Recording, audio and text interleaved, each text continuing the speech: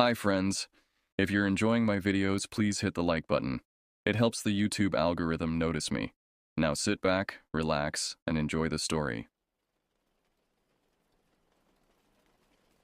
I remember cramming into the rusted sedan with my 3 closest friends on that sweltering August afternoon in 2019, when I was 22 and convinced that courage could be summoned simply by pretending it existed. The vinyl seats stuck to our backs as we loaded camping gear into the trunk, and anticipation mixed with something heavier in the humid air. We had no concrete destination planned. We rarely did back then, which made every venture feel like we were tempting fate itself. Marcus slammed the driver's side door and cranked the engine, his usual cocksure grin already plastered across his face. At 23, he was the designated driver for most of our adventures, mainly because his car was the only one that could reliably make it more than 50 miles from town. Vanessa climbed into the passenger seat, adjusting the rearview mirror to check her makeup one final time, though I knew she was really scanning for any signs of second thoughts in her own eyes. At 21, she was the practical one among us, always carrying extra supplies and asking the questions the rest of us were too proud to voice. Jade settled in beside me in the back, her dark hair already escaping from its ponytail in the oppressive heat. She was the youngest at 20, but something about her always seemed older, more attuned to dangers the rest of us missed entirely. The road leading toward what locals called the Deep Woods was a deteriorating ribbon of asphalt that municipal services had apparently forgotten decades ago. Weeds erupted through every crack, creating a green carpet that our tires crushed with wet organic sounds. Marcus kept making jokes about missing hikers and bodies buried in shallow graves, his voice carrying that forced lightness people use when they're trying to convince themselves they're not nervous. None of us laughed genuinely, but we manufactured chuckles anyway, like we were all participating in some unspoken agreement to maintain the illusion of bravery. "Remember that story about the family that went missing out here in '92? Marcus called over the rattling air conditioning. "They found their car 3 weeks later but never found them." "That's just urban legend crap," Vanessa replied, but her knuckles were white where she gripped the door handle. "Sure it is," Jade murmured from beside me, her voice barely audible over the engine noise. "That's what they always say until it happens to you." I felt my stomach clench as we passed a hand-painted sign so weathered I could barely make out the words. "Private property. No trespassing. Violators will be prosecuted." The paint was rust-colored and peeling, giving it the appearance of dried blood flaking away from bone-white wood. Someone had taken a shotgun to it at some point, leaving jagged holes that made the letters look like they were screaming. By the time Marcus found a spot where the tree line created enough shadow to hide the car from any passing patrol vehicles, the sun was beginning its descent toward the horizon, casting everything in that particular golden light that photographers love, but that has always made me uneasy. There's something about that time of day that makes ordinary objects look ominous, transforms familiar shapes into potential threats lurking just beyond clear vision. The cornfields stretched out on both sides of us like walls built by some agricultural architect with claustrophobic intentions. The stalks stood nearly 8 feet tall, their broad leaves rustling with each breath of wind in a sound like whispered secrets. We shouldered our packs and began walking directly into the maze of green, following what might have been a deer path or might have been something else entirely. My legs immediately began collecting scratches from the rough corn leaves, and I found myself constantly looking over my shoulder, half expecting to see a figure following us between the rows. The rational part of my mind knew this was ridiculous. We were just walking through farmland, nothing more threatening than insects and maybe a startled raccoon. But rational thought has a way of evaporating when you're surrounded by something that blocks your view in every direction. Vanessa kept swatting at mosquitoes and flies that seemed to materialize from nowhere, her breathing becoming labored in the thick, humid air trapped between the corn rows. Every time she flinched or slapped at her neck, I felt my own tension ratchet up another notch, like we were all connected by invisible wires that transmitted fear as efficiently as copper conducts electricity. "Jesus, how far does this corn go?" she panted after we'd been walking for what felt like hours, but was probably only 20 minutes. "Don't use the Lord's name in vain." Jade said quietly, though there was no reproach in her voice, just an automatic correction born from childhood habit. Sorry. How far does this stuff go? Vanessa amended. According to the map, we should hit the tree line soon, I said, trying to project confidence I didn't feel. Being the one who'd suggested this expedition, I felt responsible for everyone's safety, a burden that seemed to grow heavier with each step deeper into the unknown. The corn finally gave way to actual forest, and I felt momentarily relieved until I realized that the trees presented their own form of claustrophobia. Ancient oaks and maples created a canopy so thick that the temperature dropped immediately, and the quality of light shifted from warm gold to a greenish-gray twilight that made everything look underwater. We followed what appeared to be a game trail, though it was barely more than a depression in the accumulated leaves and organic debris of countless seasons. My boots caught on twisted roots and hidden rocks with alarming regularity, and more than once I had to grab onto low-hanging branches to keep from falling face-first into the undergrowth. The others were having similar difficulties, but none of us wanted to be the first to suggest turning back. Pride has killed more people than bullets, my grandfather used to say, and I was beginning to understand what he meant. After stumbling through increasingly dense forest for over an hour, we finally discovered what could generously be called a clearing. Really just a patch of ground where the trees stood far enough apart that we could set up a tent without having to move fallen logs. The space felt carved out rather than natural, as if something large had bulldozed through the forest and left this hollow behind. Even in daylight, something about the area felt wrong, like we were trespassing in a space that had been claimed by something else long before we arrived. Marcus immediately began wrestling with tent poles, cursing under his breath each time a stake refused to penetrate the hard-packed earth. The ground beneath our feet felt strange, too solid, too uniform, as if it had been compressed by heavy machinery or trampled by something much larger than deer. When I knelt to help with the tent stakes, I noticed that the soil had an unusual reddish tint that didn't match the brown earth we'd been walking on during our hike. "This dirt looks weird," I mentioned to Jade, who was gathering fallen branches for kindling. She crouched beside me and ran her fingers through the soil, then held them up to examine the residue. "It's like clay, but wrong somehow. And it smells..." She paused, sniffing her fingertips. "It smells like iron." Vanessa had wandered to the edge of our makeshift campsite, where she stood with her arms wrapped around herself despite the lingering heat of the day. "Guys," she called softly, "come look at this." We joined her at what she was examining, a tree trunk that stood just beyond the perimeter of our clearing. Deep gouges scarred the bark, running from about 7 feet high down to the root level. The marks were too regular to be natural damage, too deep to be made by any animal I could identify. Each gouge was roughly parallel to the others, spaced about 2 inches apart, as if something with multiple claws had raked down the entire length of the tree. "Bear?" Marcus suggested, but his voice carried no conviction. "Wrong pattern," Jade said immediately. "Bear claws would be closer together, and they'd dig in at different angles. These look almost deliberate." I ran my hand over the gouges, feeling how the wood had been torn rather than cut.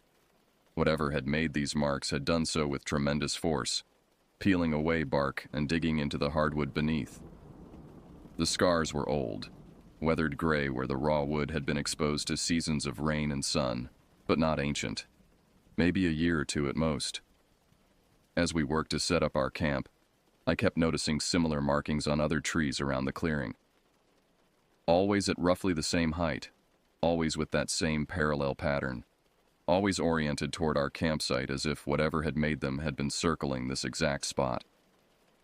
I didn't point out these additional marks to the others, not wanting to escalate the unease that was already settling over our group like fog. The sun disappeared with the sudden finality that happens in heavily wooded areas, and the temperature plummeted at least 15 degrees within the span of 20 minutes. We huddled around our small fire, feeding it twigs and dry leaves while trying to ignore the wall of absolute blackness that pressed in around our tiny circle of light. In the city, darkness is never complete, Street lights, house lights, car headlights create a continuous glow that makes night feel manageable. But here, beyond the reach of our fire, the darkness was so total it seemed solid, like a black curtain we could reach out and touch. "Remember camping when we were kids?" Vanessa said, clearly trying to maintain some sense of normalcy. "Everything seemed so much less—" She gestured vaguely at the surrounding void. "Threatening," I supplied. I was going to say huge. When you're 8 years old, camping in your backyard feels like a major adventure. Now, actual wilderness feels like it wants to eat us, Marcus finished, tossing another branch onto the fire. The flames leaped higher, pushing back the darkness by maybe another foot or two. That's when we heard the first sound. It came from somewhere beyond the firelight, a soft rustling that could have been wind in the leaves except there was no wind. The air was completely still. So still that our fire burned straight up without even a flicker. The rustling continued for several seconds, then stopped abruptly, as if whatever was making the sound had suddenly become aware of our attention. We sat in perfect silence, straining to hear anything else. My heart was beating so loudly I was sure the others could hear it. After what felt like several minutes, the rustling resumed, but from a different direction this time. It moved in a slow arc around our campsite, never coming close enough for us to see anything, but maintaining a consistent distance like something walking in a careful circle. "Raccoon?" Marcus said, but his voice was barely above a whisper. "Raccoons don't move like that," Jade replied. "They're not that methodical." The circling continued for nearly half an hour. Sometimes the sound stopped entirely for long stretches, leaving us wondering if whatever was out there had moved on, but then they would resume from yet another direction. Always the same distance away, always moving with that same deliberate, unhurried pace. Then came the breaking branches. The first one snapped somewhere to our left, a sound like a gunshot in the still air. It was followed immediately by another, then another, each one closer than the last. These weren't small twigs breaking under the weight of a squirrel or bird. These were substantial branches, the kind that require significant force to break. "Okay, that's definitely not a raccoon," Vanessa said, her voice tight with barely controlled panic. I grabbed my flashlight and swept the beam toward the sounds.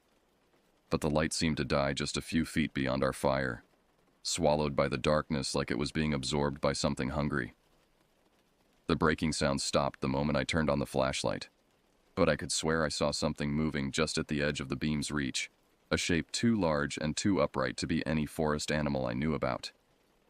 "Turn it off," Jade hissed. "You're just making us a target." I clicked off the flashlight, and we sat in tense silence. The fire suddenly seemed pitifully small, a candle trying to hold back an ocean of darkness. Minutes passed with no sound except our own breathing and the soft crackling of burning wood. Then we heard footsteps. Not the padding of animal paws or the scratching of claws on leaves, but actual footsteps. The deliberate placement of feet moving through the forest with obvious intelligence and purpose. They came from directly behind me, close enough that I could hear individual leaves crunching under what sounded like boots or heavy shoes. I started to turn around, but Jade's hand shot out and grabbed my wrist.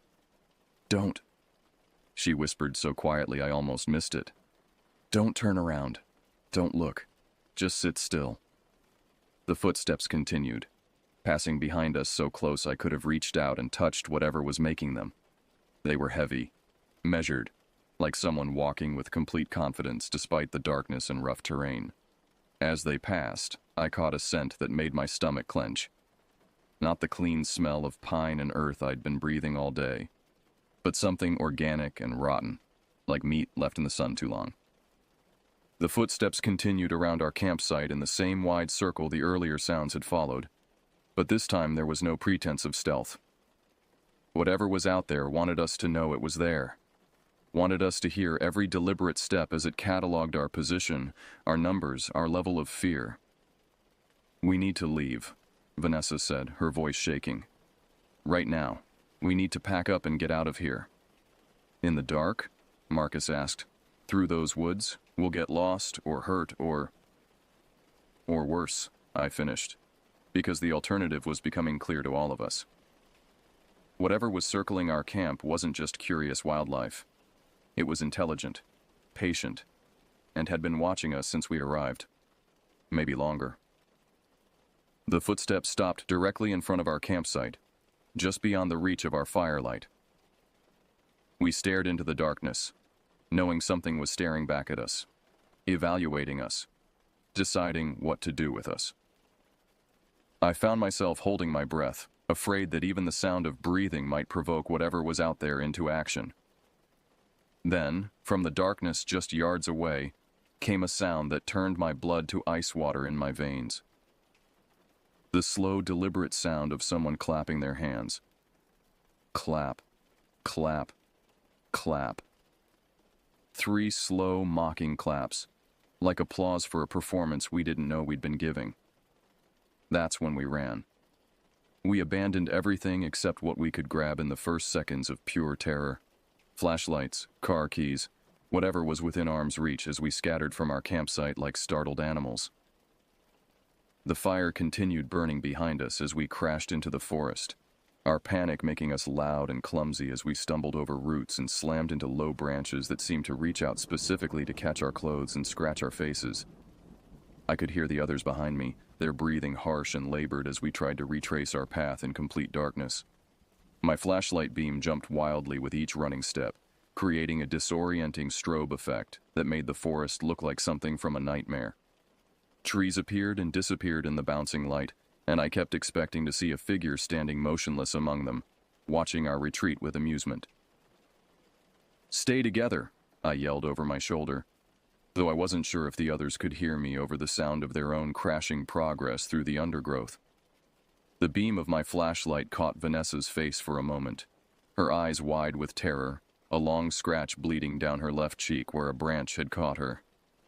We reached what I thought was the edge of the forest and plunged into what should have been the cornfield we'd walked through earlier. But something was wrong. The corn was taller than I remembered, and thicker, and the rows seemed to run in different directions than they had during our afternoon hike. My rational mind tried to tell me that corn all looks the same in the dark, that panic was making me confused and disoriented, but deep down I knew we weren't in the same field we'd entered through. The cornstalks pressed in around us like living walls, their leaves rustling with every movement in a sussurrating whisper that sounded almost like voices. The rows were so narrow we had to walk single file, and I could hear Marcus behind me cursing as he tried to force his way through stalks that seemed determined to block his passage. "Which way?" Vanessa called out, her voice muffled by the corn and tight with barely controlled hysteria. I stopped and tried to get my bearings, sweeping my flashlight beam in all directions, but every direction looked identical. Endless rows of corn stretching away into darkness. The logical thing would have been to pick a direction and stick with it, but logic was in short supply. The corn seemed to be moving around us, rustling and shifting even when there was no wind, and I kept catching glimpses of movement between the rows that might have been shadows or might have been something else entirely. "This way," I said, picking a direction at random and hoping I sounded more confident than I felt. We began pushing through the corn again, the stalks scratching at our arms and faces with what felt like deliberate malice. The ground beneath our feet was soft and spongy, like we were walking on a carpet of decomposing organic matter. With each step, my boots sank slightly into the earth, and I could smell the rich, cloying scent of rot rising from the disturbed soil. That's when I realized we weren't alone in the corn. The sounds started subtly, a rustling that didn't match our own movement, footsteps that seemed to echo our own, but came from just slightly the wrong direction. At first, I tried to convince myself it was just the acoustics of being surrounded by tall plants, the way sound bounces and reflects in confined spaces. But as we continued walking, the sounds became more distinct, more obviously separate from our own noise. Something was pacing us, moving parallel to our path through the corn. Worse, it sounded like multiple somethings, footsteps coming from our left, our right, behind us. We were being herded, guided through the maze of corn like livestock being driven toward a slaughter pen. "Do you hear that?" Jade whispered, her voice so quiet I almost missed it. Yeah, I replied, not wanting to elaborate because I was afraid that speaking our fears aloud would somehow make them more real, more dangerous. The sounds grew bolder as we continued walking. Branches snapped deliberately, stalks were pushed aside with obvious force, and occasionally I would hear what sounded like heavy breathing coming from just a few rows away. My flashlight was starting to dim, the battery weakening from overuse, and the beam was no longer strong enough to penetrate very far into the corn. We were walking through an increasingly small bubble of yellow light, surrounded by an ocean of rustling, moving darkness. Then Vanessa screamed. It wasn't a scream of surprise or fear, but of pure terror. The sound a person makes when they see something that fundamentally violates their understanding of what's possible in the world. I spun around and saw her pointing at something between the corn rows behind us, her face white in the dying light of my flashlight. "There's someone there!" she shrieked. "Standing right there, just watching us!" I directed my light toward where she was pointing, but I saw only corn stalks swaying gently as if something had just moved away. The absence was somehow more terrifying than a presence would have been. It meant that whatever she'd seen had moved with inhuman speed the moment my light touched it. "We need to run," Marcus said, his voice absolutely flat. "Right now. We need to run as fast as we can and not stop until we reach the car." We ran. We crashed through the corn like wild animals, no longer caring about the direction, just desperate to get away from whatever was hunting us through the maze of stalks. Corn leaves slashed at our faces and arms, leaving long, stinging cuts, but the pain was nothing compared to the terror that drove us forward. Behind us, the sounds of pursuit grew louder and more aggressive. Multiple sets of footsteps converging on our path, branches breaking as heavy bodies forced their way through the corn. My flashlight finally died completely, plunging us into absolute darkness. We kept running anyway, guided only by the sound of each other's movement and the desperate hope that we were heading towards safety rather than deeper into danger. I could hear Jade sobbing as she ran, and Marcus was making a low, keening sound like a wounded animal. Then suddenly, we burst out of the corn onto what felt like a gravel road. The relief was so intense it made my knees weak, and I stumbled and nearly fell as my boots hit the hard surface. We stood there gasping, looking back at the wall of corn we'd just escaped from. In the starlight, the stalks looked innocent, almost peaceful, swaying gently in a breeze that hadn't existed while we were trapped among them. "The car," Vanessa panted. "Where's the car?" We looked around frantically, trying to get our bearings on the unfamiliar road. Nothing looked right. The trees were wrong. The road surface was different. Even the smell of the air had changed. We weren't where we were supposed to be, but we were out of the corn, and that was all that mattered. We started walking along the road, staying close together and jumping at every small sound. My heart was still hammering against my ribs, and I kept looking over my shoulder at the corn, expecting to see figures emerging from between the stalks. But the corn remained still and silent, as if it had never contained anything more threatening than field mice and insects. It took us nearly an hour of walking to find Marcus's car, sitting exactly where we'd left it, but somehow looking different in the darkness. Smaller, more vulnerable, like a child's toy abandoned in a vast and hostile landscape. We piled into it without speaking, and Marcus started the engine with hands that shook so badly he had trouble getting the key into the ignition. As we drove away, I looked back one last time at the corn and the dark line of trees beyond it. For just a moment, I thought I saw lights moving between the stalks. Not flashlights or any kind of artificial illumination, but a cold, blue-white glow that seemed to pulse with its own rhythm. Then we rounded a curve in the road, and the lights disappeared behind us. None of us spoke during the drive home.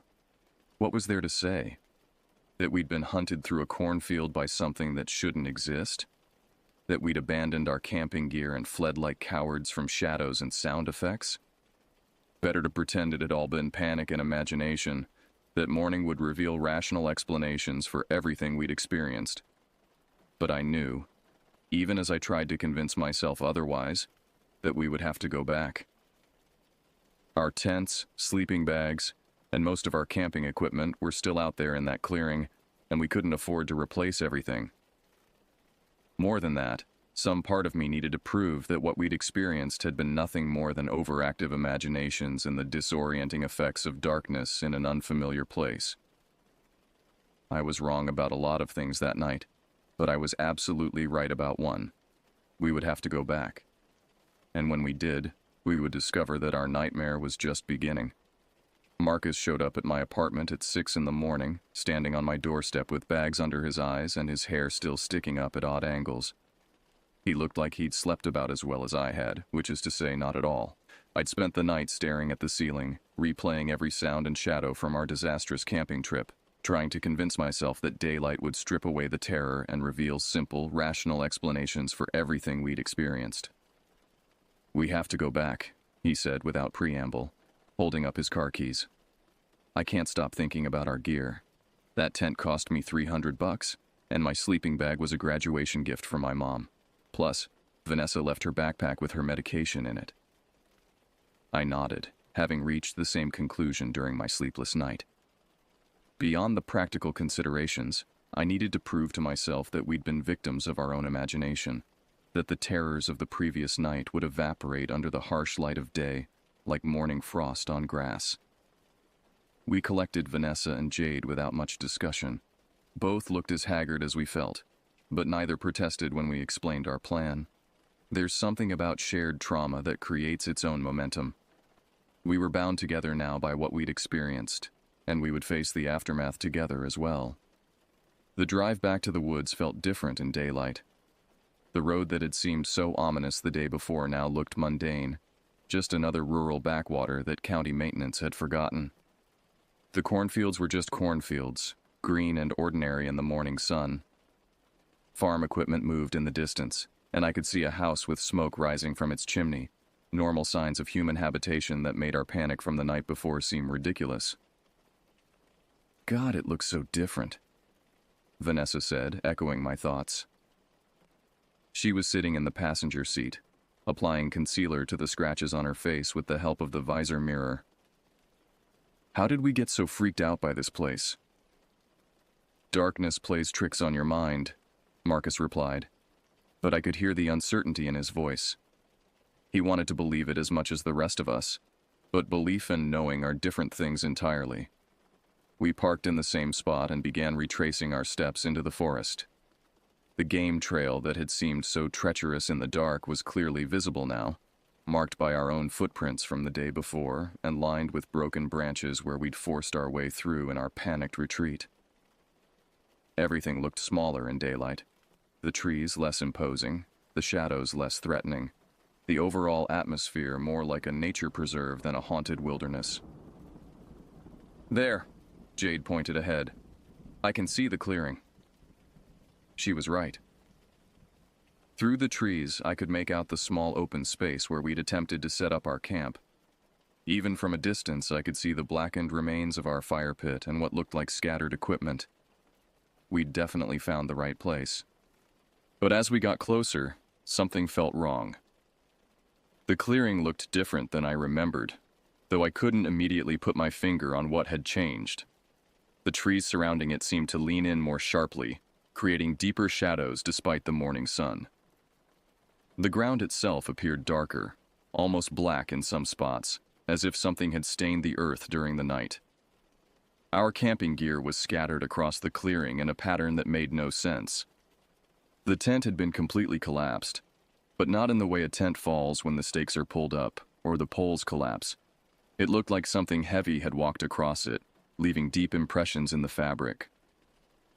My sleeping bag was hanging from a tree branch 15 feet off the ground, torn open so that synthetic filling drifted down like snow. Vanessa's backpack had been ripped apart, its contents strewn across the clearing as if someone had been searching for something specific. "Animals," Marcus said, but his voice carried no conviction. "Bears, maybe, or raccoons looking for food." I knelt beside the remains of our fire pit and immediately saw something that made my stomach clench. Mixed in with the cold ashes were what looked like bones. Small ones like from birds or squirrels, but burned black and arranged in patterns that couldn't possibly be natural. Someone or something had been using our fire after we fled, feeding it with fuel we definitely hadn't left behind. "Guys," Vanessa called from the edge of the clearing. "Look at this." We joined her where she stood beside one of the larger oak trees. The trunk was covered with fresh gouges, similar to the ones we'd noticed the day before, but deeper and more extensive. These marks were definitely new. Sap was still bleeding from the wounds, and I could smell the sharp, clean scent of freshly damaged wood. "Something was here after we left," Jade said quietly. "Something big and strong and really, really angry." That's when we heard the voice calling from deeper in the forest. "Marco." The word drifted through the trees, clear and unmistakable. A human voice, definitely, but there was something off about it. The tone was too cheerful, too playful for the circumstances. It sounded like someone inviting us to join a game, but the underlying current suggested it was a game we wouldn't enjoy playing. We looked at each other, and I could see the same question in everyone's eyes. Should we investigate, or should we grab what we could salvage from our gear and get out of there immediately? "It's just someone else camping," Marcus said, though he made no move toward the sound. "Maybe they can help us figure out what happened to our stuff. Or maybe they're the ones who destroyed our stuff," Vanessa countered. The voice came again, from a slightly different direction this time. "Marco." Against every instinct screaming at me to leave immediately, I found myself curious. In full daylight, surrounded by my friends, with houses and farms not more than a few miles away, how dangerous could one person calling out in the woods really be? "Polo!" I shouted back before I could stop myself. The forest went completely silent. No birds, no insects, no rustling of leaves in the breeze. It was as if the entire ecosystem had suddenly held its breath, waiting to see what would happen next. Then, from much closer than the original voice had been, "Marco." This time, the playful tone was gone. The voice was flat, neutral, almost mechanical in its lack of emotion. And it was definitely closer, maybe 50 yards away instead of the 100 or more the first call had seemed to come from. "We should go," Jade said, grabbing my arm. "Right now. We should take whatever we can carry and get out of here." But I was already calling back, "Polo." I don't know what compelled me to continue the game. Maybe it was curiosity. Maybe it was the same stubborn pride that had gotten us into this situation in the first place. Or maybe something else was influencing my decisions in ways I didn't understand. Whatever the reason, I found myself leading our group deeper into the forest, following the voice as it continued to call out Marco from different locations. Each response seemed to come from closer than the last, and each time the voice sounded less human. The playful quality disappeared entirely, replaced by something cold and mechanical, like a recording being played through speakers hidden among the trees. But we kept following, drawn by a compulsion that felt stronger than mere curiosity. The trees grew thicker as we went deeper, and the canopy overhead became so dense that it felt like walking through a green tunnel. The air grew cooler and took on a musty smell, like old newspapers stored in a damp basement. Our footsteps seemed unnaturally loud on the forest floor, and I noticed that we weren't hearing any of the normal sounds you'd expect in a healthy ecosystem. No bird song, no buzzing insects, no small animals scurrying through the undergrowth. "Marco." The voice was very close now, maybe 20 yards ahead of us. "Polo," I replied automatically, though by now my heart was hammering and every nerve in my body was screaming warnings. "Marco." This time the voice came from behind us. We spun around but saw nothing except the green tunnel of forest we'd just walked through. When we turned back toward our original direction, there was someone standing in the shadows between the trees. At least I thought it was someone. The figure was roughly human-shaped, but wrong in ways that made my eyes hurt to look at directly. It stood too still, like a mannequin, but there were subtle movements that suggested life. A slight swaying, like someone trying to maintain balance on an unsteady surface. "Found you," the figure said, and its voice was nothing like the playful calls that had lured us deeper into the forest. This voice was dry and hollow, like wind blowing through empty spaces. That's when we ran again, crashing back through the forest toward what we hoped was the direction of our cars. But the trees seemed to shift around us, and paths that had been clear moments before were now blocked by fallen logs or thick tangles of undergrowth. We were lost, disoriented, and being hunted by something that played games with human voices but was definitely not human itself. The forest had changed around us, and we were no longer the hunters returning to reclaim our possessions. We had become the prey. We ran blindly through the increasingly dense forest, branches whipping across our faces and roots catching our feet with every step. Behind us, I could hear that voice continuing to call out, "Marco," at regular intervals, but now it was coming from multiple directions simultaneously, as if whatever was hunting us had multiplied, or as if the forest itself had learned to mimic human speech and was using it to confuse and disorient us. My lungs burned as we crashed through undergrowth that seemed determined to slow our progress.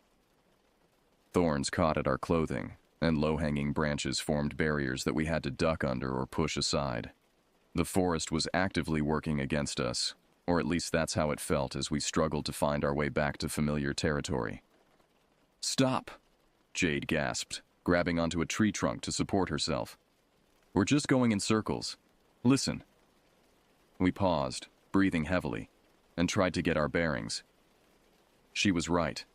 The voices calling Marco were coming from all around us now, sometimes from ground level, sometimes from high up in the trees, sometimes from what sounded like underground.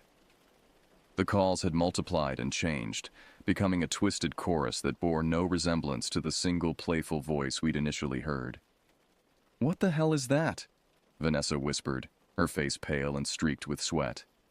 I couldn't answer because I didn't have an answer that made any sense. The rational part of my mind kept trying to find explanations. Maybe it was a group of people playing an elaborate prank. Or maybe we'd stumbled into some kind of military training exercise. Or maybe we were all suffering from shared hysteria brought on by the stress of our previous night's experience. But none of those explanations felt adequate to explain what we were hearing. The voices were wrong in fundamental ways that went beyond simple deception. They had the rhythm and intonation of human speech, but lacked the organic quality that comes from actual vocal cords and breath passing through living throats. It was like listening to a computer trying to imitate human conversation, technically accurate but missing some essential quality that would make it convincing. "Polo," came a whispered response from somewhere very close to us. We hadn't called out Marco. The voices were now responding to each other, carrying on conversations that followed the rules of the children's game but existed independent of our participation. We had become observers to something that was using our game as a framework for its own incomprehensible purposes. "We need to find the fence," I said, trying to recall the layout of the forest from our previous day's exploration. "Remember the barbed wire fence we saw? If we can find that, we can follow it back to familiar territory." It was a desperate plan, but it was better than standing still while those voices closed in around us from every direction. We began moving again, trying to stay quiet while searching for any sign of the rusted fence that had marked the boundary of the abandoned property we'd glimpsed earlier. The voices followed us, maintaining their impossible conversation of Marco and Polo calls that seemed to come from creatures that could move through the forest without making any other sound. No footsteps, no rustling of leaves, no breaking of branches. Just those hollow, mechanical voices drifting through the trees like radio signals from another dimension. Then Marcus grabbed my arm and pointed ahead. "There," he whispered. Through the trees, I could see the dull glint of rusted metal, the barbed wire fence we'd encountered during our previous exploration. It looked exactly the same as before, sagging and overgrown with vines, marking the boundary of what had once been someone's property, but was now just another section of abandoned wilderness. We approached the fence cautiously, aware that the voices had gone silent. The sudden absence of sound was somehow more unsettling than the chorus of calls had been. At least when they were calling out, we knew approximately where they were. Now they could be anywhere, watching us from concealment while we tried to find our way to safety. The fence stretched away in both directions, disappearing into the forest. If we followed it, we would eventually reach either a road or another boundary marker that might help us orient ourselves. It wasn't much of a plan, but it was the only plan we had. We began walking parallel to the fence line, staying just inside the forest to avoid getting tangled in the barbed wire, but keeping the metal strands in sight as our guide. The going was easier here. Whoever had originally installed the fence had cleared a corridor on both sides, and though it was now overgrown, the vegetation was less dense than in the deeper forest. After maybe 10 minutes of walking, we came to a section where the fence had been deliberately cut. The wire strands hung loose, and the wooden posts had been pushed aside to create an opening wide enough for people to pass through easily. The cuts in the wire were clean and recent, made with proper tools rather than damaged by weather or age. "Someone's been maintaining this," Jade observed, running her finger along one of the cut wire ends. "This wasn't done years ago. This is recent." Beyond the gap in the fence, we could see what remained of the building foundation we'd glimpsed the day before. But in full daylight, it looked different than it had during our previous brief encounter. What I had initially taken for the remains of an old farmhouse or barn was actually something larger and more complex. The foundation of what might have been a small compound, with multiple rooms and corridors visible in the weathered concrete and stone. More importantly, there were obvious signs of recent human activity. Fresh tire tracks in the soft earth near the foundation, cigarette butts that hadn't been weathered by rain, and what looked like the remains of recent campfires in several of the ruined rooms. Someone had been using this place regularly, and recently. "Drug dealers," Marcus said immediately. "Has to be. Remote location, abandoned buildings, cut fence for easy access. We stumbled into somebody's operation." It was a rational explanation, and one that made the previous night's encounters take on a much more sinister significance. If this was indeed some kind of illegal operation, then the sounds we'd heard in the forest might not have been anything supernatural at all, just people trying to scare us away from an area they wanted to keep secret. But that didn't explain the voices we'd just heard, or the way they'd seemed to come from impossible locations, or the mechanical quality that had made them sound like recordings rather than live speech. "We should go," Vanessa said. "Right now. If this is what I think it is, we don't want to be anywhere near here when whoever uses this place comes back." She was absolutely right, but as we started to turn away from the ruined foundation, I heard something that made me freeze in place. "Help me." The voice was different from the mechanical Marco Polo calls we'd been hearing. This one sounded genuinely human, weak, scared, and coming from somewhere within the ruins themselves. It was the voice of someone in real distress, someone who might have been injured or trapped in the abandoned buildings. "Please," the voice called again. "I'm hurt. I can't get out." I looked at the others and saw the same conflict reflected in their faces. Every instinct told us to run, to get as far away from this place as possible before we encountered whatever was responsible for the strange voices and the obvious signs of recent activity. But there was someone in those ruins who needed help. Someone who might die if we simply walked away. "It could be a trap," Jade said quietly, voicing what we were all thinking. "Or it could be someone who really needs help," I replied. The voice called out again, weaker this time. "Please, I think my leg is broken. I've been here all night." That decided it for me.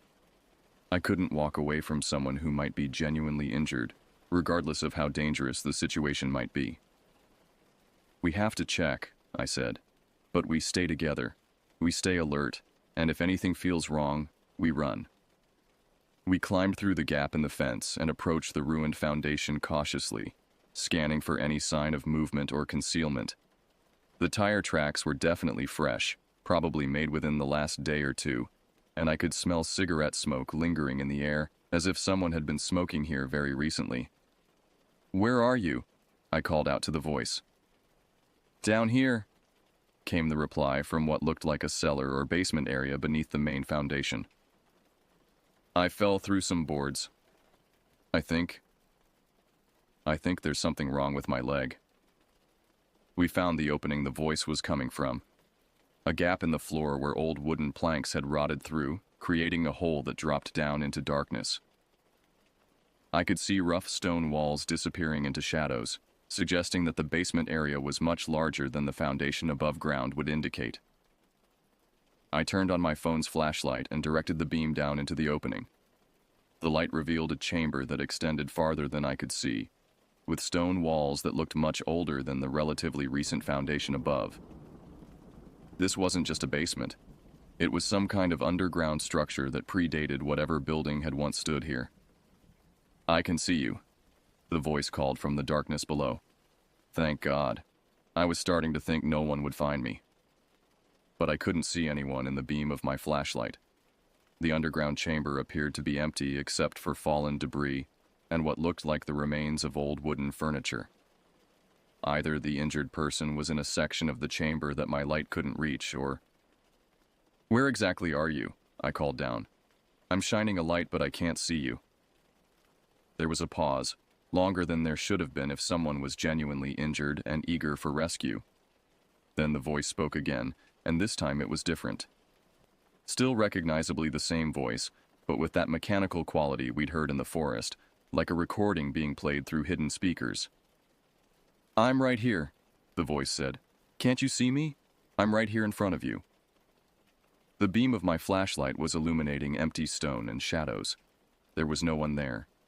That's when I realized we'd been lured into a trap, and whatever had been calling to us from the forest had followed us here, using our own human compassion as bait to draw us into an even more dangerous situation.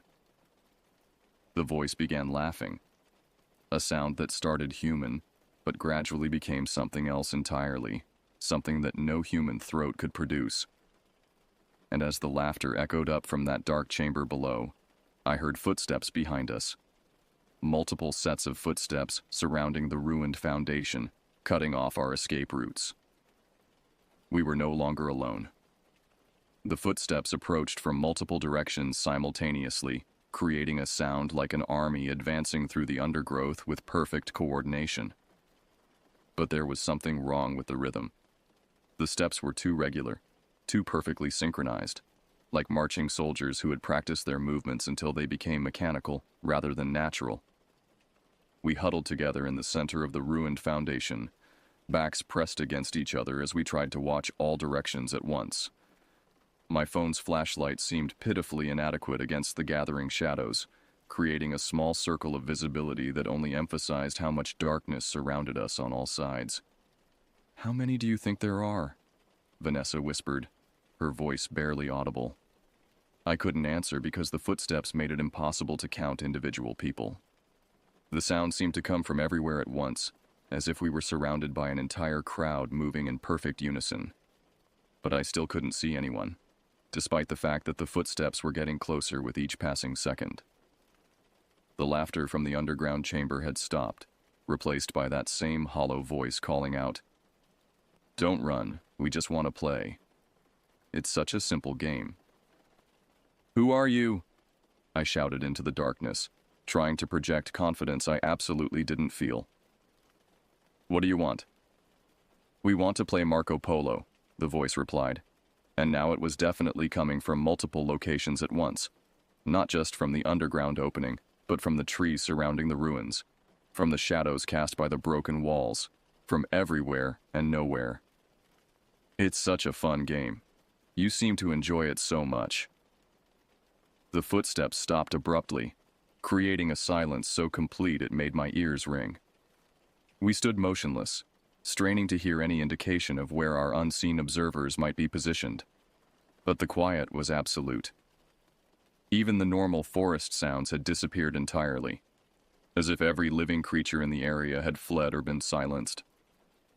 Then, from the darkness just beyond my flashlight's reach, came a new sound. Slow, Deliberate clapping. It started with just one set of hands, clapping with that same measured rhythm we'd heard at our campsite the night before. But within seconds, it was joined by another, then another, until we were surrounded by what sounded like dozens of people applauding our performance. The clapping continued for nearly a minute, building to a crescendo that seemed to shake the very foundations beneath our feet. Then it stopped with the same sudden finality as the footsteps had, leaving us standing in a silence that felt pregnant with malicious anticipation. "Look down," the voice from the underground chamber commanded. "Look down and see what you found." Against every instinct screaming at me not to comply, I directed my flashlight beam down into the opening in the floor. The light revealed something that made my blood freeze in my veins. The underground chamber wasn't empty after all. It was filled with objects that had been arranged in careful patterns across the stone floor. Personal belongings that looked like they'd been collected over years, or even decades. Backpacks, sleeping bags, camping equipment, clothing, shoes, all arranged in neat rows like inventory in some nightmare warehouse. But it was the other items that made my hands shake as I held the flashlight. Mixed in with the camping gear were things that people wouldn't willingly leave behind. Eyeglasses, jewelry, wallets, car keys, cell phones. The kinds of personal effects that stay with someone unless they're taken by force or abandoned in moments of absolute terror. "How many people have you brought here?" I asked, though I wasn't sure I wanted to hear the answer. "So many," the voice replied, and now it sounded pleased, almost proud. "Hikers, campers, people who got lost, people who were looking for adventure. They all played our game eventually. Some were better at it than others." In the flashlight beam, I could see something else scattered among the personal belongings. Bones. Not animal bones this time, but unmistakably human remains, picked clean and arranged in patterns that hurt to look at directly. Skulls stacked in careful pyramids, femurs arranged like fence posts, rib cages nested inside each other like Russian dolls. "Oh God," Jade breathed behind me, and I could hear her starting to hyperventilate. "God isn't here," the voice replied with what sounded like amusement. "God doesn't come to places like this, but we do. We've been here for a very long time, waiting for new players." The clapping started again, but this time it was coming from the underground chamber itself. As I watched in horror, shapes began moving in the darkness below. Human figures, or things that had once been human figures, emerging from alcoves and crevices in the stone walls. They moved with that same mechanical precision I'd heard in their footsteps, like marionettes being controlled by an expert puppeteer. "Your turn to be it," one of them called up to us, and its voice was exactly the same as the one that had been speaking before. They all had the same voice, the same inflection, as if they were different instruments playing the same recording. That's when I understood. These weren't people at all, at least not anymore. They were something else, something that had learned to mimic human speech and behavior, but had never quite mastered the subtleties that would make the performance convincing. They were like actors who had memorized their lines perfectly, but had never understood the emotions behind the words. "Run," I said to the others, my voice surprisingly calm considering the terror coursing through my system. "Run now." We scattered from the ruins in different directions, abandoning any pretense of staying together in favor of making ourselves harder targets. Behind us, that horrible synchronized clapping erupted again, but now it was mixed with laughter and voices calling out Marco in perfect unison. I crashed through the forest without any regard for direction or safety, my only goal being to put as much distance as possible between myself and that underground chamber full of bones and stolen belongings. Branches tore at my clothes and face, and I could feel blood running down my cheeks from the deeper scratches, but the pain was nothing compared to the images burned into my memory. How many people had disappeared in these woods over the years? How many missing hiker reports had been filed and forgotten, attributed to people getting lost or falling into rivers or simply deciding to start new lives somewhere else? And how many of those people had actually ended up in that underground chamber, their belongings arranged like trophies while their bones were stacked like cordwood? I could hear the others crashing through the forest in different directions, and I hoped they were making better progress than I was. The trees seemed to close in around me with each step, and I kept having to change direction to avoid impenetrable tangles of undergrowth or fallen logs that blocked my path. Behind me, the voices were still calling out their mechanical chorus of "Marco," but they were getting fainter as I put distance between myself and the ruins. Either they weren't following me, or they were following but maintaining their distance, content to let me exhaust myself in panicked flight through unfamiliar terrain. Then I heard something that made me stop dead in my tracks. The sound of a car engine starting. It was coming from somewhere ahead of me in the direction I'd been running.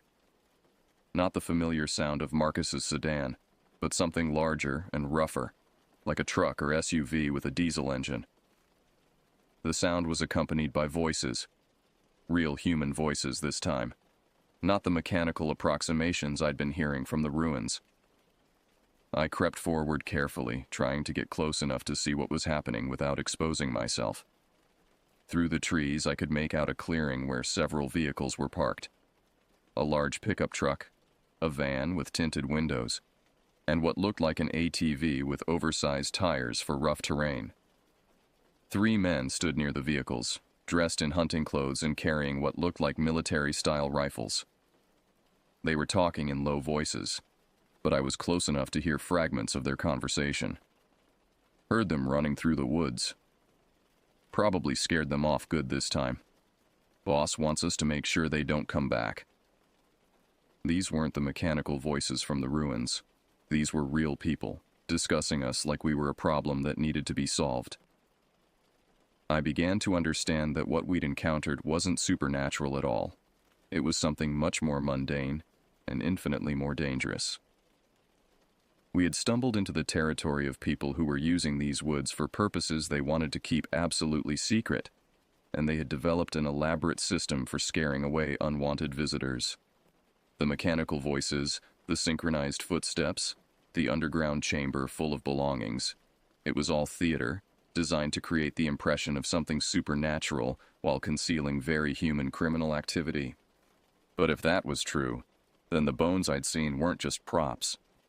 They were real human remains, belonging to people who had gotten too close to whatever operation was being run from this remote location. People who had been eliminated not by monsters or ghosts, but by men with guns who were willing to kill to protect their secrets. I needed to find the others and get us all out of these woods before we became permanent additions to that underground collection. But first, I needed to figure out exactly what we'd stumbled into, and who was responsible for turning this remote forest into a killing ground. The answers were somewhere in that clearing with the vehicles and armed men, and despite every instinct telling me to run, I knew I had to get closer and find out what we were really dealing with. Because running blindly through unfamiliar woods might get us away from immediate danger, but it wouldn't protect us from people who knew these forests intimately and had resources we couldn't match. If we were going to survive this, we needed information. And information meant taking risks that could get us all killed. I crept closer to the clearing where the men with guns were talking, using every bit of cover the forest provided while trying to hear more of their conversation. My heart hammered against my ribs so loudly I was sure they would hear it, but they seemed focused on their discussion and unaware of my presence in the shadows. The sound system worked perfectly, one of them was saying. He was a tall, lean man with graying hair and the kind of weathered face that comes from spending most of your life outdoors. Had them running in circles for hours before they finally found the ruins. "Boss is going to be pleased," replied another man, shorter and stockier, with arms covered in tattoos that looked like they'd been done in prison. "That's the 3rd group this month we've scared off without having to get our hands dirty." The 3rd man, younger than the others and nervous-looking, shifted his weight from foot to foot. "What if they come back? What if they bring the police?" "They won't," the older man said with absolute confidence. "Nobody ever comes back after they see the bone room. We've been running this operation for 12 years, and not one person who's seen what we want them to see has ever returned or talked to authorities. My blood turned to ice as I realized what he was saying.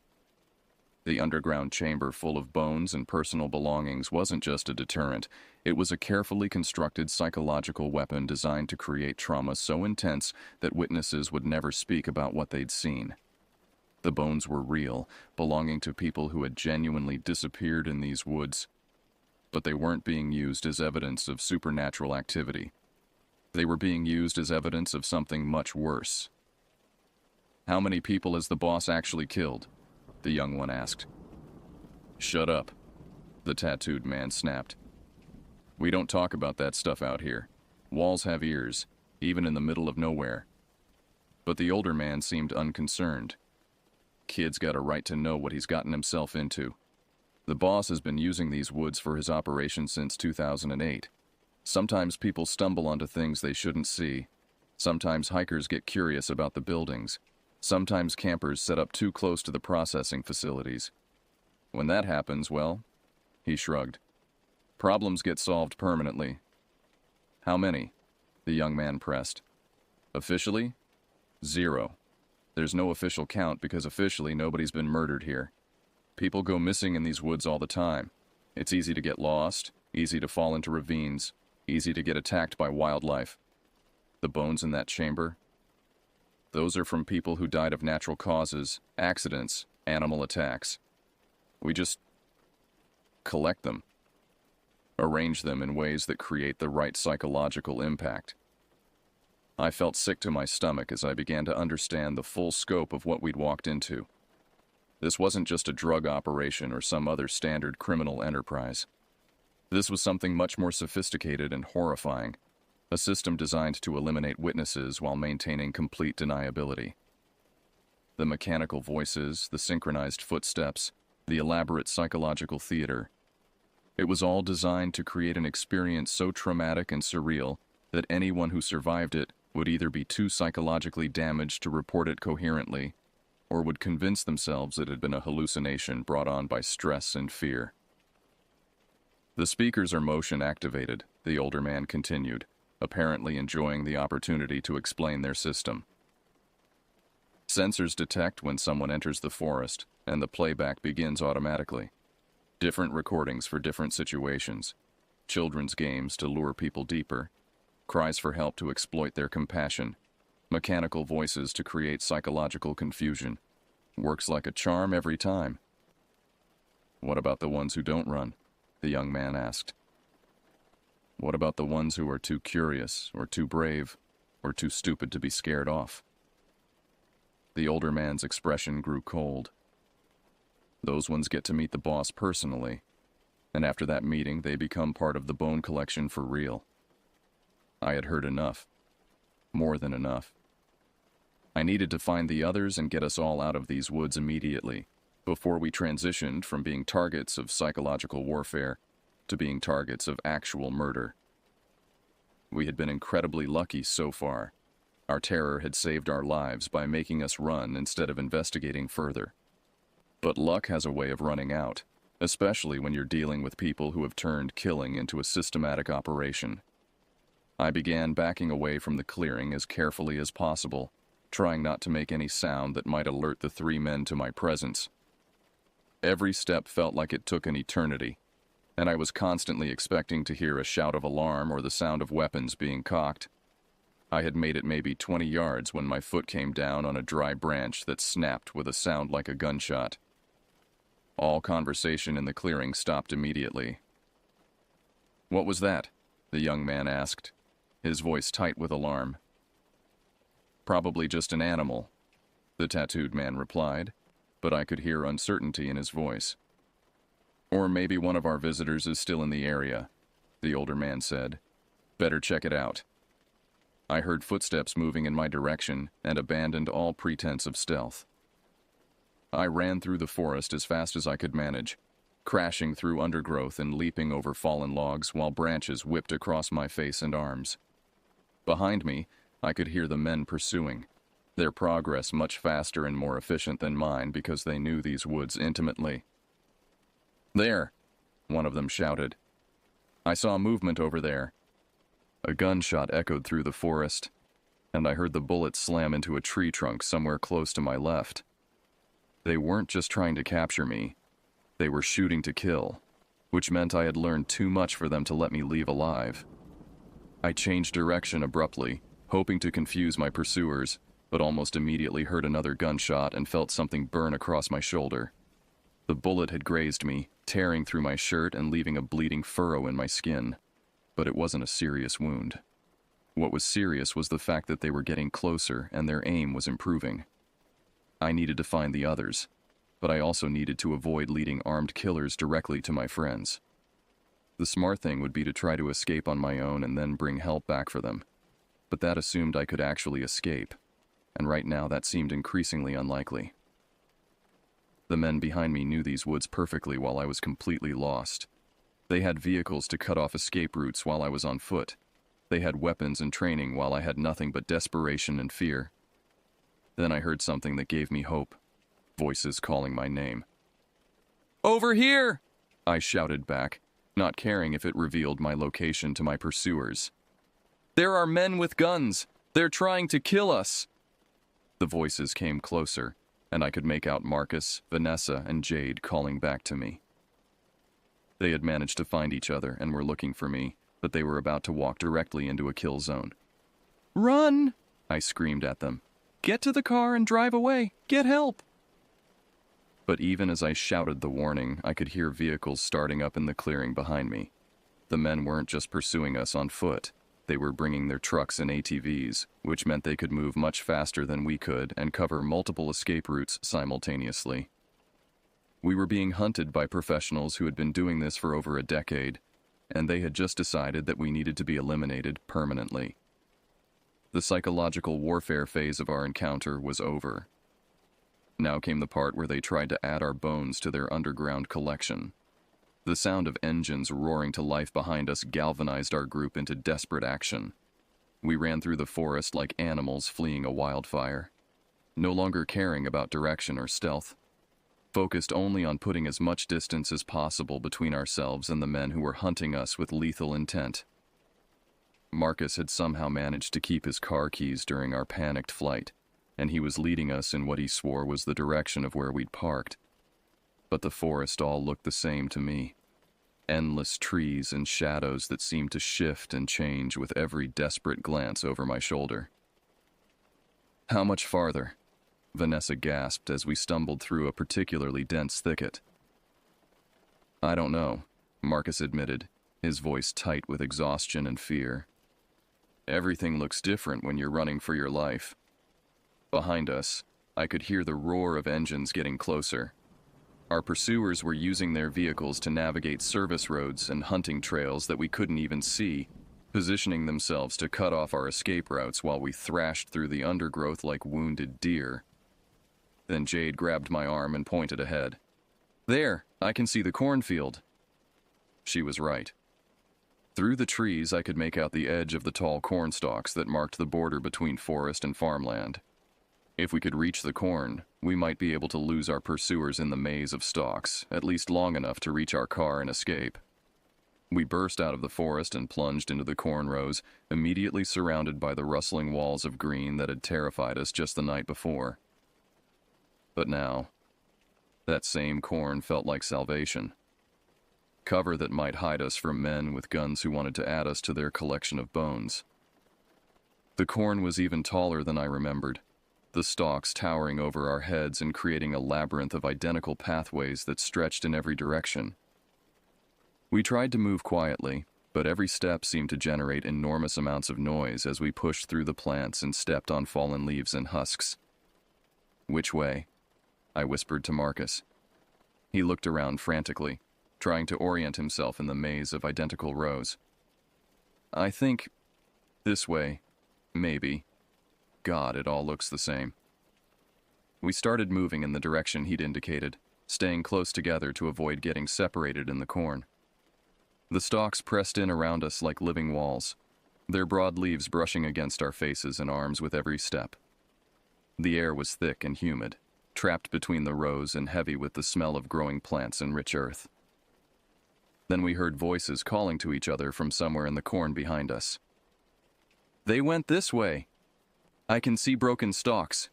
Spread out. Don't let them reach the road." Our pursuers had followed us into the corn and were coordinating their search like experienced hunters. We tried to move faster, but the corn seemed determined to slow our progress, catching at our clothes and forcing us to push through resistant walls of vegetation. "There!" Vanessa pointed ahead where the corn rows opened up to reveal a strip of bare ground. "The road!"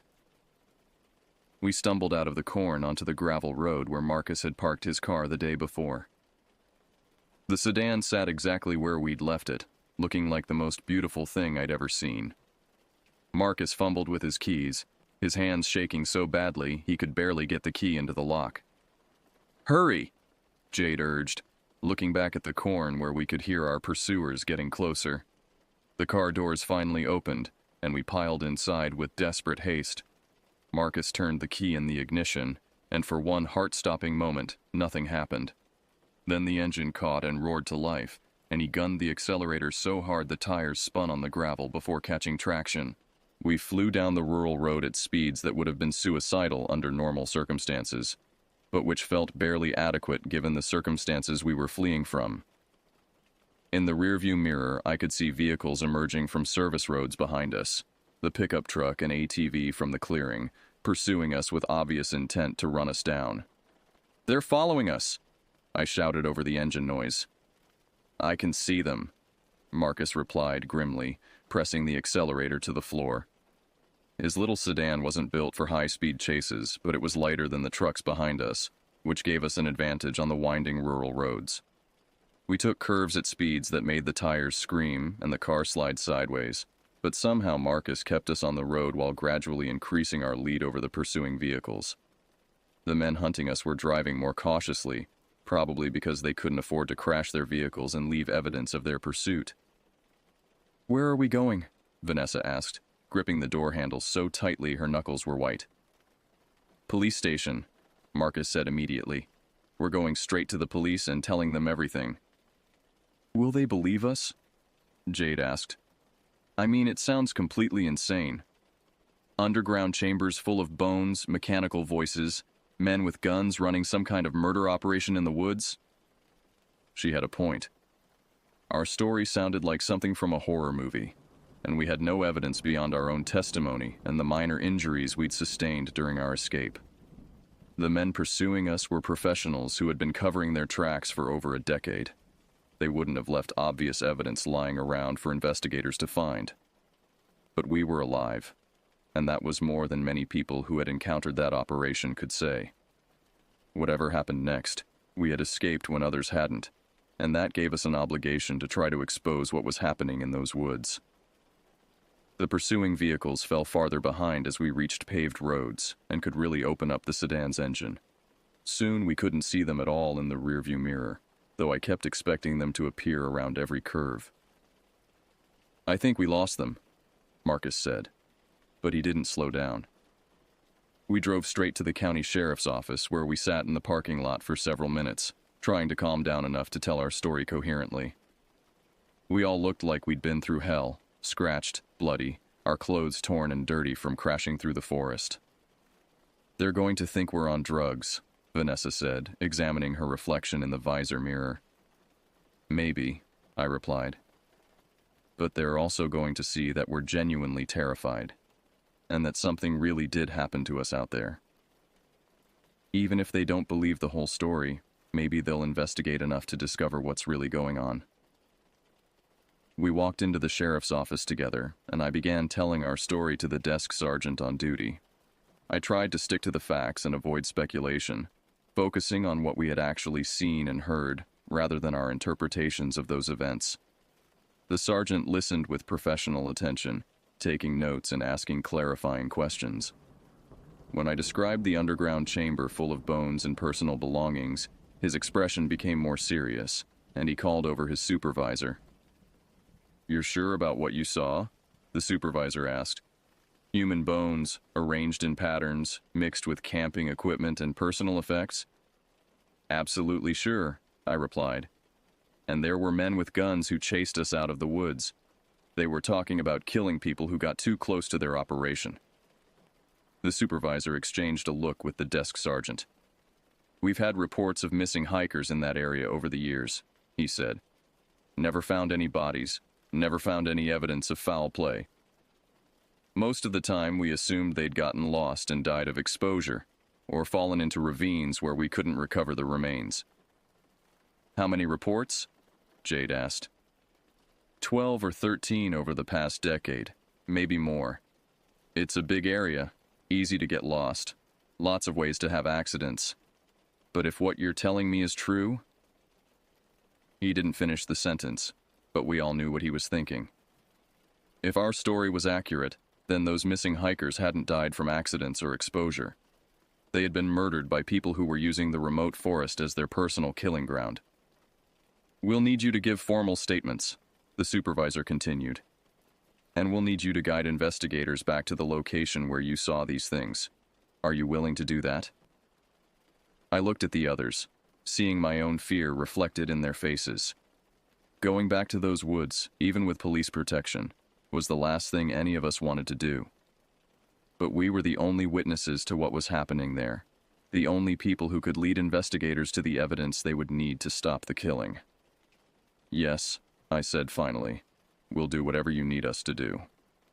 3 days later, a joint task force of county sheriff's deputies, state police, and federal agents raided the compound in the woods. They found exactly what we had described, an elaborate underground facility filled with human remains and personal belongings from dozens of victims spanning more than a decade. They also found sophisticated audio equipment designed to create the psychological effects we had experienced, and detailed records of a drug manufacturing and distribution operation that had been using the remote location to process and ship narcotics across multiple states. 7 people were arrested in connection with the operation, including the 3 men who had pursued us through the forest. During interrogation, several of them provided information about additional burial sites and victim locations, leading to the recovery of remains from people who had been missing for years. The story made national news for several weeks, focusing on the innovative psychological tactics the criminals had used to deter investigation and the elaborate measures they had taken to conceal their activities. We were interviewed by multiple news outlets and documentary producers, though we were careful never to reveal our real names or identifying information. But the most important outcome was that the killing stopped. The operation was shut down permanently, the perpetrators were sentenced to life in prison, and the families of dozens of missing people finally got answers about what had happened to their loved ones. We never went camping together again. The experience had bonded us in ways that were both profound and uncomfortable, creating shared memories that were too intense to forget, but too traumatic to revisit casually. We remained friends, but our friendship was forever marked by the knowledge of what we had survived together. Sometimes, late at night, I still wake up thinking I hear mechanical voices calling Marco from somewhere in the darkness outside my window. But they're just echoes of memory now, remnants of the worst 3 days of my life, and the best outcome we could have hoped for, given the circumstances. We went into those woods as naive young adults looking for adventure and escape from ordinary life. We came out as witnesses to horrors that most people never have to confront, and as the instruments of justice for people who had disappeared without anyone ever learning their fate. It wasn't the adventure we had planned, but it was the adventure that was waiting for us in the deep woods, where human monsters wore the masks of supernatural terror and justice sometimes comes from the most unlikely heroes. The woods are quiet now, patrolled by rangers and marked with warnings about the dangers of straying from designated trails. But sometimes, on still nights when the wind is calm, locals say they can still hear echoes of voices calling out games that no one wants to play. The difference is that now, everyone knows those voices belong to the dead, seeking justice that finally came too late for them, but just in time for us.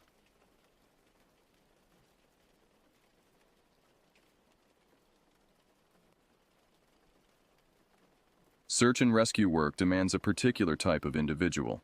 Someone who can navigate treacherous terrain in the worst conditions while maintaining composure when confronted with human suffering. As lead SAR officer for the Boundary County Wilderness Response Team, I've spent 15 years in the dense northern Idaho forests, retrieving the lost, the injured, and occasionally, the dead. My name is Jericho Wren, and what I encountered on October 3, 1998, in the Selkirk Mountains haunts me to this day. The morning began unremarkably. I was completing paperwork from a routine rescue the previous day. A college student with a sprained ankle who'd wandered off trail taking photographs of autumn foliage. The ranger station was quiet, just the occasional crackle of radio communication and the persistent tapping of the ancient wall clock that had hung there since before my time. Sam Harlow, my partner of 8 years, was organizing equipment in the adjacent room.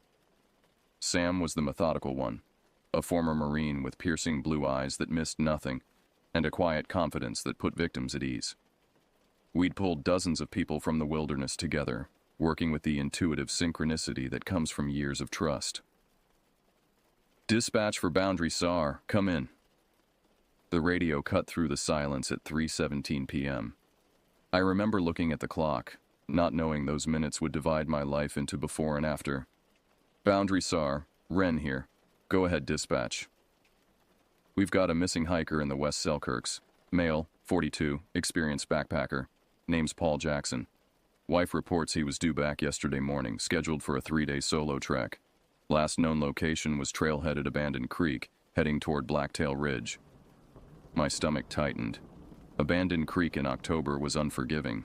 The weather forecast had predicted an early cold front moving in, temperatures dropping into the low 30s overnight. "Copy that. Any medical conditions? Equipment details?" "Negative on medical issues. Wife says he's in excellent shape, does this trail twice a year. Had standard gear plus emergency beacon, which hasn't activated. She's concerned because he's never missed check-in before." Sam had appeared in the doorway, already calculating what we'd need. "Tell her we're heading out. ETA to trailhead 45 minutes. We'll establish base camp and begin search pattern alpha." As I gathered my gear, an unusual feeling of dread settled over me. I'd conducted hundreds of searches, but something about this one felt different. A premonition I wish I'd heeded. The drive to Abandoned Creek trailhead was tense. The sky had darkened prematurely, heavy clouds pressing down on the jagged mountain peaks surrounding us. The forest seemed to absorb the light, creating a premature twilight beneath the ancient pines. "Weather's turning faster than predicted," Sam noted, studying the barometer on his watch. "Pressure's dropping hard. We've got maybe 3 hours of workable light." We parked at the deserted trailhead, Paul's blue Subaru the only vehicle in the small gravel lot. A quick inspection revealed nothing unusual. Locked doors, a parking permit displayed properly, trail map visible on the passenger seat. The normalcy was unsettling. We geared up methodically, packs containing first aid supplies, extra clothing, emergency shelter, flares, and rations for 2 days. Each of us carried a firearm, standard procedure for wilderness work where large predators were common. My Glock 22 felt reassuring against my hip, though I'd only discharged it on training ranges. The trail began civilized enough, winding through towering western red cedars and Douglas firs. The air carried the sharp scent of pine and decaying vegetation, normal forest smells I'd grown to love over the years. But as we progressed deeper, I noticed an unusual silence. The typical forest sounds, birds calling, squirrels rustling through underbrush, were absent. "Notice that?" I whispered to Sam after we'd hiked about 2 miles. He nodded, eyes scanning the perimeter. "Too quiet. Something spooked the wildlife." We pressed on, calling Paul's name at regular intervals, our voices echoing unnaturally against the rock faces flanking the narrowing trail. The only response was the occasional gust of wind through the canopy above, creating disconcerting whispers that almost sounded like human voices. According to Paul's registered trip plan, he should have made camp the first night near Blackwater Lake, approximately 6 miles from the trailhead. We increased our pace, racing against the rapidly fading daylight. The temperature dropped noticeably as we approached the small alpine lake, our breath forming clouds in the frigid air. The lakefront area was popular with backpackers. Several established fire rings dotted the perimeter, and we methodically checked each one. "Over here," Sam called from a sheltered area behind a massive fallen cedar. Paul's campsite was intact but abandoned. A small ultralight tent was properly staked. A fire pit constructed with rocks showed evidence of recent use, though the ashes were cold. His cooking equipment was neatly arranged on a flat rock, and a bear bag hung properly from a branch 20 feet up. Everything by the book for an experienced outdoorsman. "Looks like he stepped away and intended to return," I said, inspecting the tent interior. His sleeping bag was unrolled, a headlamp resting on top. A paperback novel lay open, face down, as if the reader had just stepped away momentarily. Sam checked his GPS. According to his wife, he planned to do a day hike from here to Cripple Creek Falls before returning to this camp for a second night, then heading back yesterday morning. The path to the falls was clearly marked, a popular destination even this late in the season. We decided to follow it, marking Paul's campsite with bright orange survey tape to ensure we could find it again. As darkness encroached, we switched on our headlamps, the narrow beams creating disorienting shadows among the trees. Every rustle in the underbrush grabbed our attention. Every shifting shadow triggered a momentary surge of adrenaline. An hour into our search along the falls trail, I heard Sam inhale sharply behind me. Turning, I followed his fixed gaze to a small clearing beside the path. "Blood," he said simply, crouching beside a dark stain on a fallen log. My flashlight beam revealed more, droplets leading away from the trail into thicker forest. Not just droplets, splashes, too much blood for a minor injury. The radio crackled at my hip, making me flinch. The base station was checking in, but the mountainous terrain disrupted the signal, transforming the words into garbled static that sounded disturbingly like pained moaning. "We should mark this location and continue while we still have some light," I said, fighting to keep my voice steady. Sam nodded, but his expression had changed. I'd seen that look before, when we both knew we were no longer conducting a rescue, but a recovery. We followed the blood trail deeper into the forest, away from marked paths. The trees grew denser here, branches interlocking overhead to create a near-perfect canopy that blocked what little daylight remained. Our headlamps provided the only illumination, the parallel beams cutting through increasing fog that had begun to roll through the underbrush. Neither of us spoke as we tracked the blood, which became more plentiful with each step. The silence of the forest pressed against my eardrums like physical pressure. No wind, no animals. Just the sound of our controlled breathing and cautious footsteps on the carpet of decaying leaves. That's when I first sensed it, a prickling awareness of being watched. I glanced at Sam and knew instantly he felt it too. His hand had moved to rest on his holstered weapon, and his eyes continuously scanned our surroundings. The blood trail ended abruptly at the base of a massive, lightning-scarred pine. We scanned the area, confusion momentarily overriding caution. "Where did it go?" Sam muttered, sweeping his light in widening arcs. I directed my beam upward, following the trunk of the ancient tree. The light caught something in the lower branches, something that shouldn't be there. Paul Jackson's backpack hung 15 feet above us, impaled on a broken branch. It was ripped open, contents scattered among the branches. Blood had soaked through the fabric, dripping down the trunk in dark rivulets. "That's not possible," Sam whispered. "No animal drags prey up like that. Not in these mountains." Before I could respond, a sound reached us from deeper in the forest.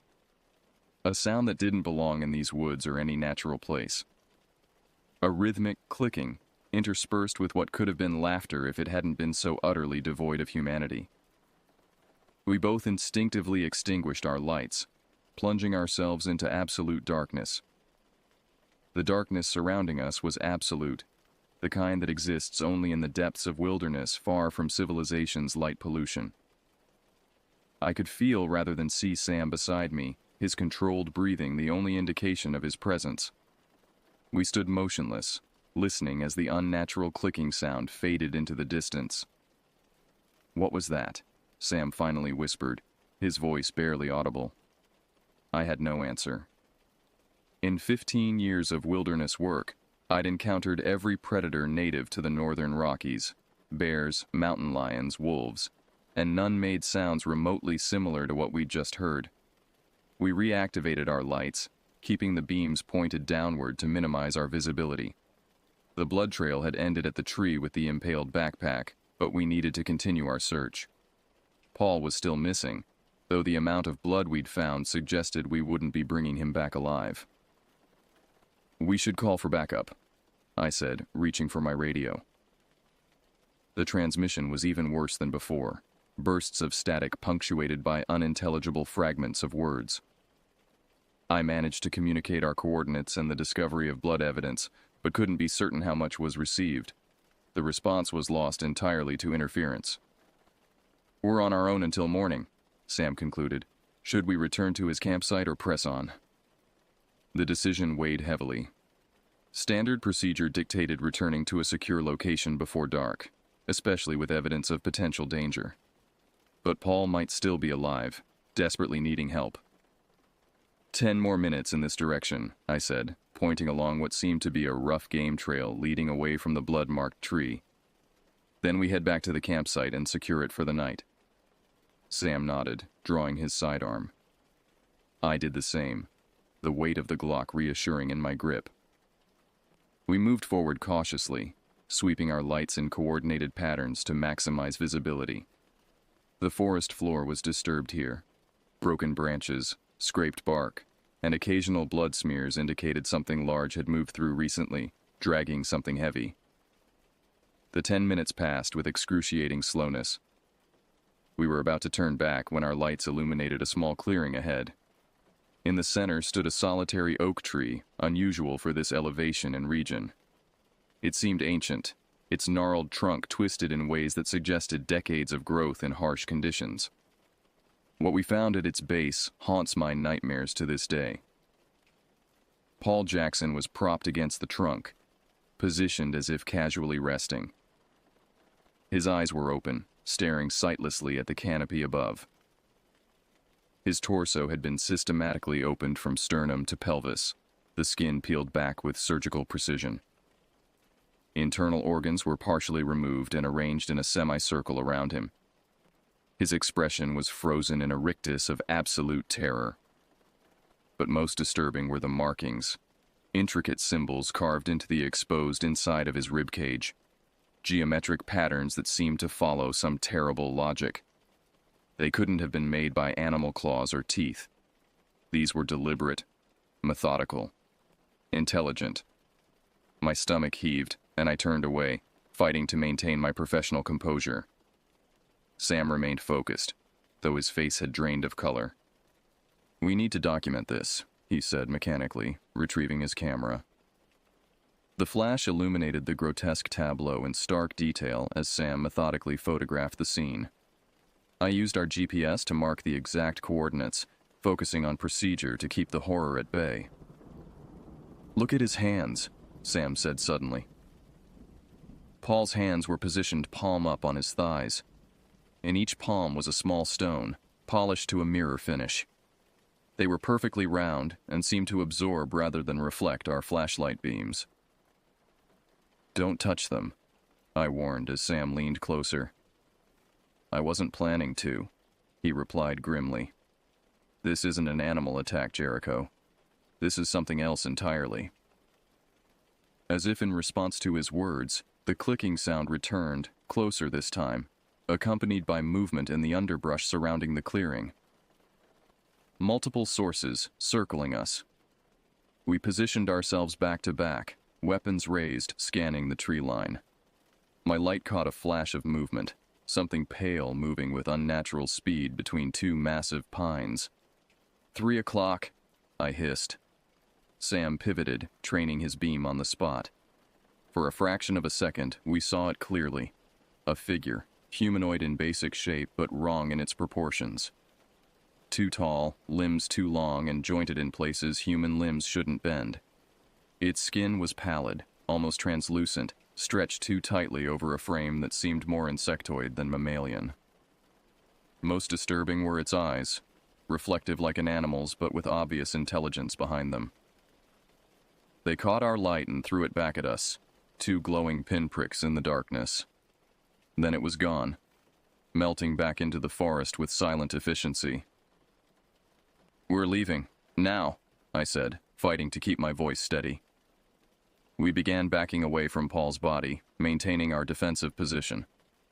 The clicking sounds intensified, seemingly communicating between unseen entities surrounding us. I counted at least 3 distinct sources. "They're hurting us," Sam realized aloud as we found ourselves being subtly directed away from the path we'd taken to the clearing. "Keep moving toward the campsite," I countered. "Don't let them divert us." We increased our pace, no longer concerned with stealth. The creatures, whatever they were, kept pace, staying just beyond the reach of our lights but close enough that we caught occasional glimpses. A pale limb here, reflective eyes there, always in motion. The temperature had dropped precipitously, our breath forming dense clouds before us. The fog had thickened as well, reducing visibility to mere feet beyond our light beams. The forest that had seemed merely sinister before now felt actively malevolent, branches reaching toward us like grasping fingers. We'd nearly reached the blood-marked tree with the impaled backpack when one of the creatures made its move. It crossed directly in front of us, no more than 20 feet ahead, fully visible for several seconds. Its movements were jerky yet precisely controlled, like a spider traversing its web. The body was vaguely humanoid, but with a torso too elongated, joints that bent in reverse directions, and a head that seemed to pivot a full 360 degrees to stare at us as it passed. "Jesus Christ," Sam whispered, raising his weapon. "Don't shoot unless they attack," I cautioned. "We don't know how many there are or what they're capable of." The creature paused, head tilting curiously as if considering us. A sound emerged from it. Not the clicking we'd heard before, but a series of wet, gurgling noises that horrifyingly resembled human speech patterns, without forming actual words. It raised one elongated arm, pointing directly at us with a hand that possessed too many fingers, each ending in what looked like a bony talon. Then it made a gesture I can only describe as beckoning, clearly inviting us to follow. "No fucking way," Sam muttered. The creature repeated the gesture more insistently, the gurgling sounds increasing in volume and complexity. When we remained rooted in place, it displayed the first sign of emotion we'd witnessed: frustration. It slashed at a nearby sapling, severing the 3-inch trunk with casual ease. Message delivered. A sharp crack from behind made us spin around. Another creature had appeared, this one even taller than the first, its body more obviously inhuman up close.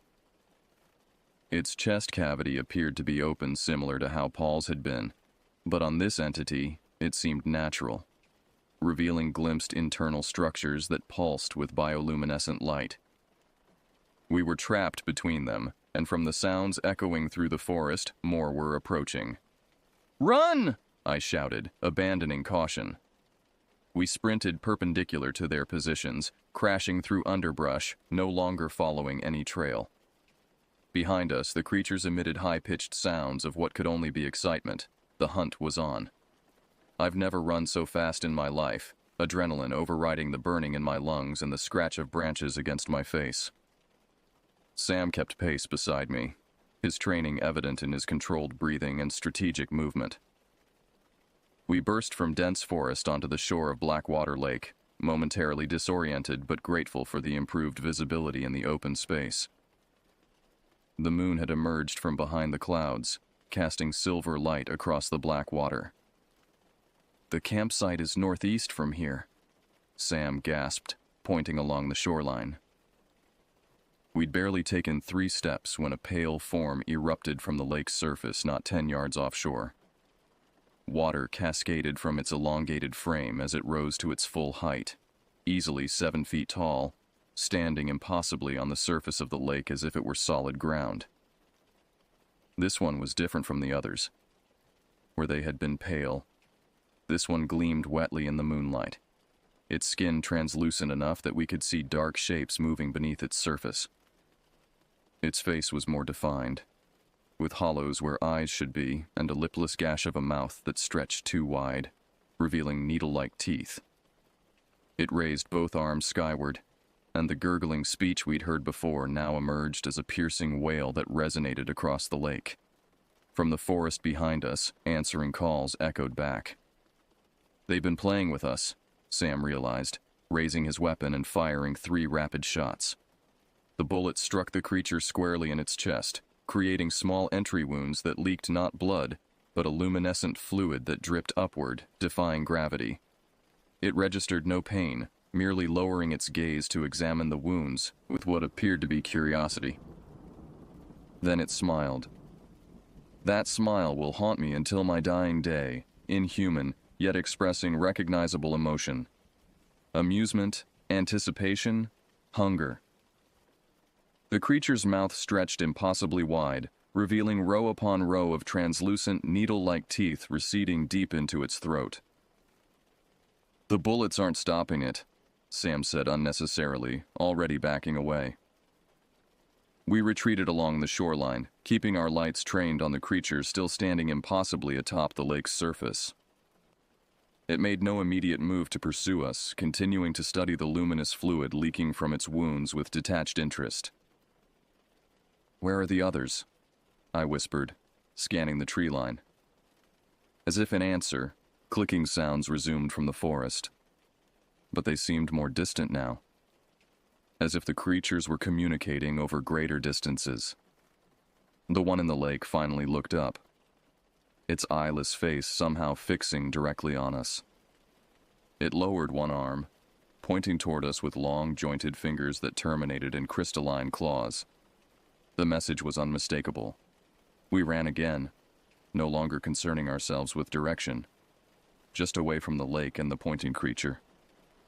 The shoreline path soon reconnected with the main trail, and we followed it with desperate speed, hoping to reach Paul's campsite where we'd left our emergency radio. The forest around us came alive with movement, pale shapes flitting between trees, always peripheral, never directly in our path but unmistakably hurting us. The clicking grew more synchronized, almost melodic in its patterns. Sometimes it seemed to come from directly above us, though I dared not look up into the canopy. "They're toying with us," I gasped as we ran. "Like cats with mice." "Conserve your breath," Sam warned, still somehow maintaining his tactical awareness despite our terror. We finally broke through to the small clearing containing Paul's campsite. Everything remained as we'd left it. Tent erected, gear organized, bear bag still hanging from its branch.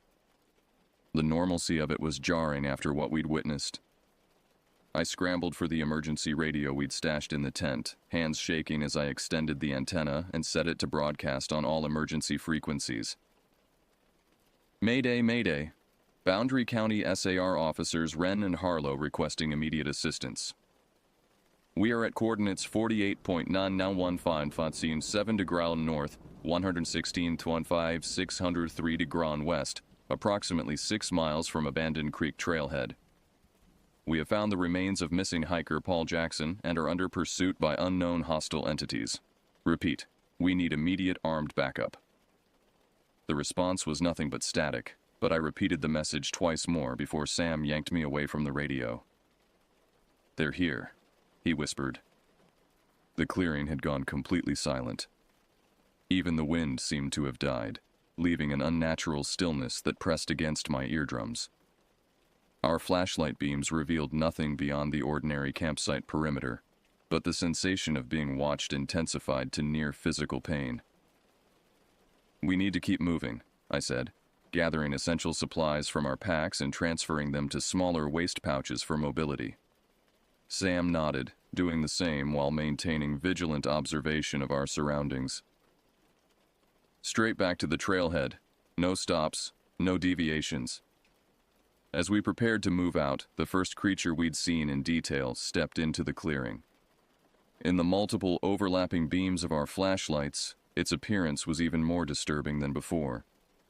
What I'd initially taken for pale skin was actually a translucent outer membrane stretched over a complex internal structure of what looked like crystalline formations and pulsing organic material. It moved with the precise, controlled movements of an insect, each step deliberate yet unnervingly fluid.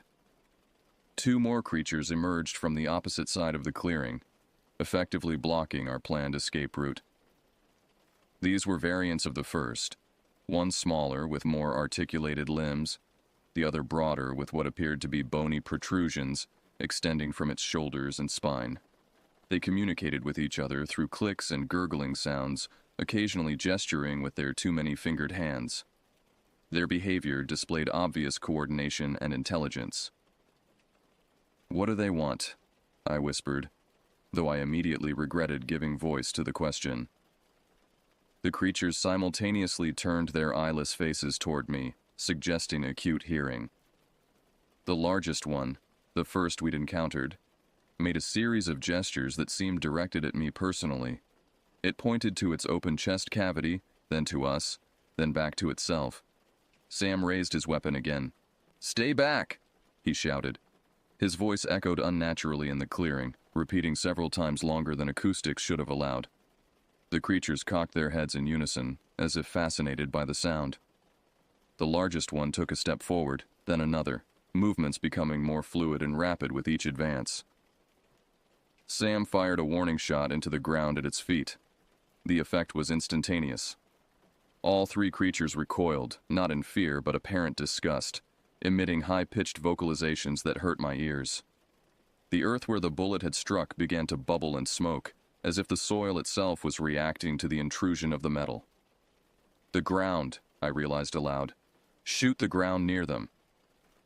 Sam immediately adjusted his aim, firing rapidly at the earth surrounding the creatures. Each impact created the same smoking, bubbling reaction, and the creatures retreated from the affected areas with evident revulsion. "Go!" Sam shouted, continuing to fire strategically to create a corridor through their position. We bolted through the gap, running full tilt down the main trail toward the trailhead.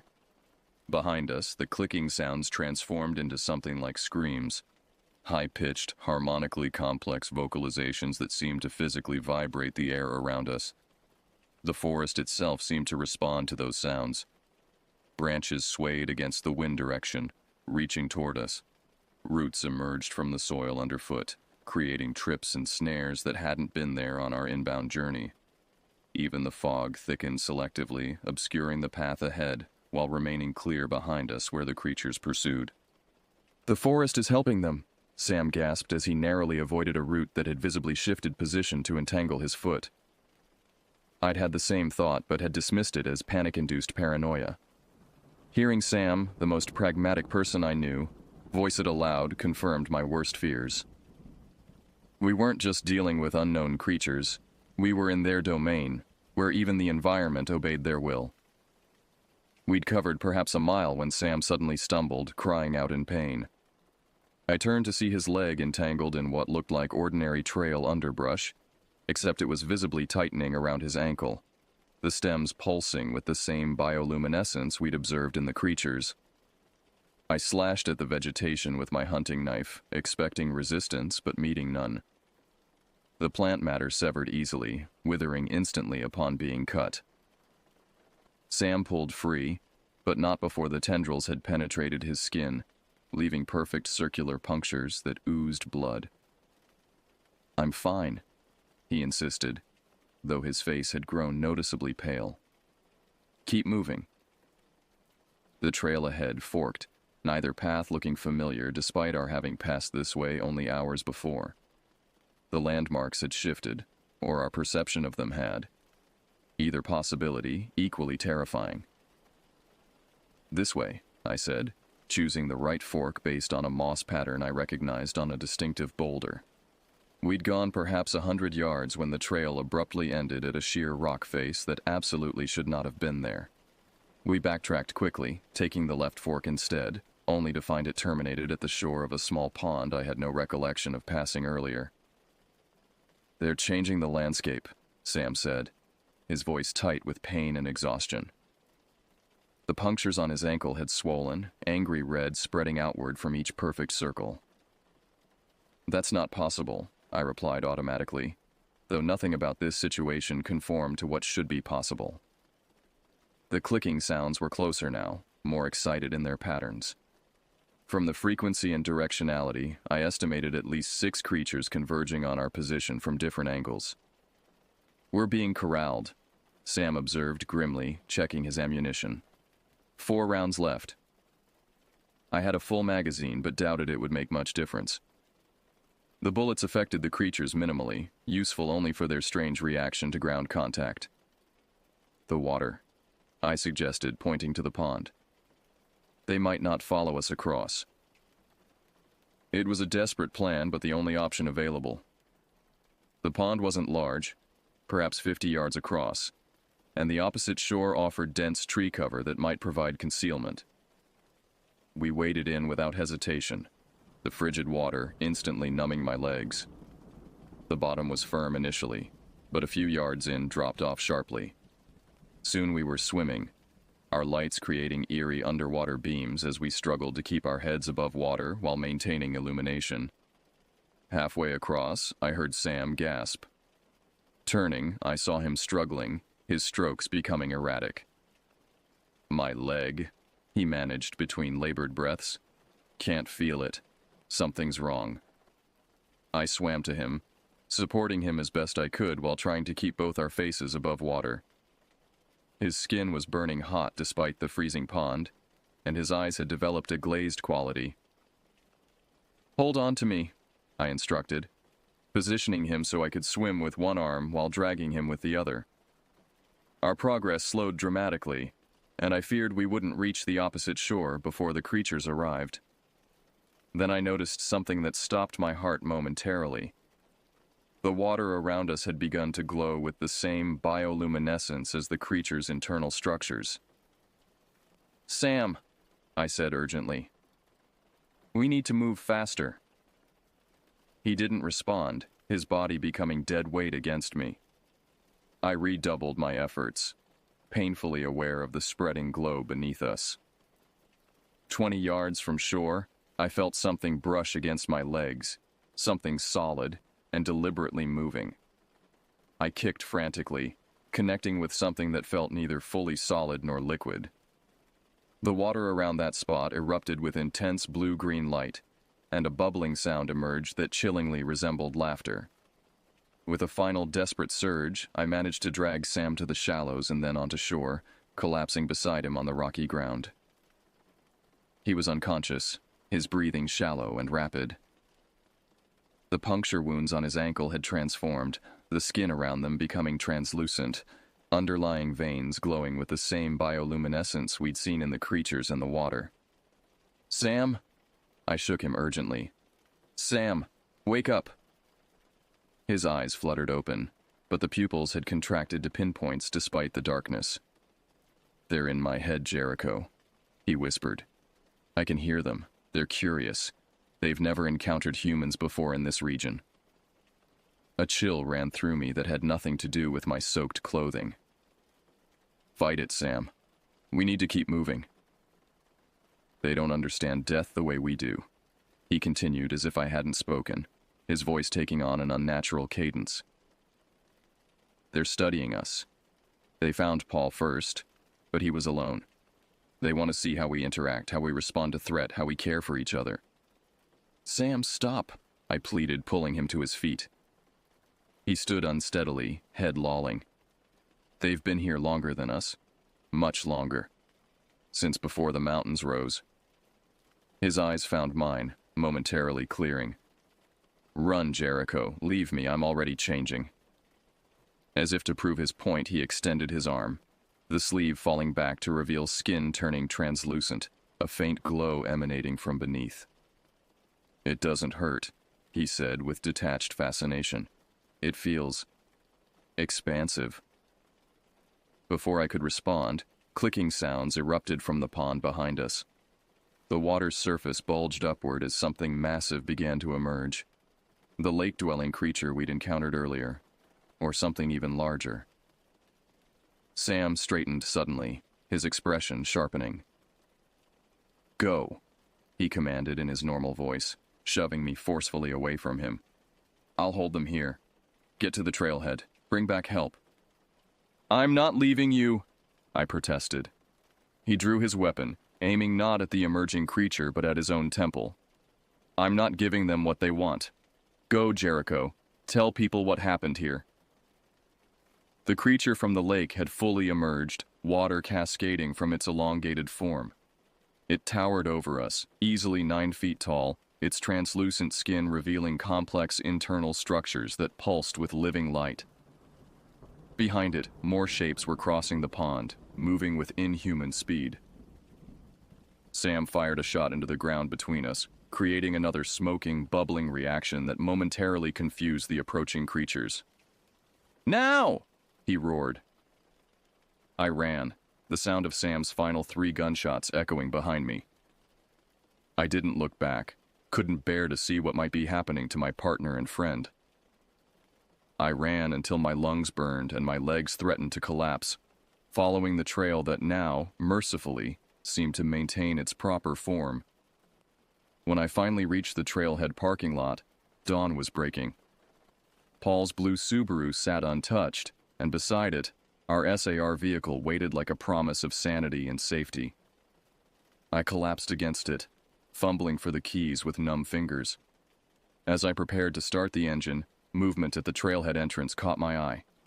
I froze, key halfway to the ignition. A figure emerged from the tree line, humanoid but wrong in proportions and movement. It paused at the exact boundary between forest and clearing, seeming unable or unwilling to proceed further. In the growing daylight, its translucent skin appeared almost beautiful, internal structures catching the sun's rays and refracting them in prismatic patterns. It raised one elongated arm, fingers splayed in what might have been a gesture of farewell. Then it retreated into the forest, movements fluid and silent. I started the engine and drove away without looking back, though in the rearview mirror, I thought I glimpsed pale shapes watching from between the trees. The clicking sounds followed me all the way to the highway, transmitted not through air but directly into my mind.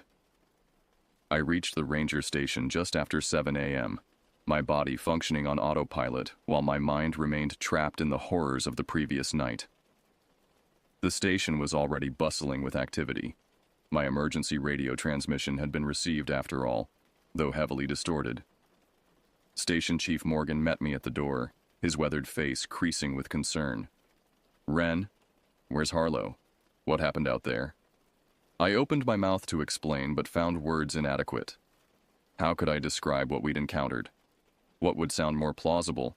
That we'd discovered a previously unknown species of intelligent, possibly extra-dimensional entities in the Selkirk wilderness, or that I'd suffered a psychotic break induced by stress and environmental factors? "Paul Jackson is dead," I finally managed. "Sam stayed behind. He's probably dead too. We need to send a fully armed search team immediately." Morgan guided me inside, signaling to his assistant to bring coffee and a blanket. I was still soaking wet, my clothes torn, face scratched and bleeding from branches encountered during my desperate flight through the forest. "You're in shock," he said firmly. "Let's get you warmed up, then we'll talk." The next few hours passed in a blur of debriefings, medical examinations, and increasingly skeptical questioning. I recounted everything: the abandoned campsite, the blood trail, Paul's mutilated body, the creatures with their translucent skin and bioluminescent internal structures, Sam's infection and transformation. I described their movements, the clicking language, their apparent ability to manipulate the forest itself.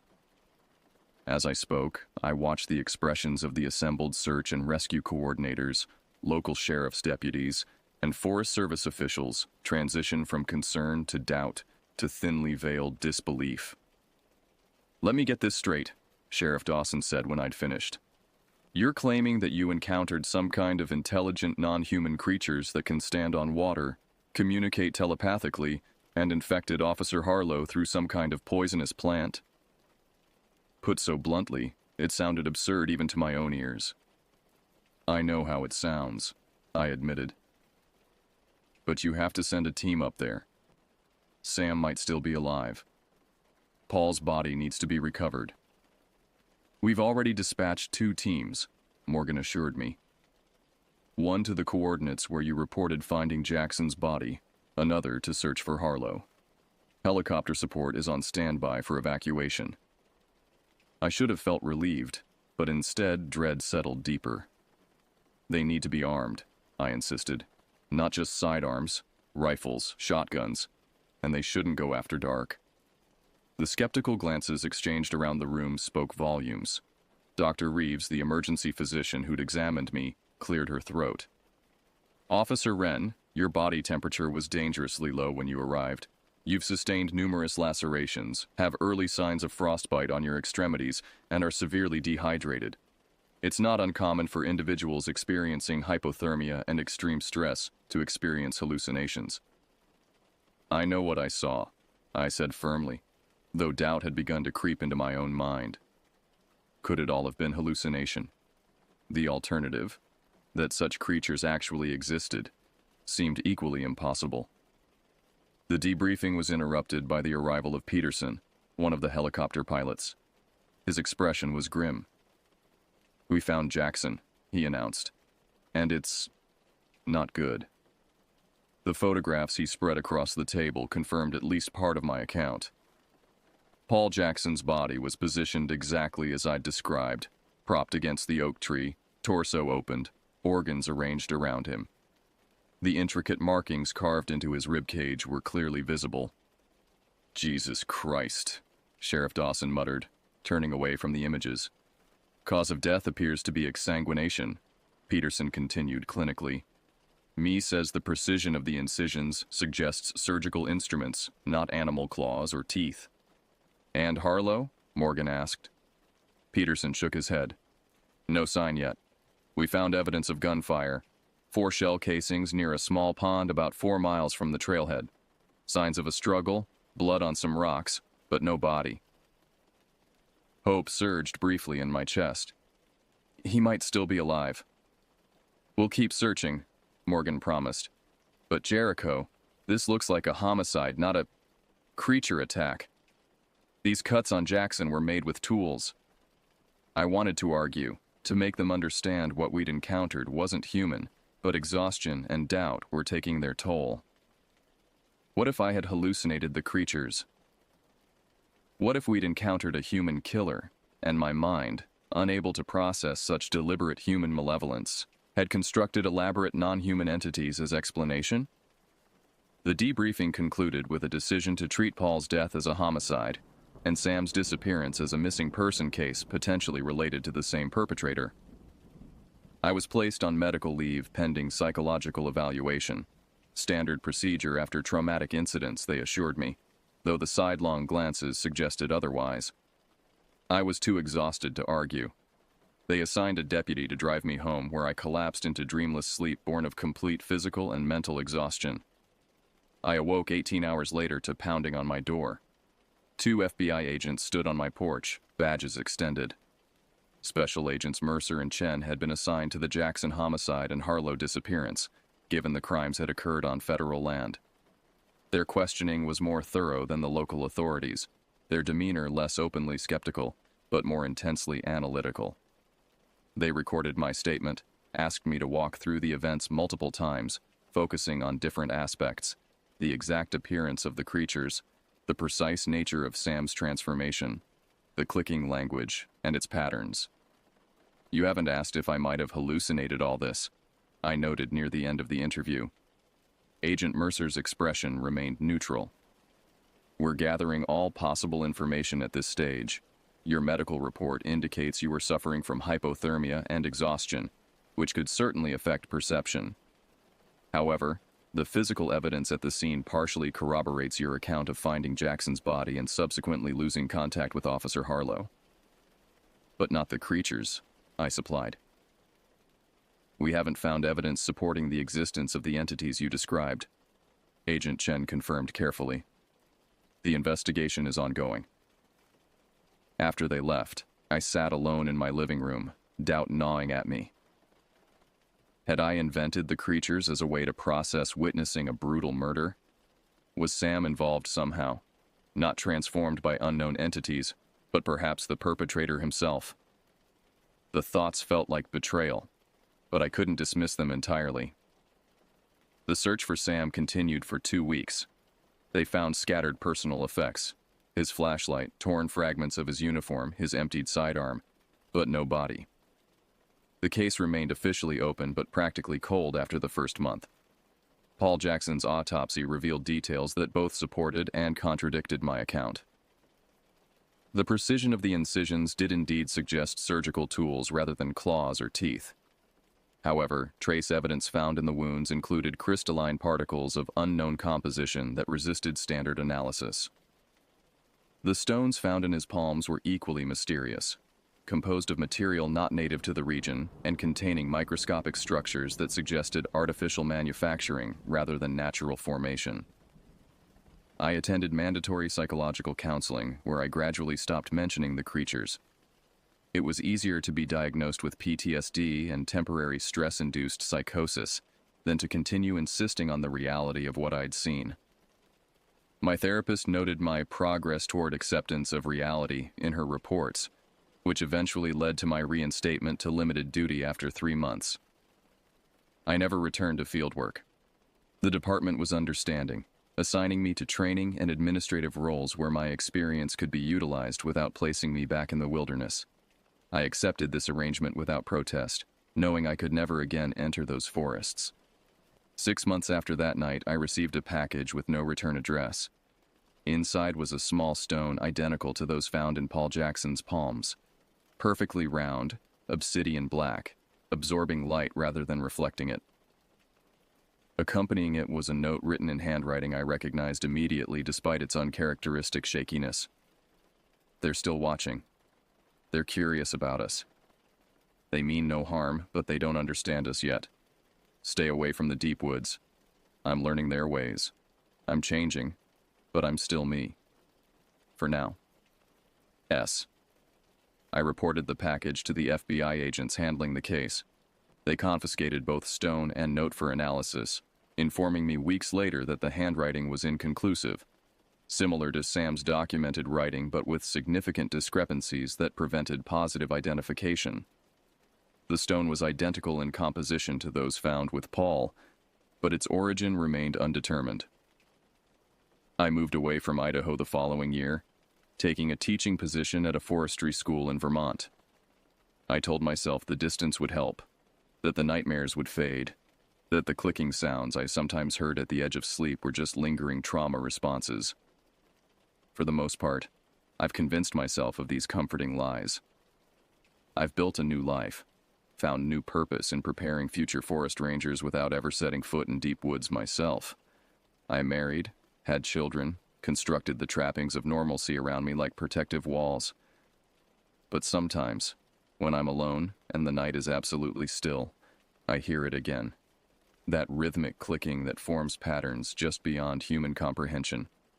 And sometimes, when I look into still water, a lake, a pond, even a full bathtub, I catch glimpses of movement beneath the surface that follows no natural current.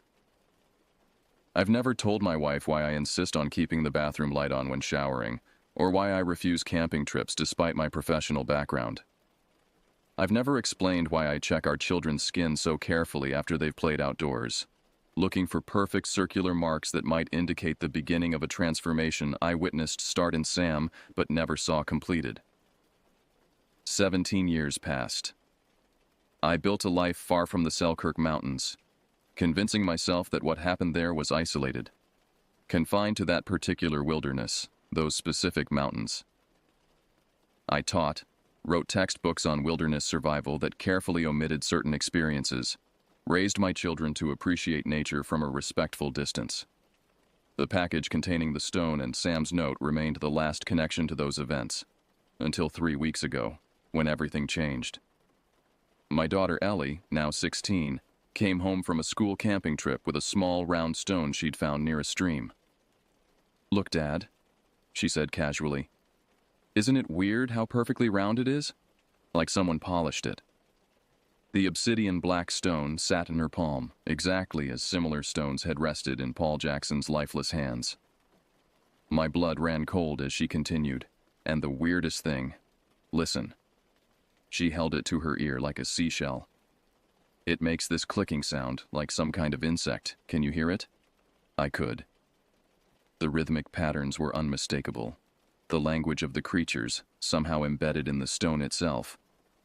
I took it from her with trembling hands, telling her it was an interesting geological specimen I'd like to examine.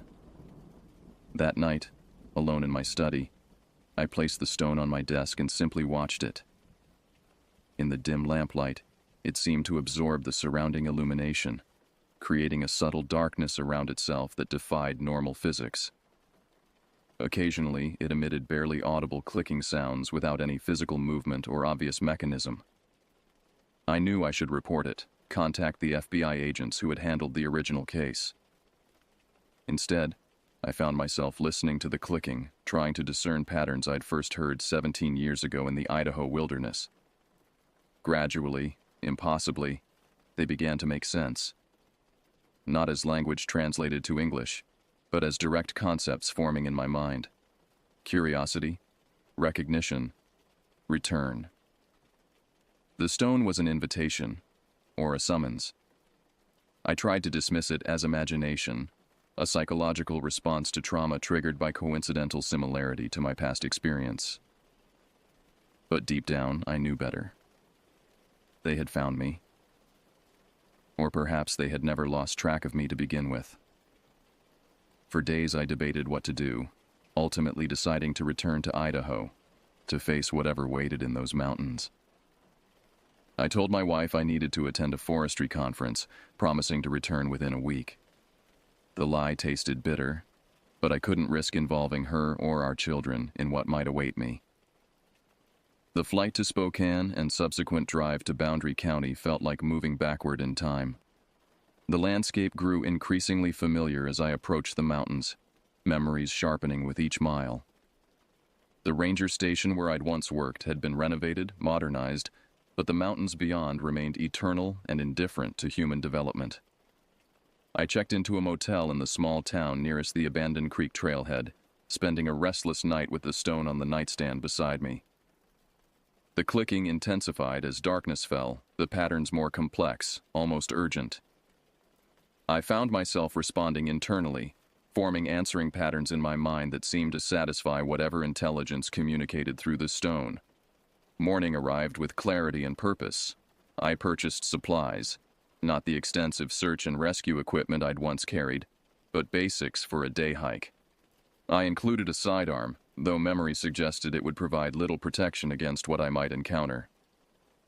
The abandoned creek trailhead parking lot was empty when I arrived, the early October air crisp with the promise of approaching winter. I stood at the trail entrance, memories flooding back with physical intensity. Sam's voice, the creature's reflective eyes, the clicking language that had haunted my dreams for 17 years. I placed the stone in my pocket and began walking. The trail was as I remembered for the first few miles, winding through towering conifers, occasionally opening to views of distant peaks. I found myself automatically marking time and distance, old training reasserting itself despite the years away. I reached Blackwater Lake by early afternoon. Paul's campsite location had grown over, nature reclaiming the small clearing, but I recognized the distinctive fallen cedar that had sheltered his tent. Standing there, I removed the stone from my pocket and held it in my open palm. "I'm here," I said aloud, feeling both foolish and terrified. "What do you want from me?" The silence that followed was absolute. Not just quiet, but a complete absence of sound that felt physically oppressive. Even the breeze that had rustled the canopy moments before seemed to pause. I stood motionless, waiting, the stone growing perceptibly warmer in my palm. The first clicking sound came from behind me, followed by another to my right, then more from different directions. They formed patterns I now partially recognized. Greetings, acknowledgement, satisfaction. I turned slowly, scanning the forest surrounding the clearing. At first, I saw nothing unusual. Then, as if adjusting to a different visual spectrum, I began to perceive them. Translucent forms partially camouflaged against the natural backdrop, their internal structures glowing subtly even in daylight. They emerged fully into my perception. 5 creatures similar to those I'd encountered years before, yet somehow different. Their movements seemed more fluid, their forms more defined, as if they had evolved or adapted. The largest among them approached directly, stopping a few yards away. Up close, I could see that what I'd previously perceived as a featureless face actually contained subtle depressions where eyes might be on a human, and a vertical slit that occasionally opened to reveal crystalline structures underneath. Its chest cavity was partially open, revealing complex internal organs that pulsed with bioluminescence. It extended one elongated arm, pointing not at me but at the stone in my palm. The clicking intensified, patterns coalescing into concepts in my mind. Recognition, completion, integration. "What happened to Sam?" I asked, surprised at the steadiness of my voice. The creature tilted its head, the clicking changing timbre. An image formed in my mind. Sam standing by the pond where I'd left him, transforming as the translucent quality spread across his skin, internal organs beginning to glow with bioluminescence. The image shifted to show him communicating with the creatures, learning their clicking language, following them deeper into the wilderness to places untouched by human presence. "Is he still alive?" I pressed. The concept of alive transmitted through the clicking seemed different from human understanding, less binary, more a spectrum of existence and awareness. The impression I received suggested Sam existed but had transformed beyond what I would recognize as human life. "Why Paul Jackson? Why did you kill him?" The response came as impression rather than explanation, curiosity, exploration, fundamental misunderstanding of human physiology and the permanence of our death. They had been studying him, attempting communication through direct interaction with what they perceived as our communication centers, our internal organs. They hadn't understood that their examination would kill him. And now? Why bring me back here? The largest creature extended both arms, gesturing to encompass the forest around us. The clicking from all 5 entities synchronized into a complex harmony that resolved into a single concept in my mind. Warning. Images flooded my consciousness. The mountains opening to human development, trees falling, roads expanding. Then deeper concerns. Changes in the forest's fundamental energy, disruptions to patterns the creatures had maintained for millennia. Finally, a premonition of conflict. Humans encountering more of their kind as development pushed into previously untouched wilderness. Neither side understanding the other. Violence inevitable. They had summoned me as intermediary, bridge builder, translator. Someone who had encountered them and survived. Who might help prevent future misunderstandings like what happened to Paul Jackson. "Why would I help you?" I asked. Memories of that terrible night still vivid. "You killed Paul. You took Sam."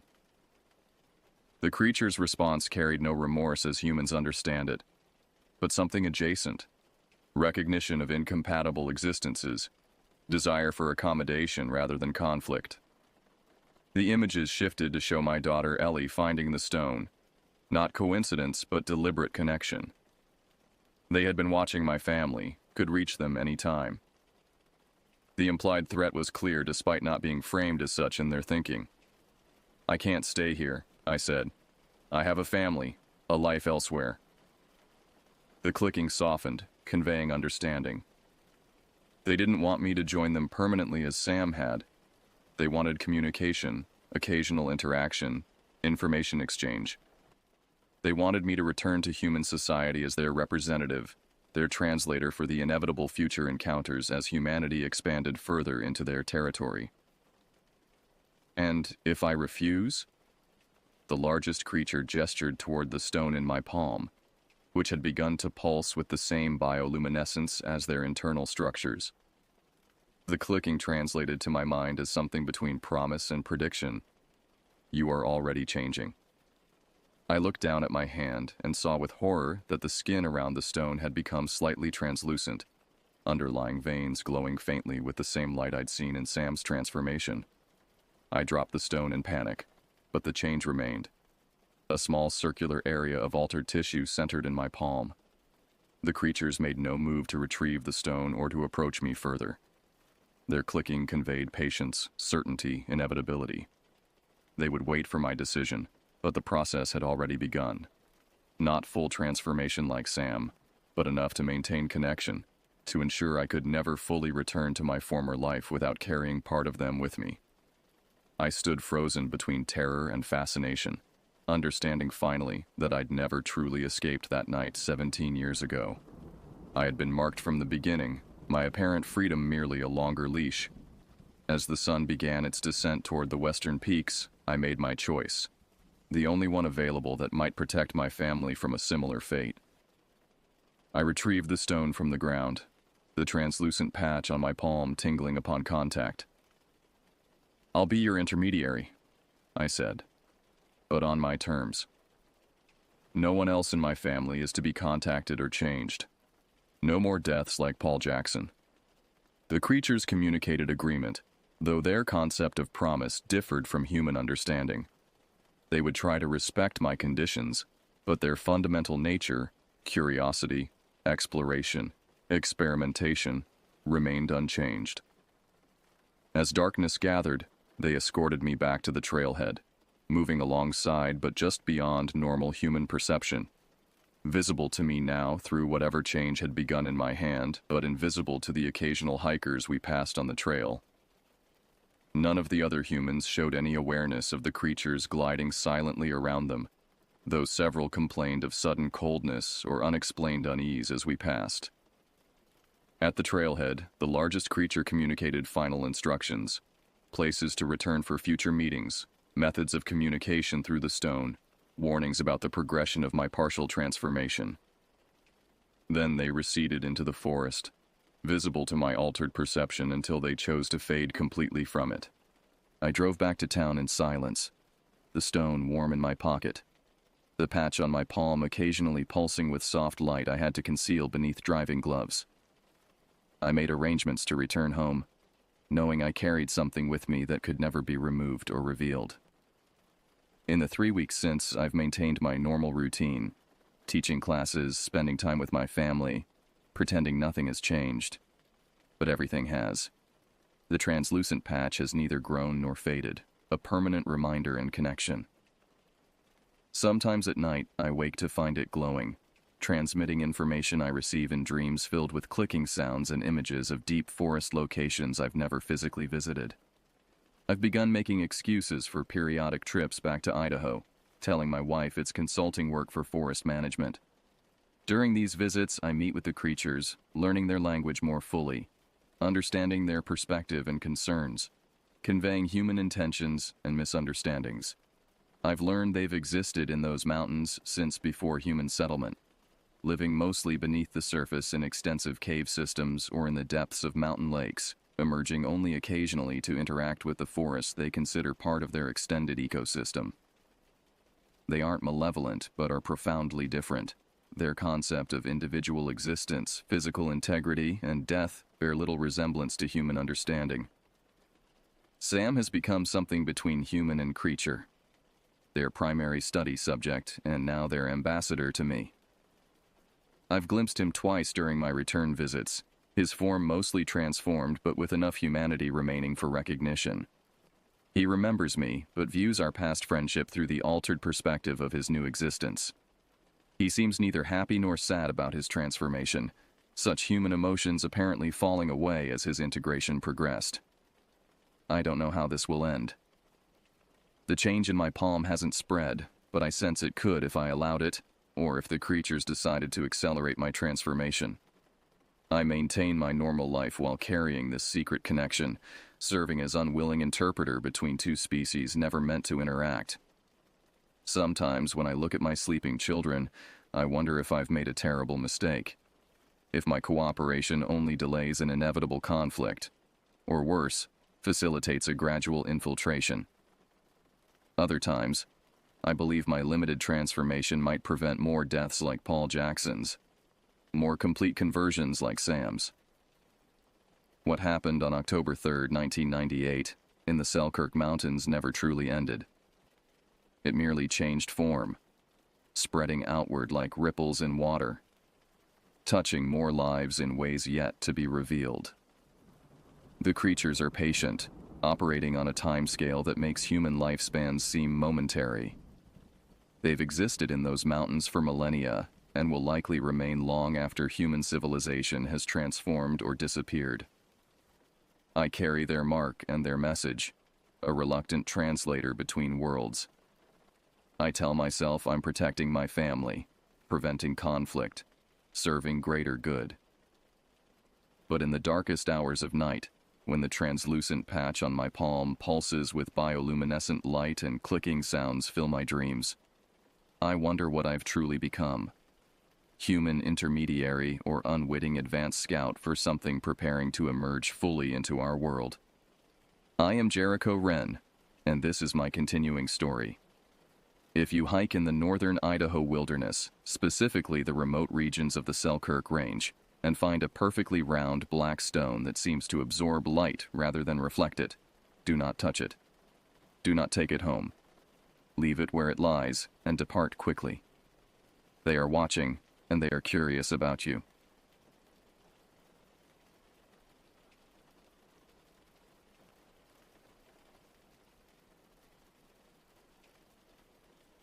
The frozen corpse in the bunkhouse was positioned exactly like the others we'd found. Arms crossed over its chest, eyes sewn shut with what looked like fishing line, but this one was still warm. The October wind cut through my jacket as I loaded the last of our gear into Marcus's truck. 3 days of supplies, camping equipment, and enough camera gear to document what we hoped would be the find of a lifetime. Marcus had discovered the location through old forestry records, Harrowfield Logging Camp, abandoned since 1987 after what the documents only described as operational difficulties. "You sure about those coordinates?" I asked, watching him double-check his GPS unit for the 5th time. "Positive," Marcus replied, his breath forming clouds in the freezing morning air. "Took me 6 months to track down the exact location. The company tried to scrub it from the records, but I found an old surveyor who remembered the place. The drive from Anchorage took us deeper into wilderness with each passing hour. The paved roads gave way to gravel, then to barely maintained logging roads that hadn't seen proper use in decades. Our third companion, Bryant, dozed in the back seat, occasionally stirring when the truck hit particularly deep ruts. As we climbed higher into the mountains, the forest pressed closer. Sitka spruces towered on either side, their branches so thick they blocked out most of the afternoon light. The radio had given up finding signals an hour ago, leaving us with only the sound of the engine and the crunch of frozen ground beneath our tires. "There," Marcus pointed to a gap in the trees, barely visible through the overgrowth. "That's our turn." The access road was more suggestion than reality. Fallen branches scraped against the truck's sides as we pushed through. 20 minutes of careful navigation brought us to a clearing where the forest suddenly opened up, revealing our destination. Harrowfield Logging Camp sprawled before us like a wound in the wilderness. 24 buildings in various states of decay lined what had once been the main thoroughfare. The structures seemed to lean inward, as if the forest was slowly reclaiming them, pulling them back into the earth. "Home sweet home," Bryant muttered, finally awake and peering through the windshield. We parked near what appeared to be the main office, its door hanging open like a broken jaw. The silence that greeted us when we cut the engine was absolute. No birds, no wind, nothing but our own breathing and the tick of the cooling engine. "Notice anything strange?" I asked, shouldering my pack. Marcus scanned the buildings. "Besides the fact that this place looks like it was abandoned yesterday instead of 37 years ago?" He was right. Despite decades of abandonment, the buildings showed remarkably little decay. Paint still clung to the walls, windows remained mostly intact, and even the company sign, Harrowfield Lumber Company, hung straight and legible above the office door. We established our base camp in the clearing's center, away from the buildings. As the sun began its descent behind the mountains, long shadows stretched across the camp like reaching fingers. The temperature dropped rapidly, and we hurried to gather firewood before darkness fell completely. That first night, gathered around our fire, we reviewed what little information we had about the camp's closure. The official records were frustratingly vague. Production had ceased in November 1987, all personnel were relocated, and the site was abandoned. No explanation for why a profitable operation would suddenly shut down, leaving millions of dollars in equipment behind. The surveyor I talked to, Marcus said, poking at the fire with a stick. He mentioned something about the workers, said they started refusing to work the night shifts, then the day shifts. By the end, they wouldn't even come up the mountain. The fire crackled, sending sparks into the darkness. Beyond our small circle of light, the abandoned buildings waited, their black windows watching us like empty eye sockets. Morning brought no relief from the oppressive atmosphere. If anything, daylight made the camp more unsettling. We could see details we'd missed in the evening, tools left mid-job, as if the workers had simply vanished. A chainsaw rested against a half-cut log, its teeth still buried in the wood. Trucks sat with doors open, keys in ignitions. We split up to cover more ground, each taking a section of the camp to document. I headed for the bunkhouses on the eastern edge, my camera ready. The first building I entered made my skin crawl. Beds were still made with military precision, personal effects scattered on nightstands, photographs, books, even half-empty coffee cups covered in decades of dust. In one room, I found a journal. The pages were yellowed but legible, filled with the mundane entries of a logger named Patterson. I flipped to the final entries, dated November 1987, November 3rd. Another man quit today. That makes 12 this week. The foreman won't say why, but we all know. The sounds at night are getting worse. November 5th. Found Kowalski's hard hat in the woods, just the hat. Management says he went home, but his truck's still here. November 7th. They're in the walls. God help us, they're in the walls. The entries ended there. I photographed each page, my hands trembling slightly. The rational part of my mind offered explanations. Stress, isolation, maybe carbon monoxide from faulty heaters. But something about the desperate scrawl of those final words made my stomach turn. Moving to the next bunkhouse, I found more of the same. Abandoned belongings, beds that looked slept in, and an overwhelming sense that everyone had left in a hurry. But it was in the third building that I made the first truly disturbing discovery. The door to room 12 was locked from the inside. I could see through a crack in the wood that something had been used to barricade it. Furniture piled against the door. After several minutes of prying with a crowbar from the truck, I managed to force it open. The smell hit me first. Not decay exactly, but something organic and wrong. The room was different from the others. The walls were covered in scratches, deep gouges in the wood that looked like claw marks. The window had been boarded up from the inside, and in the corner. I had to step outside to catch my breath. In the corner was a mass of blankets and clothes, arranged almost like a nest. Dark stains covered the fabric, and scattered throughout were small bones. Too small to be human, thankfully, likely rodents or birds, but the deliberate arrangement made my skin crawl. "Guys," I called into my radio, "you need to see this." Marcus and Bryant arrived within minutes. Their reactions mirrored mine, disgust mixed with morbid fascination. "What the hell happened here?" Bryant whispered, photographing the scene from every angle. We spent the rest of the day finding similar rooms throughout the camp. Not in every building, but enough to form a pattern. Barricaded doors, scratched walls, and those strange nests. Always in corner rooms, always on upper floors. As afternoon wore on, we made another discovery. Bryant had been exploring the equipment shed when his shout brought us running. Inside, past rows of abandoned machinery, he'd found a section of floor that had been deliberately removed. Beneath was a rough-hewn tunnel, disappearing into darkness. "That's not part of the original construction," Marcus said, shining his flashlight into the opening. The tunnel was maybe 4 feet wide, carved directly into the frozen earth. The walls showed tool marks, but also something else, those same claw-like gouges we'd seen in the bunkhouses. "We're going down there, aren't we?" I said, already knowing the answer.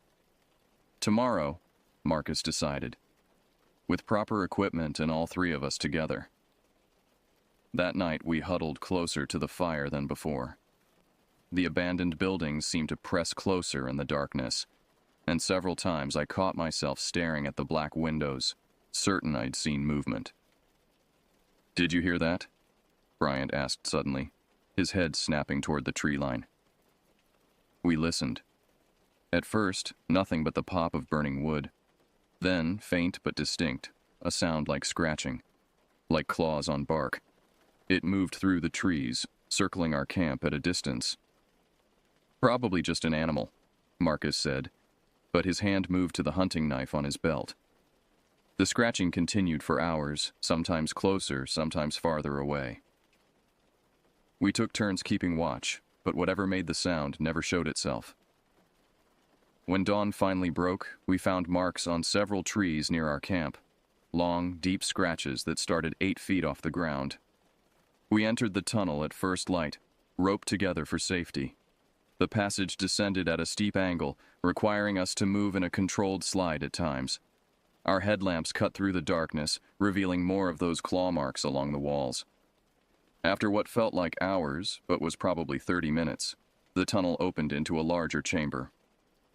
We emerged into a space that shouldn't have existed, a natural cave system that the tunnel had broken into. But it had been modified.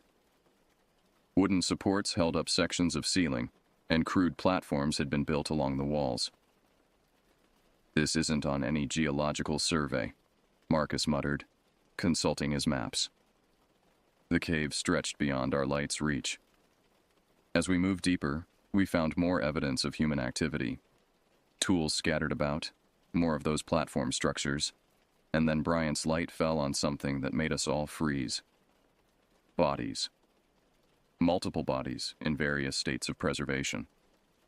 The cold had mummified them, leaving leather-like skin stretched over bones. They wore the remains of loggers' clothing, but it was their positioning that made my hands shake. Each body had been carefully arranged, arms crossed over chests, eyes sewn shut with what looked like fishing line. "We need to leave," I said. "Now. Call the authorities. Let them—" A sound cut me off. From deeper in the cave came a wet, sliding noise, like something large dragging itself across stone. We turned our lights toward the sound, but saw only more darkness. Then the smell hit us. Decay and something else. Something animal. And wrong. The same smell from the barricaded room, but 100 times stronger. We ran. There's no shame in admitting it. We scrambled back through the tunnel, not caring about rope safety or proper climbing technique. Behind us, that sliding sound grew closer, accompanied by a rhythmic clicking that might have been claws on stone. We burst from the tunnel into daylight, gasping and wild-eyed. Without discussion, we grabbed essential gear and made for the truck. But as we reached it, Marcus cursed. All 4 tires had been shredded, long tears in the rubber that looked deliberate. "The radio in the office," Bryant said. "Emergency services." We sprinted for the main building. The radio was old but functional, and after several tries we raised a Forest Service station. The ranger who answered sounded skeptical at first, but something in our voices must have convinced him. He promised to send a helicopter at first light, weather permitting. That left us with 12 hours until rescue. We barricaded ourselves in the office, pushing desks and filing cabinets against the doors and windows. As darkness fell, we took inventory of our situation. We had food, water, and weapons.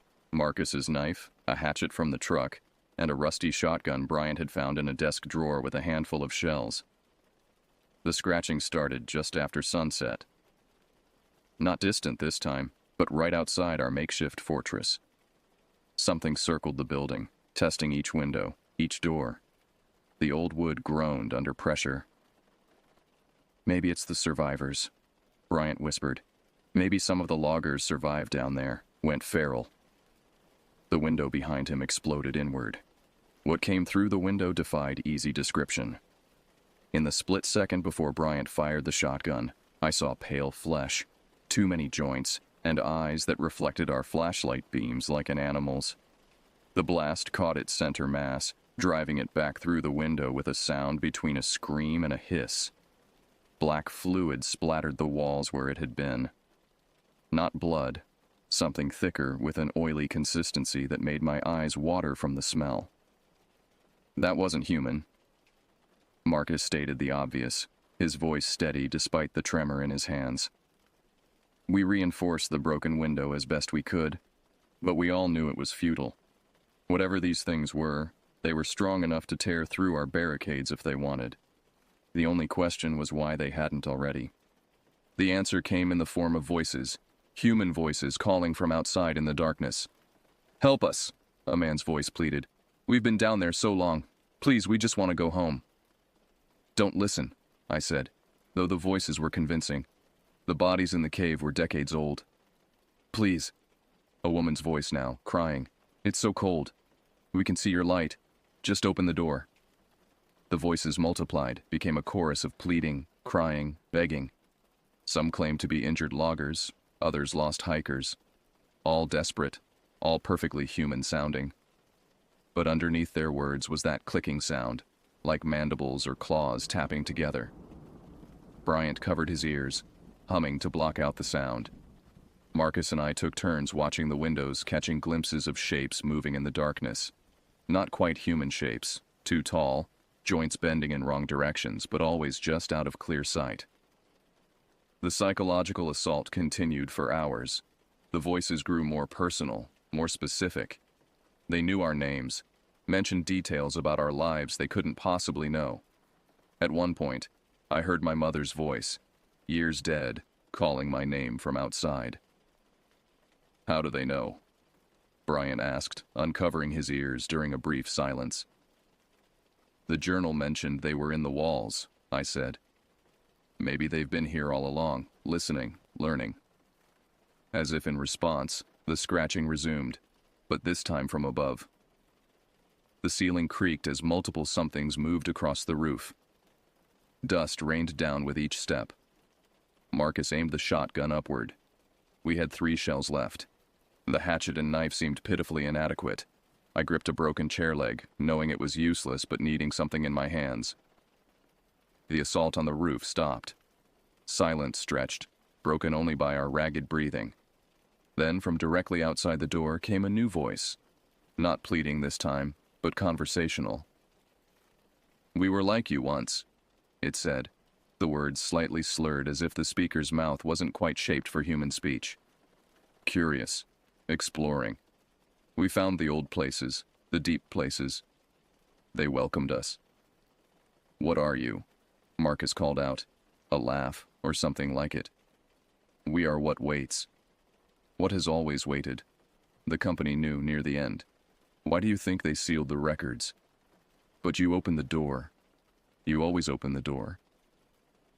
The office's lights flickered. We'd been running off the camp's old generator, and it chose that moment to sputter. In the brief darkness, I saw them clearly through the window. Dozens of pale forms standing motionless in the clearing. Some wore the remnants of loggers' clothing. Others were naked, their skin stretched over frames that had grown too large, too wrong. The generator caught, lights flaring back to life. The clearing was empty. "Above us," Bryant whispered. The ceiling exploded downward. They poured through the hole like a nightmare-made flesh. Pale, elongated limbs, too many joints, faces that might once have been human but were now stretched and distorted. Their eyes reflected our lights, and their mouths, God, their mouths opened too wide, showing rows of teeth that belonged in no earthly creature. Marcus fired, the shotgun blast deafening in the enclosed space. One creature fell, that black fluid spraying. Bryant swung the hatchet, connecting with another's reaching arm. I thrust with my makeshift spear, trying to keep them at bay. But there were too many. They moved with horrible grace, spider-like in their ability to cling to walls and ceiling. One dropped behind Bryant, and before we could warn him, elongated fingers wrapped around his throat. "Run!" Marcus shoved me toward a back door I hadn't noticed before. We burst through into a hallway, the sounds of Bryant's struggles cutting off with terrible finality. We ran deeper into the building, taking turns at random, trying to lose our pursuers.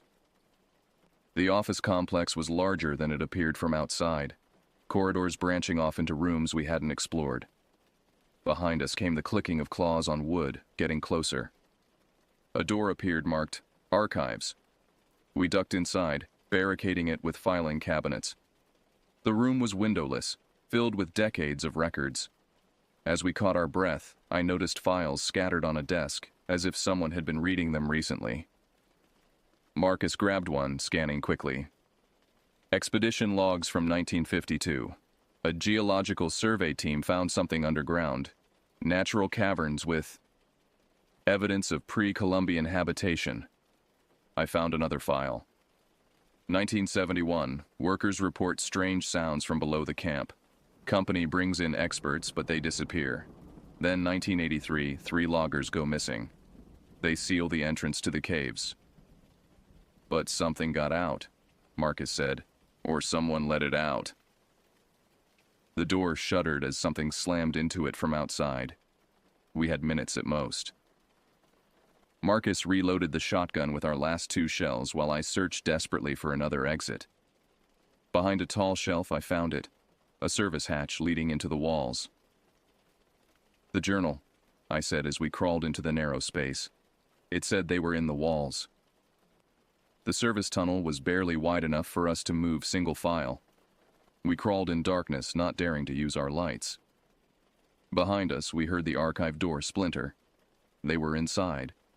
The tunnel branched multiple times. We chose directions at random, trying to work our way toward the outside wall. The space was filled with pipes and wiring, some of it recent, too recent for a camp abandoned in 1987. We emerged in what looked like a machinery room. Generators, modern ones, hummed quietly. Someone had been maintaining this place, keeping it powered. But why? A calendar on the wall showed the current year, with dates marked off until last month. Notes in the margins mentioned feeding times and population counts. "Someone's been taking care of them," Marcus said, horror dawning in his voice. "Feeding them, studying them maybe. Or worshipping them," I added, remembering the carefully arranged bodies in the cave. A ventilation grate near the floor caught my attention. Through it, I could see outside, our camp, the fire still burning. The helicopter wouldn't come until dawn. We had to survive until then. But as we watched, shapes moved between the buildings. Dozens of them, more than we'd seen in the office. They congregated around something in the center of the camp. As my eyes adjusted, I realized what it was. Bryant's body, arranged in that same careful position. Arms crossed, eyes already sewn shut. They moved around him in what looked like a ritual, their elongated forms swaying in unison. "We're not getting out," Marcus said quietly. "Not past all of them." That's when we heard footsteps. Human footsteps, steady and unhurried, coming down the hallway toward us. The door opened, revealing a man in his 60s, wearing a park ranger's uniform.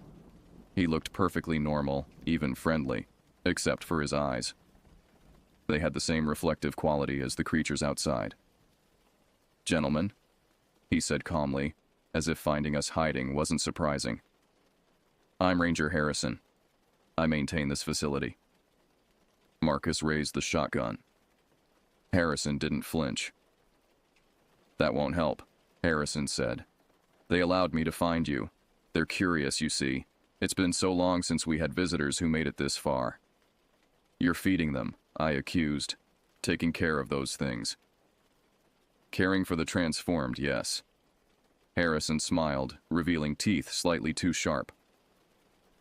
I was like you once, investigating the disappearances. But when I understood what this place was, what it meant, I chose to stay. To serve. You're insane, Marcus spat. Am I? This place is a threshold, a point where our world touches something far older. The original inhabitants of these mountains knew. They fed it, appeased it. When the logging company came, they disturbed the balance. Harrison walked to a window, gazing out at the ritual below. The first to change were terrified. But transformation is a gift, to become something more than human, to join with the eternal. The company tried to contain it, hide it. But you can't hide from gods that dwell in the earth itself. Gods? I asked, trying to keep him talking while looking for escape routes. Call them what you like. They've slept in the deep places since before humans walked upright. This camp, these mountains, are honeycombed with their tunnels. The loggers broke through into their domain. Some fled, some fought. The wisest surrendered themselves. Outside, the ritual reached some kind of crescendo. The creature's movements became frantic, almost ecstatic. In their center, Bryant's body began to twitch. He's dead, Marcus said. We saw him die. Death is a human concept, Harrison replied. They preserve the flesh, remake it. Your friend will rise soon, confused at first, but he'll understand in time, as will you. Bryant's body sat up with jerky, unnatural movements. Even from this distance, I could see his limbs were already longer, joints beginning to bend in new directions. The helicopter, I said. Forest Service will... I am the Forest Service, Harrison interrupted. Who do you think called them off? Weather concerns, I said. Maybe in a few days. By then you'll have joined your friend, and I'll report another group of hikers lost in the wilderness. Marcus pulled the trigger.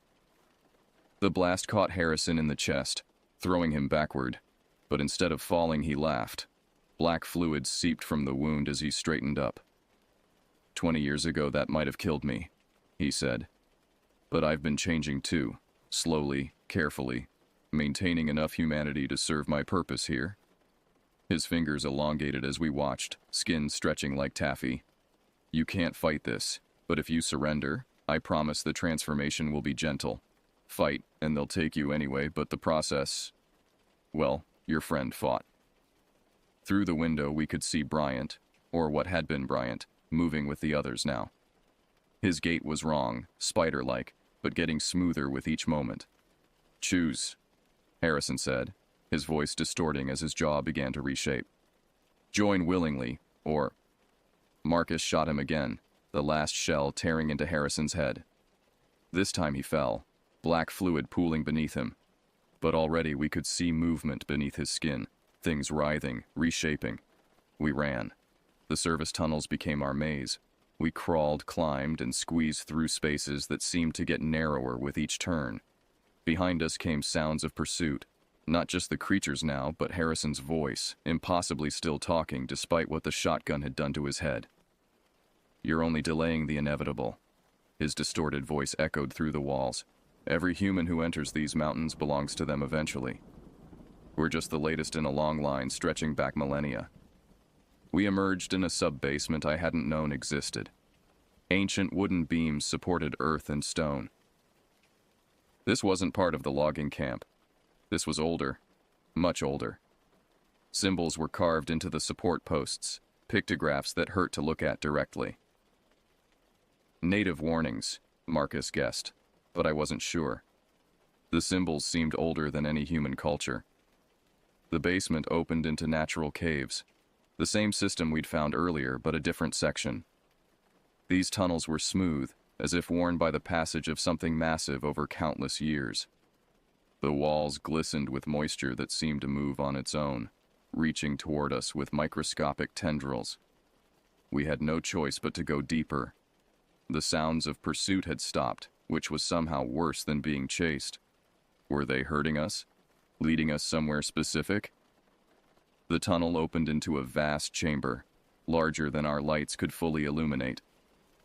But we could see enough. The walls were covered in a honeycomb of alcoves, each containing a form in various stages of transformation. Some might have been human once. Others were older, stranger. Things that had never walked on two legs. In the center of the chamber was a pool of black liquid, perfectly still like a dark mirror. As we watched, ripples appeared on its surface, though nothing had disturbed it. "The source," Marcus whispered. "This is where it comes from." Bioluminescent growths provided dim light, revealing more details we didn't want to see. The alcoves weren't just storage, they were changing chambers. We could see the process happening in real time. Flesh restructuring, bones elongating, humanity dissolving into something else.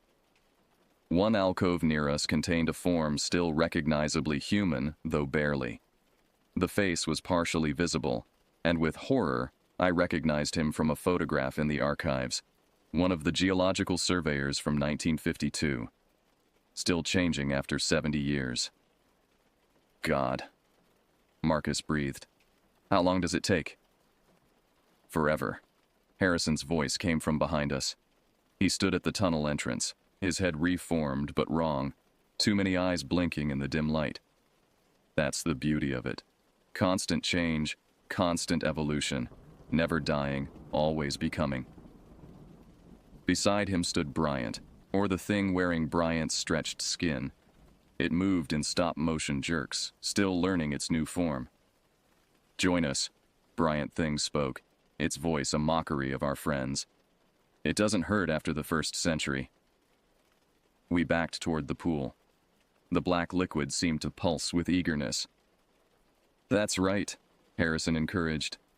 "One touch is all it takes. Willing contact makes the transformation smoother. You'll thank me eventually." Marcus grabbed my arm. "Together," he said quietly. "If we're going to become those things anyway." I understood. Better to die human than live as whatever they'd become. We turned toward the pool, ready to throw ourselves in, hoping drowning would be faster than transformation. But as we moved, the liquid recoiled. It pulled away from us, creating a depression in the pool's surface. Harrison made a sound of confusion. "That's not...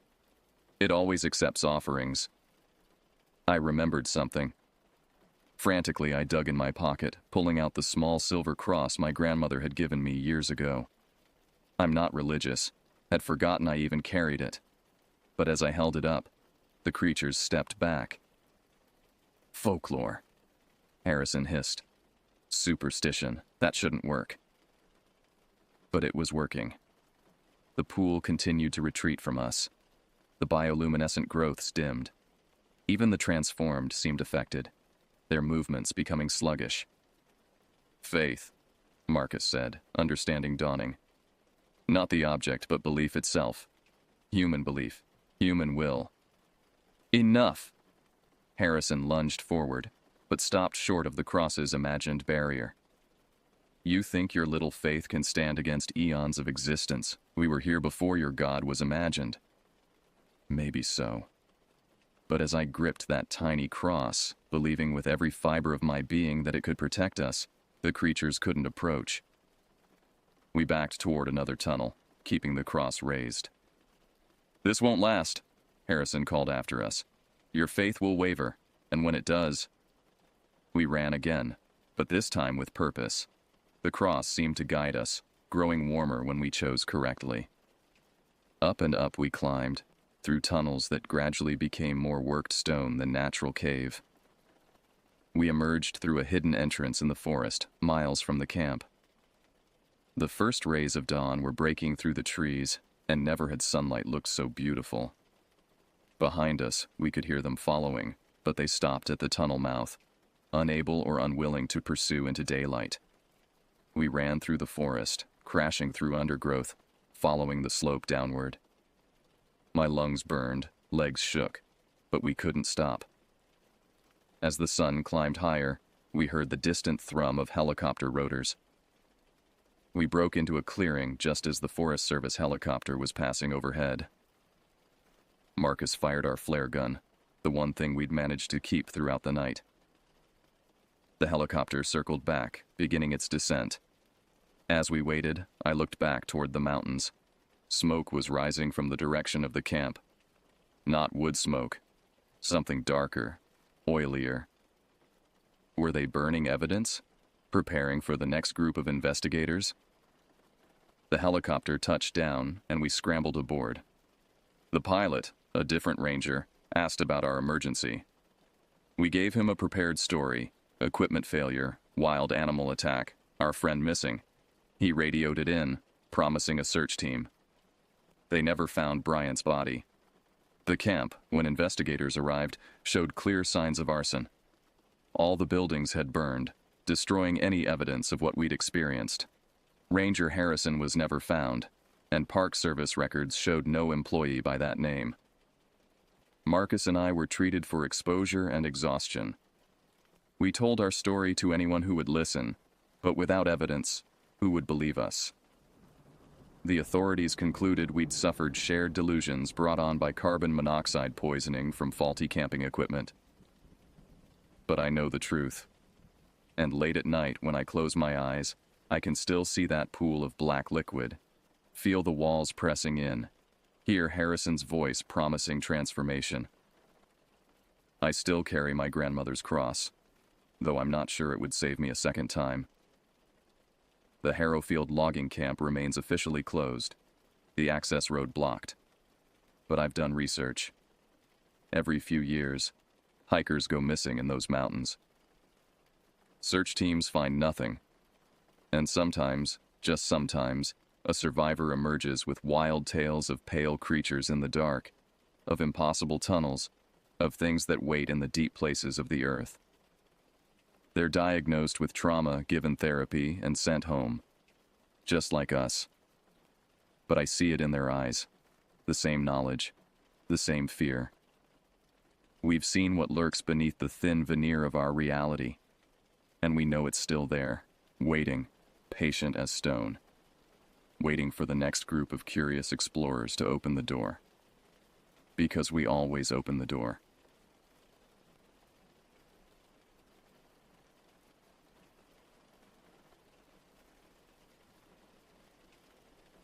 You wouldn't believe how much blood we found along that narrow footpath, or the panic in the air that night. The lines of my radio hissed, promising orders that felt too late to matter. I had glimpsed something in the distance, a shape that didn't belong, and I swear it saw me. My heart hammered so fiercely that I worried I'd pass out. If you're brave enough to listen, I'll tell you how we discovered the awful truth behind that call. The summer of 2015 marked my third year as a search and rescue officer in Ozark National Forest, Arkansas. I was no rookie, but nothing in my training prepared me for what waited in those woods that July evening. Our station served as a lifeline for the thousands of visitors who came to explore the dense forests and rugged terrain. Most calls were routine: lost hikers who wandered off trail, minor injuries that required evacuation, occasional weather-related emergencies.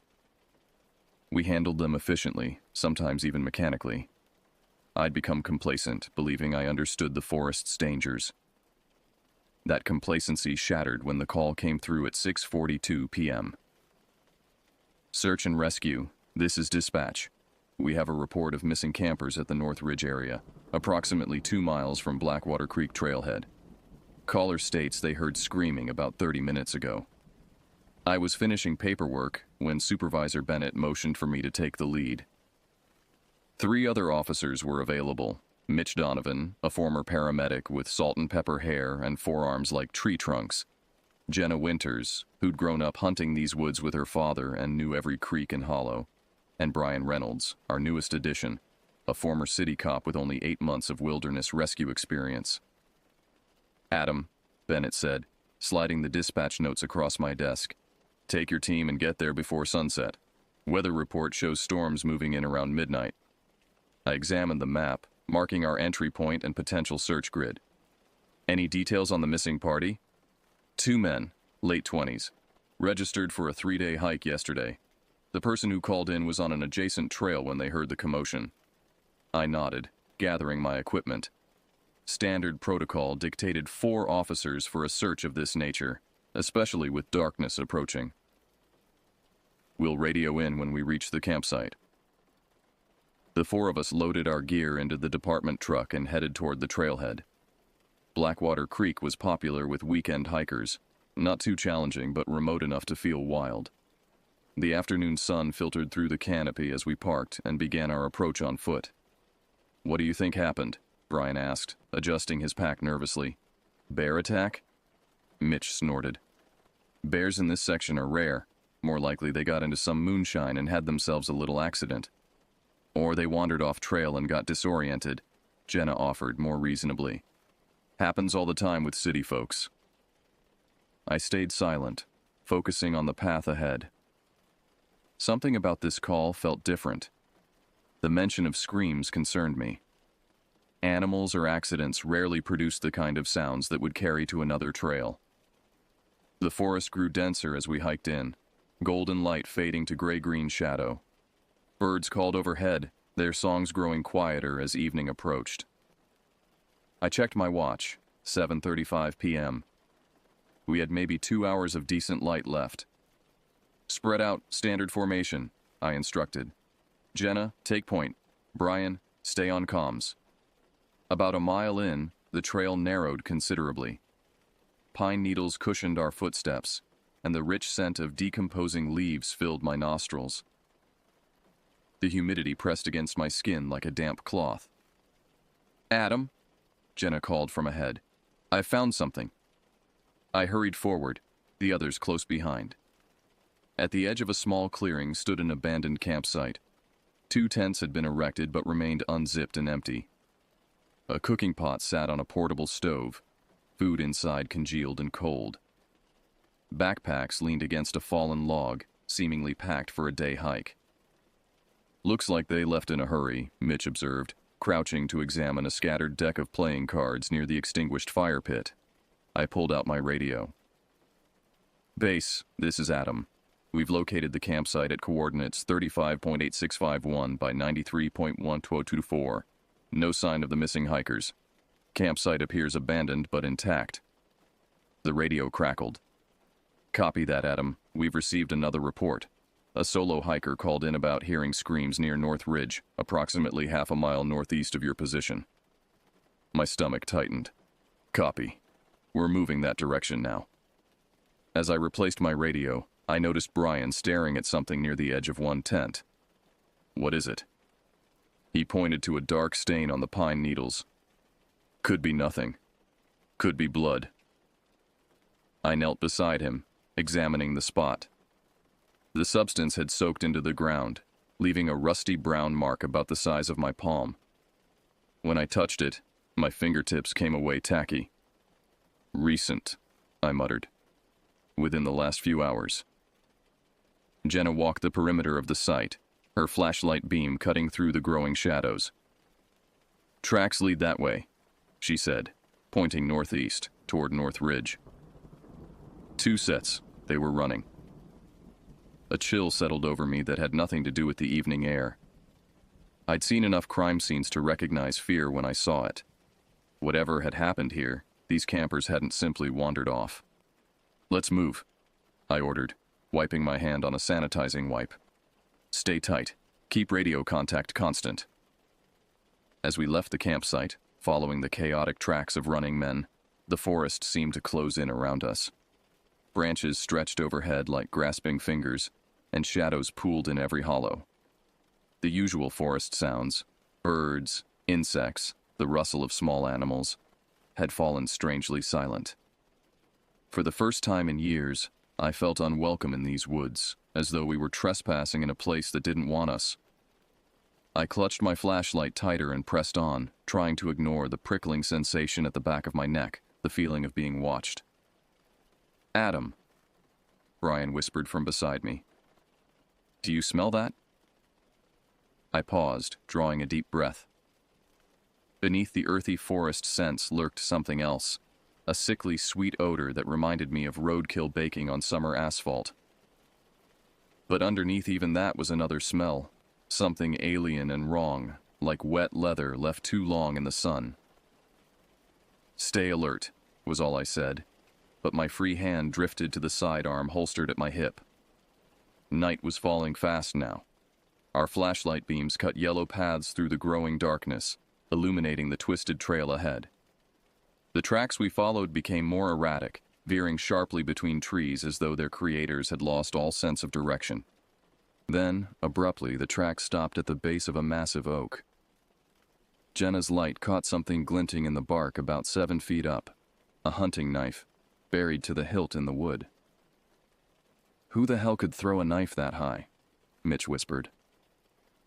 I had no answer for him, but as I stared at that embedded blade, a single terrible thought formed in my mind. What were they running from? My radio crackled with static, making us all jump. Through the white noise, I could barely make out Bennett's voice. "Adam, immediate danger. Pull back." Then nothing but dead air. "Base, this is Adam.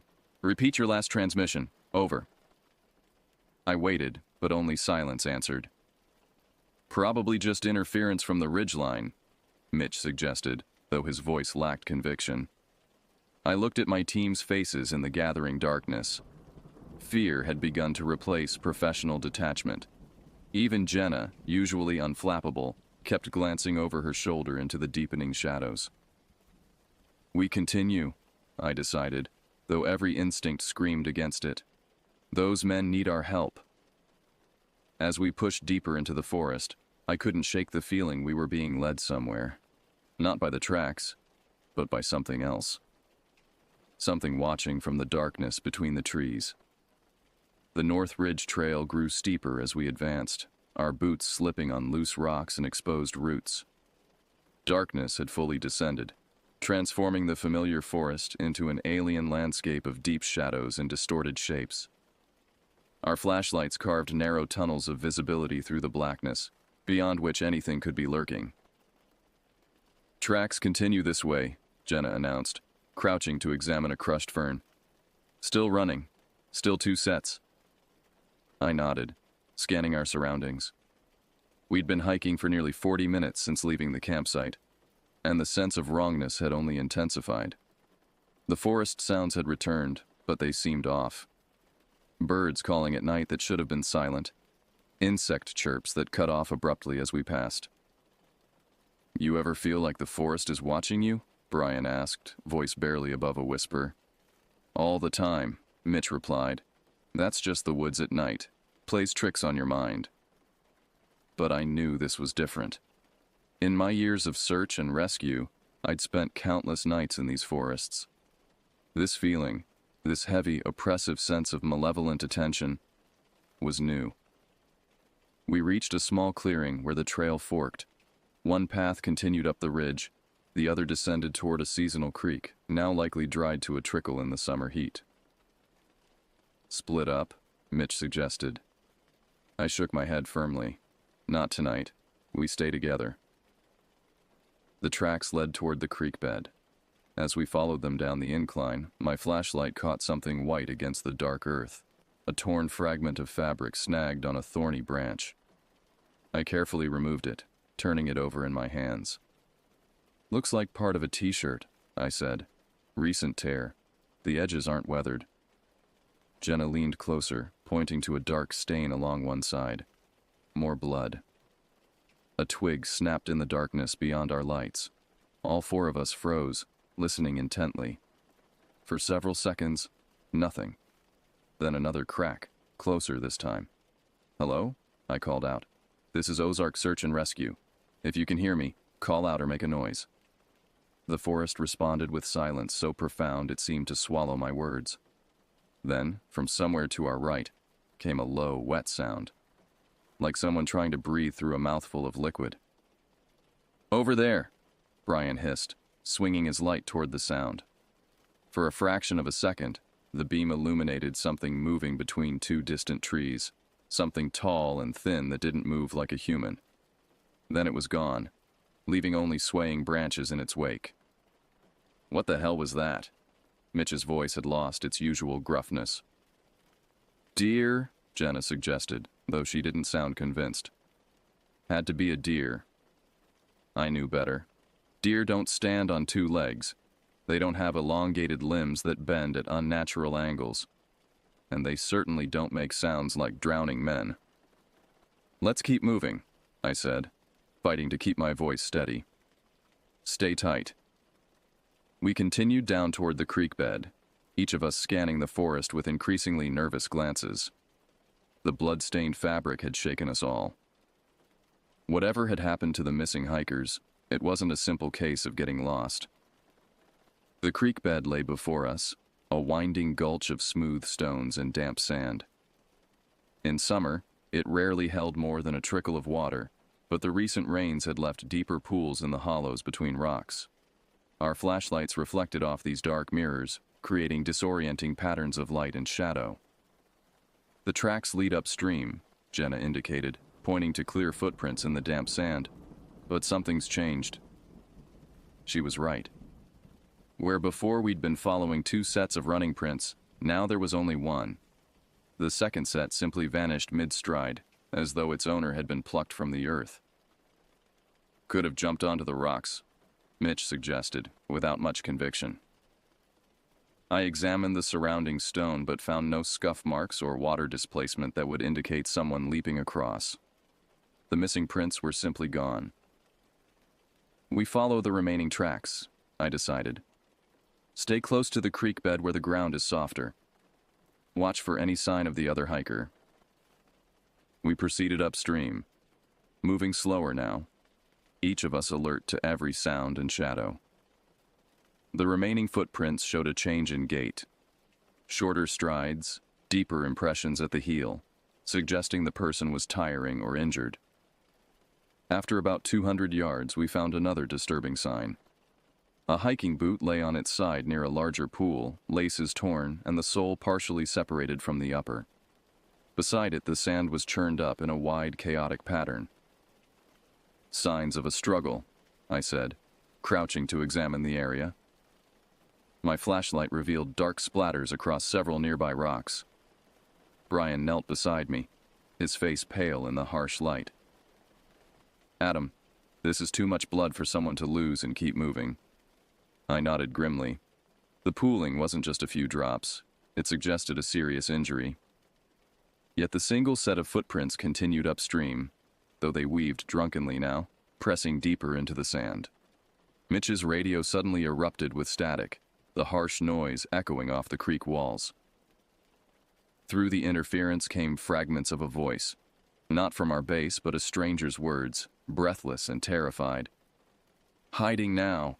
Can't see me here. Oh God, it's coming back, please. Then nothing. That's not our frequency, Jenna whispered. How is that possible? Mitch struggled with the dials. I don't know. It shouldn't be picking up anything except our encrypted channel. My skin crawled as I realized what we'd heard.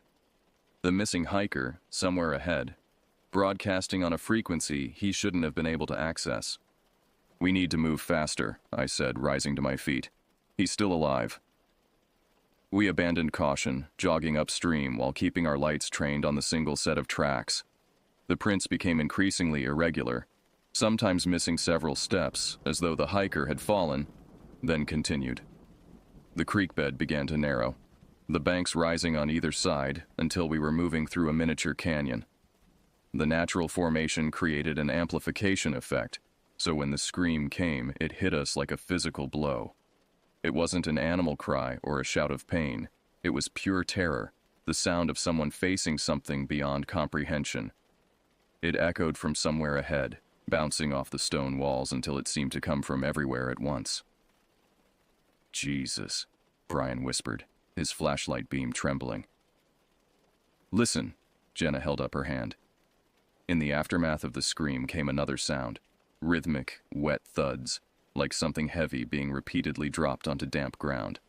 And beneath that, a low, gurgling hiss that made the hair on my arms stand straight up. The sound stopped abruptly. Then came the crash of brush being trampled, moving rapidly away into the forest.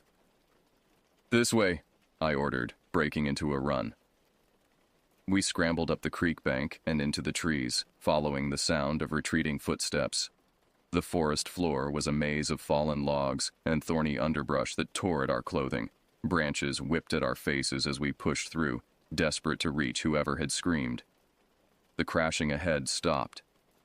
We emerged into another small clearing and froze in horror. A backpack lay torn open, its contents scattered across bloody ground. A broken walking stick had been driven into the earth like a marker. And splashed across the trunk of a massive pine was a spray of crimson that dripped slowly down the bark. But there was no body. "Where is he?" Brian gasped, scanning the clearing with his light. "There's blood everywhere, but where's the victim?" I examined the ground, finding drag marks leading away from the worst of the bloodstain. "Something took him. Or someone," Mitch countered. "We could be dealing with a murderer." I knew he was grasping at straws. No human could have moved through the forest making those sounds. No human could have disappeared so completely, leaving no trail for Jenna to track. I reached for my radio to call for backup when I heard it. A soft, rhythmic clicking from the darkness beyond our lights. It came from all around us, as though multiple creatures surrounded the clearing. "Nobody move," I whispered. The clicking intensified, speeding up like an excited pulse. A branch snapped to our right, then another to our left. We were surrounded. "Back to back," I ordered. "Lights outward." We formed a tight circle, each facing a different direction with our beams cutting into the darkness. For several agonizing moments, nothing moved. Then my light caught it, a glimpse of pale, glistening skin sliding behind a tree trunk. Not fur, not clothing, skin that seemed to ripple with an oily sheen. "I saw something," I breathed. "Me too," Jenna confirmed. 10 o'clock, about 30 yards out. 3 o'clock, Mitch added, moving between the pines. Whatever surrounded us was coordinating, closing in from multiple directions. I reached slowly for my sidearm, though some instinct told me bullets would be useless against these things. Then, simultaneously, the clicking stopped. The sudden silence was more terrifying than the sounds had been. "Run," I whispered, sensing what was coming. "Now!" We broke in the only direction that seemed clear, abandoning the structured search pattern and focusing solely on escape. Behind us came the sound of pursuit, not the crashing of human feet, but a strange, skittering movement that seemed to flow through the underbrush rather than trampling it. My lungs burned as I ran, keeping my team in sight. Branches tore at my face and arms, but fear pushed me forward. The skittering gained on us, closer with each second. Then Brian stumbled. His foot caught a root, sending him sprawling into the dirt. I turned back, reaching for him. "Leave me," he gasped, but I grabbed his arm, hauling him to his feet. As I pulled him up, my light swept the trail behind us. For one terrible moment, I saw our pursuer clearly, a elongated figure with limbs that bent at impossible angles, skin like wet marble in the flashlight beam. Its face was a smooth mask with only the suggestion of features, save for a mouth that split too wide across the lower portion. It saw me looking. The mouth opened, revealing rows of translucent teeth. I fired 3 shots without thinking, the gunfire deafening in the close forest. The creature jerked backward into the shadows, but I couldn't tell if I'd hit it or merely startled it. "Come on!" I dragged Brian forward, catching up to Mitch and Jenna, who'd stopped at the sound of gunfire. "What was that?" Jenna demanded, her face white with fear. "Don't stop," I gasped. "Don't look back." We ran blindly through the forest, direction no longer mattering, only distance from the thing behind us. The sound of pursuit faded, but I didn't slow our pace. Only when Brian began to wheeze dangerously did I signal a halt, allowing us to catch our breath behind a fallen tree. What did you see?" Mitch panted, looking at me with wide eyes. I shook my head, unwilling to describe it. We need to get back to base. Radio for emergency evacuation. Jenna checked her GPS unit. We're about a mile east of the truck. If we head southwest, we can reach the main trail. I nodded, still listening for any sign of pursuit. The forest had gone silent again, that unnatural hush that seemed to precede the appearance of the creatures. "Let's move," I whispered. "Quietly now." As we rose to continue, Brian grabbed my arm. "Adam," he whispered, pointing with a trembling finger. Hanging from a branch directly above us was a torn piece of fabric, identical to the fragment we'd found earlier. It hadn't been there when we stopped. They were toying with us. We navigated through the darkened forest, every sense heightened to painful acuity. The knowledge that we were being stalked transformed even familiar terrain into a nightmare landscape. Ordinary shadows became potential hiding places. Innocent forest sounds masked the movements of our hunters. "Keep moving southwest," I instructed, checking my compass. "The main trail should be about half a mile ahead." Mitch attempted his radio again. "Base, this is search team requesting immediate evacuation. We have encountered a hostile situation. Over." Only static answered him. "Try your satellite phone," I suggested to Jenna, who carried our emergency communications. She pulled it from her pack, frowning at the screen. "No signal. That's impossible. These things work anywhere with open sky." I glanced upward. Through gaps in the canopy, stars glittered in a clear night sky. There was no reason for communication failure except deliberate interference. "They don't want us calling for help," Brian whispered, voicing what we all feared. I shook my head, refusing to surrender to that thought. "It's the ridge blocking the signal. Once we reach higher ground, we'll connect." None of us believed it, but the fiction gave us something to cling to. We continued in tense silence, moving as quietly as possible while maintaining a brisk pace. The terrain grew increasingly difficult. Dense underbrush gave way to jagged limestone outcroppings that forced us to climb rather than walk. "This isn't right," Jenna whispered after 20 minutes of increasingly unfamiliar landscape. "We should have reached the trail by now." I checked my own GPS unit, frowning at the display. According to its positioning, we'd been walking in circles despite maintaining a constant heading. "That's not possible," Mitch growled, looking over my shoulder at the screen. "We've been moving straight southwest." A terrible realization dawned on me. "They're hurting us," I said softly. "Changing our path without us noticing." "How?" Brian demanded. "We've been watching every direction." "Not above," Jenna breathed, pointing her light toward the canopy. High in the trees, barely visible through the foliage, strange shapes moved, flowing from branch to branch with liquid grace. As our lights caught them, they retreated deeper into the leaves, but not before I glimpsed that same pale, glistening skin. "They're shepherding us somewhere," I said, fighting to keep panic from my voice.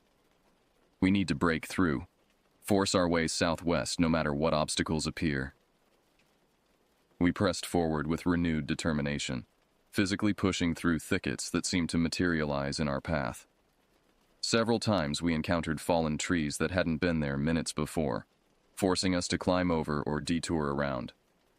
Each time our course drifted slightly. Each time I corrected it, only to find ourselves veering off again within minutes. "Listen." Mitch suddenly raised his hand. In the distance, barely audible, came the sound of running water. "The creek again?" Brian asked. I shook my head. "No, something larger. A river, maybe." "There's no river in this section," Jenna insisted, checking her map. But as we continued, the sound grew louder. Within minutes, we emerged on the bank of a fast-flowing waterway at least 30 feet across. Dark water rushed over submerged rocks, creating a constant roar that would mask any sounds of approach. "This isn't on any map," Jenna whispered. her face pale in the moonlight that now reached us through the thinned canopy. We follow it downstream, I decided. Water always leads to civilization eventually. As we moved along the bank, the clicking sounds returned, softer now, almost conversational, as though our hunters were discussing us among themselves. They remained hidden in the tree line, pacing us as we walked. "They're just beyond the trees," Brian whispered.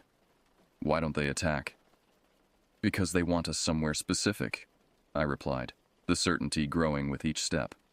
"This isn't about killing us. Not yet. It's about showing us something." The river bent sharply, and as we rounded the curve, we discovered what they'd been guiding us toward. A clearing opened before us, and in its center stood a structure so out of place it seemed like a hallucination. It resembled a crude shelter built from interwoven branches and what looked disturbingly like human-made materials. Tent fabric, backpack straps, and clothing, all twisted together into a dome-like construction about 12 feet high. The entrance gaped like an open mouth, utter darkness within. "What the hell is that?" Mitch breathed. Before anyone could answer, a flash of movement caught my eye. From the tree line emerged one of our pursuers, fully visible for the first time. It moved with that same unsettling fluidity, its proportions all wrong. Limbs too long, torso elongated, head perched on a neck that seemed to bend in multiple places.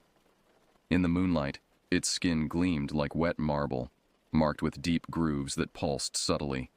It had no visible eyes, yet I felt its attention fixed on us with terrible intensity. It raised one impossibly long arm and pointed toward the structure. "It wants us to go inside," Jenna whispered, her voice breaking. "No way in hell," Mitch growled, reaching for his sidearm. Before he could draw, more figures emerged from the trees. 5, then 8, then too many to count. They formed a loose semicircle, cutting off our escape in every direction except toward the structure or into the river. "We can cross the water," Brian suggested desperately. I glanced at the rushing current. Too fast. We'd be swept away. The creatures began to advance slowly, their movements synchronized in a way that sent chills down my spine. The semicircle tightened, forcing us back toward the structure. "Options?" Mitch demanded, his hand still on his holstered weapon. I made a rapid assessment. Fighting was suicide. There were too many, and my earlier shots seemed to have little effect. Running wasn't possible. The river was too dangerous.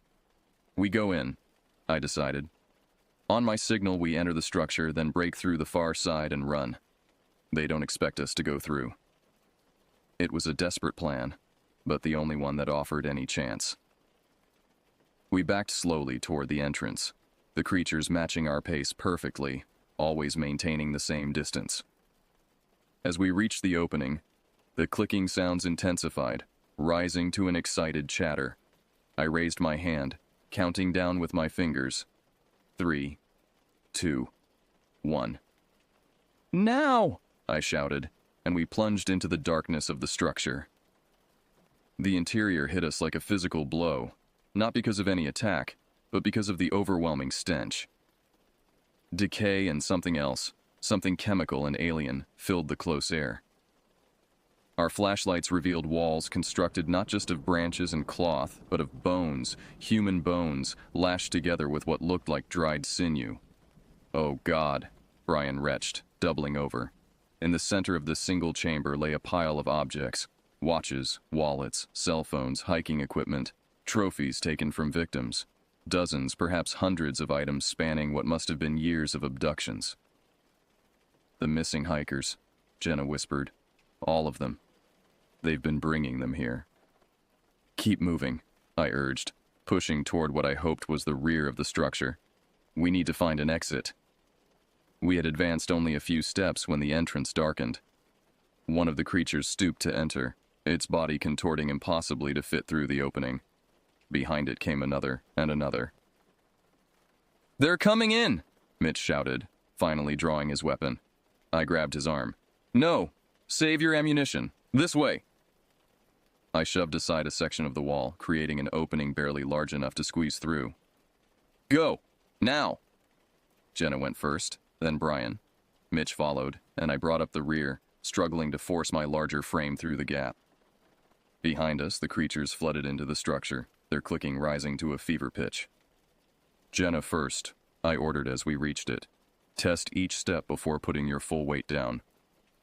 She nodded grimly and began picking her way across, using her flashlight to guide each placement of her feet. Brian followed, then Mitch. I brought up the rear, constantly checking behind us.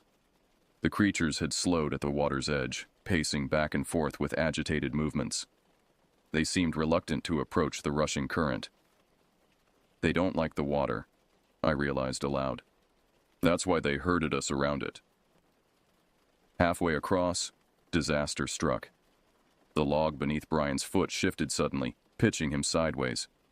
He cried out, arms windmilling as he fought for balance. Mitch lunged, catching his jacket before he could fall into the current. "I've got you," Mitch grunted, hauling him back onto the makeshift bridge. The sudden movement dislodged other debris. With a groan of shifting wood, the entire structure began to break apart. "Run!" I shouted. "Get to the other side now!"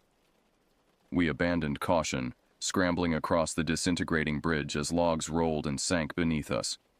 Water sprayed up between the gaps, soaking our legs and making the surfaces treacherously slick. Jenna reached the far bank first, turning to help Brian scramble up the muddy incline. Mitch followed close behind. I was still 10 feet from safety when the log beneath me gave way completely. I plunged into the icy water, the current immediately grabbing me with frightening strength. My head went under, the roar of the river replacing all other sounds. I fought to the surface, gasping for air as the river dragged me downstream. "Adam!" Mitch's voice came distantly over the rush of water. I spotted their flashlights racing along the bank, trying to keep pace with me. The river carried me through a series of small rapids, each impact against submerged rocks driving the breath from my lungs. Through water-blurred vision, I saw something extend toward me from the bank. A fallen tree branch, its end dipping into the current. Behind it stood Jenna, bracing herself against the trunk. I summoned my remaining strength and lunged for it, fingers closing around rough bark. The current tried to tear me away, but I held on, my shoulders screaming with the strain. "Pull!" Jenna shouted, and I felt the branch dragging me sideways toward the shore.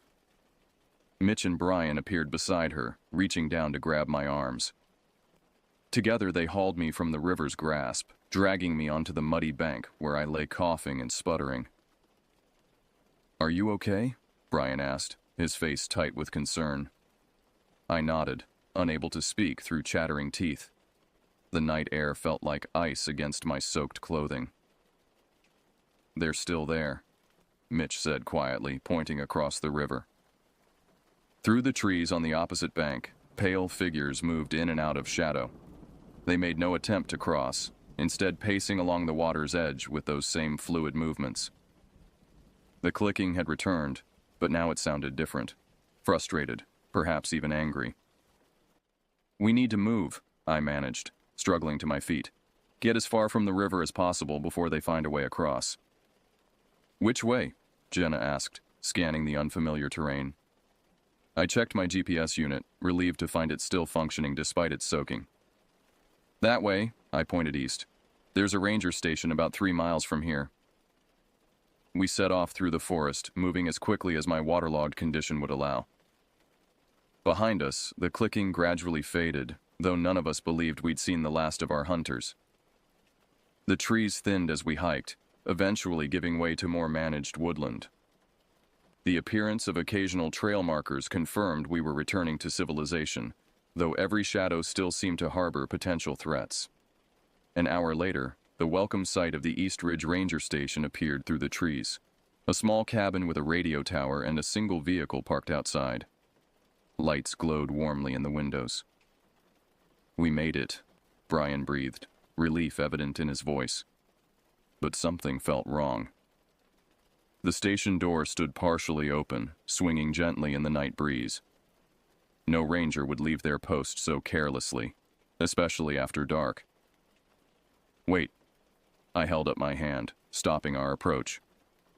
Something's not right. Mitch drew his weapon, moving forward in a tactical stance. I'll check it out. No, I said firmly. We stay together. The four of us approached cautiously, flashlights trained on the open doorway. As we drew closer, I noticed dark smears on the wooden steps leading up to the entrance. Blood, Jenna whispered, confirming my fears. I drew my own sidearm. Mitch, you're with me. Jenna, Brian, check the perimeter. If you see anything at all, you shout. With grim determination, Mitch and I approached the station. I called out as protocol demanded. Ozark search and rescue. Anyone inside? Only silence answered. We entered slowly, weapons raised. The interior was a scene of struggle. Chairs overturned, maps torn from walls. The radio equipment smashed beyond repair. Blood spattered the floor in a wide arc, leading toward a back room. Mitch and I exchanged glances. Without words, he covered me as I advanced toward the partially closed door. With my foot, I pushed it open, bracing for whatever horror waited inside. The room was empty, but the open window and blood-soaked floor told a clear story. Someone had been attacked here, then dragged outside. Recently. The ranger on duty, Mitch said softly. They got to him first. A shout from outside froze my blood. Adam! Mitch! Get out here! We rushed back through the station and onto the porch. Jenna stood at the edge of the clearing, her light fixed on something in the trees. As we joined her, I saw what had caused her alarm. Arranged in the branches of an oak, about 12 feet off the ground, were items of clothing. A ranger's uniform shirt, torn and bloody. A boot similar to the one we'd found by the creek. A backpack that might have belonged to one of our missing hikers. They had been placed deliberately like macabre decorations, or warnings. They followed us, Brian whispered. Crossed the river somehow. I scanned the tree line, seeing nothing but knowing we were being watched. The truck, I decided. It's our only chance. Keys should be inside the station. Mitch nodded. I saw them on a hook by the door. Brian, find those keys. Jenna, check if the truck has fuel. Mitch, cover us. We moved with desperate efficiency. Brian located the keys while Jenna confirmed the truck's gas gauge showed half full. Mitch kept his weapon trained on the surrounding forest, turning slowly to cover every approach. Got them, Brian called, holding up the keyring. Let's go, I ordered. Everyone in the truck, now. We piled in, Brian taking the wheel since he'd found the keys. The engine roared to life, headlights cutting bright swaths through the darkness. Which way? He asked, hands white-knuckled on the steering wheel. Main road, I said. East. Don't stop for anything. As Brian threw the truck into gear, my light caught movement at the forest edge. Not the fluid grace of our hunters, but a stumbling, lurching figure that emerged from the trees. Wait! I shouted. There's someone there! In the headlights, we saw him clearly. One of the missing hikers, clothes torn and bloody, face a mask of terror. He shambled toward us, one arm extended in desperate plea. We have to help him, Jenna insisted. But as the man drew closer, I noticed something wrong about his movements, too jerky, too mechanical. And his eyes. His eyes were empty, glazed over like those of a dead fish. That's not right, Mitch whispered. Look at him. The man's mouth opened, but instead of words, that same alien clicking emerged, perfectly mimicking the sounds of our hunters. It's a trap, I realized with horror. Go, now! Brian stomped on the accelerator. The truck lurched forward, tires spinning in the dirt before finding purchase. As we sped past the figure, it dropped all pretense of humanity, its body elongating, limbs contorting as the disguise fell away. Through the rear window, I watched as more figures emerged from the forest, dozens of them flowing across the clearing toward the receding truck. Among them moved shapes that might once have been human, now twisted into something else entirely. Don't look back, I told the others, though I couldn't tear my own eyes away. Just drive. As we reached the main road, putting distance between ourselves and that nightmare clearing, I finally understood what we'd stumbled into. Not a simple rescue, but a hunting ground that had existed for years, perhaps decades, claiming victims while authorities blamed their disappearances on exposure, animals, or accidents. And we had seen too much to be allowed to leave. The truck's headlights cut through the darkness as we sped down the winding forest road, each curve taking us further from the horrors behind us, or so we hoped. Brian gripped the steering wheel with white-knuckled intensity, taking the turns faster than safety would recommend. "Slow down," I cautioned. "Crashing won't help us." He nodded jerkily, easing off the accelerator slightly. "Where are we going?" "Ranger headquarters," I decided. "It's about 20 miles ahead. They'll have armed personnel, communications equipment, everything we need." "And they'll believe us?" Mitch asked, his voice heavy with doubt. "About what we saw back there?" I had no reassuring answer. How could I describe those creatures to anyone who hadn't seen them? Who would believe that something inhuman was hunting in these familiar woods? "We have evidence," Jenna said, as if reading my thoughts. She held up her phone. "I took pictures at the structure, the bones, the trophies." "Smart," I nodded. "That might help. And 4 credible witnesses counts for something." The road straightened, allowing Brian to increase our speed. Trees flashed past in a dark blur, occasionally giving way to glimpses of open sky where the forest thinned. According to the truck's GPS, we were following the eastern service road that would eventually connect with the main highway. 10 minutes passed without incident. The adrenaline that had carried us through our escape began to ebb, leaving behind bone-deep exhaustion and the first twinges of pain from various injuries. My soaked clothes clung uncomfortably to my skin, and every breath sent sharp pains through ribs that had been battered during my time in the river. "We're going to make it," Brian said, his voice gaining confidence as the odometer ticked upward. "We're actually going to—" His words cut off as something massive landed on the hood of the truck with a metallic boom. "Jesus!" Mitch shouted as the windshield fractured under the impact. Through the spider web of cracks, I glimpsed a pale form clinging to the hood, one of the creatures somehow having tracked us despite our speed. Its elongated fingers dug into the metal, anchoring it against Brian's desperate attempts to shake it loose. "Don't stop!" I shouted as Brian instinctively hit the brakes. "Keep going!" He jammed his foot back on the accelerator. The truck surged forward, engine screaming as we hit 60-70 miles per hour. The creature maintained its grip, its featureless face pressed against the fractured glass, only inches from Brian's terrified expression. Mitch leaned forward between the front seats, raising his sidearm. "Move right," he yelled to Brian, then fired 3 shots through the windshield. The bullets punched through glass and struck the creature. A dark, viscous fluid sprayed across the remaining windshield, but the thing didn't release its hold. Instead, it began hammering at the glass with one fist, each impact widening the cracks. "It's getting in," Jenna cried.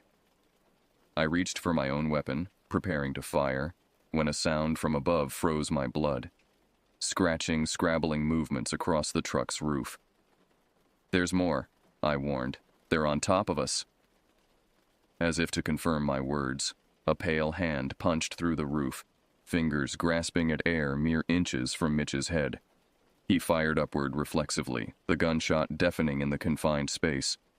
The hand withdrew, only to punch through again in a different spot. Meanwhile, the creature on the hood had created a hole in the windshield large enough to begin forcing its way inside. "We can't fight them like this," I shouted over the chaos of wind, engine, and gunfire. "We need to get out of the truck." "Are you insane?" Brian yelled, struggling to maintain control of the vehicle as he dodged grasping hands. "Listen to me. We're coming up on Miller's Bridge. It crosses Blackwater River. We drive to the middle, then bail out over the sides into the water." "The fall could kill us," Jenna protested. Those things will definitely kill us, I countered. They don't like water. It's our only chance. The decision was made for us when the windshield finally gave way completely. The creature lunged forward, its elongated body sliding into the cab like a nightmare made flesh. Brian screamed as pale fingers closed around his arm. Mitch fired his last rounds point blank into the thing's torso. It jerked back momentarily, giving Brian enough space to swerve violently, sending the truck into a controlled skid. Through the missing windshield, I saw the bridge approaching, a simple two-lane structure spanning the same river we'd crossed earlier, though much wider at this point. The truck's headlights illuminated the steel guardrails and concrete supports as we barreled toward it. "Get ready," I shouted. "When I give the word, everyone jumps." We hit the bridge doing nearly 60. The creature on the hood still clung tenaciously, half inside the cab, reaching for Brian with inhuman determination. Above us, the roof had been torn open in multiple places, pale limbs thrashing through the gaps. "Now!" I bellowed as we reached the midpoint. I grabbed Jenna's hand and kicked my door open, pulling her with me as I hurled myself into space. For a moment, we hung suspended in darkness, the rush of air swallowing her scream. Then came the impact, cold water closing over my head for the second time that night. The current here was slower but deeper than where I'd fallen before. I struggled to the surface, still clutching Jenna's hand. She emerged beside me, gasping and sputtering. "Mitch! Brian!" I called, scanning the dark water. A splash to our left revealed Mitch, treading water with one arm while the other hung at an awkward angle, injured in the jump. Brian was nowhere to be seen. On the bridge above, our abandoned truck continued its journey, weaving drunkenly before crashing through the guardrail on the far side. It plunged into the river ahead of us with a tremendous splash, headlights briefly illuminating the depths before flickering out as water flooded the engine. Brian was still inside. Jenna gasped in horror. I struck out toward the sinking vehicle, fighting the current with every ounce of remaining strength. The truck was settling on the riverbed, only its roof still above water. No sign of Brian or the creatures. Taking a deep breath, I dove beneath the surface. In the murky darkness, I could barely make out the truck's outline. I swam down, reaching the driver's side door, which hung open. Groping blindly inside, my hand touched fabric. Brian's jacket. I pulled, meeting resistance at first, then feeling his weight come free. With burning lungs, I kicked toward the surface, dragging his limp form with me. We broke into air, and I pulled Brian's head back against my shoulder to keep his face clear of the water. He wasn't breathing. "Help me get him to shore!" I shouted to Mitch and Jenna, who were swimming toward us.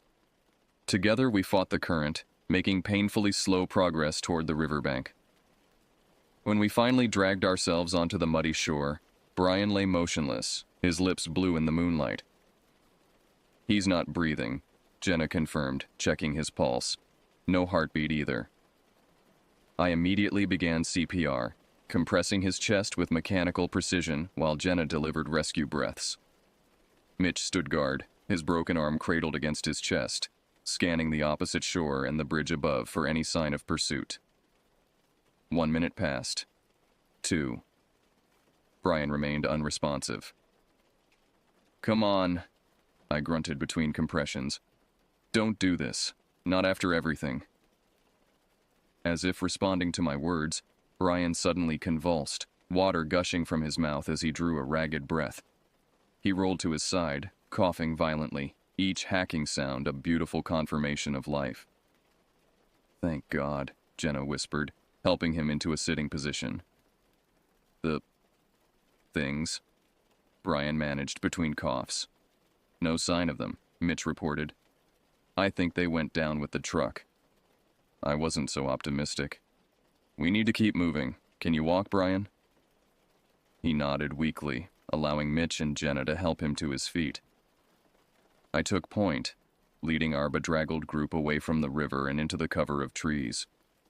We were all soaked, injured, and exhausted, but alive, for now. The forest here was different, younger, with regular spacing that suggested park management. a good sign that we were approaching more frequented areas. "I think I know where we are," Jenna said, oriented by the stars now visible through breaks in the canopy. "Visitor center should be about 2 miles that way." We trudged through the darkness, every snapping twig or rustling leaf sending spikes of fear through our battered nerves. Brian leaned heavily on Mitch despite the latter's injured arm, while Jenna and I took turns supporting them both. After what seemed like hours, artificial light glimmered through the trees ahead, the welcoming glow of the Ozark National Forest Visitor Center. Even at this late hour, lights burned in the windows of the main building and the adjacent ranger quarters. "Made it," Brian mumbled, his voice faint with exhaustion. We emerged from the tree line into the empty parking lot, moving as quickly as our depleted strength allowed toward the main entrance. Before we reached it, the door burst open. 2 park rangers rushed out, weapons drawn, alerted by motion sensors or perhaps the sight of 4 shambling figures emerging from the darkness. "Stop right there!" one shouted, training his flashlight on us. "Identify yourselves!" "Ozark Search and Rescue," I called back, raising my hand slowly. "Officer Adam Kincaid and team. We need medical assistance and secure communications immediately." The rangers approached cautiously, taking in our battered appearance. Soaked clothing, bloodied faces, Mitch's obviously broken arm. "What happened to you people?" the senior ranger asked, lowering his weapon slightly. I met his eyes steadily. "We were searching for missing hikers near North Ridge. We found something. Something that shouldn't exist. It's still out there, hunting." Confusion and concern crossed his features. "Let's get you inside. Medical help is on the way." They escorted us into the building, where the warm air hit our cold skin like a physical blow. A young woman at the reception desk gasped at our appearance, immediately reaching for a first aid kit. "Call Sheriff Benson," the senior ranger instructed her. "Tell him it's urgent." They led us to a break room, where we collapsed into chairs. The female ranger wrapped thermal blankets around our shoulders, while her colleague began treating Mitch's arm. "Start from the beginning," the senior ranger, whose nameplate identified him as Warden Garcia, requested. "What exactly did you find out there?" I exchanged glances with my team. How could we possibly explain? Where would we even start? "We were dispatched to locate 2 missing hikers," I began slowly. "We found their campsite abandoned with signs of violence. As we followed their trail, we encountered entities. Not human, not animal. Something else." Garcia's expression hardened. "Officer Kincaid, I understand you've been through an ordeal, but I need a factual account." "He's telling the truth," Jenna insisted, pulling out her phone. "I have photos. The structure they built, the trophies from their victims." She activated her screen, then frowned. No. The device displayed only a black screen, water damage having rendered it useless. "Listen to me." I leaned forward, fixing Garcia with an intense stare. "People have been disappearing in these woods for years, not just getting lost, being taken. These things, whatever they are, they're hunting humans, collecting them. We saw evidence of dozens of victims." The younger ranger exchanged an uncomfortable glance with his superior. "Sir, they might be suffering from exposure or hallucinations. The symptoms match." "We know what we saw," Mitch interrupted, wincing as his arm was splinted. "And it's still out there." The sound of approaching sirens filtered through the windows, the medical help and law enforcement that Garcia had summoned. Part of me felt profound relief. Another part knew that more people meant more potential victims if those creatures decided to follow us here. "Sheriff Benson will be here soon," Garcia said, his tone softening slightly.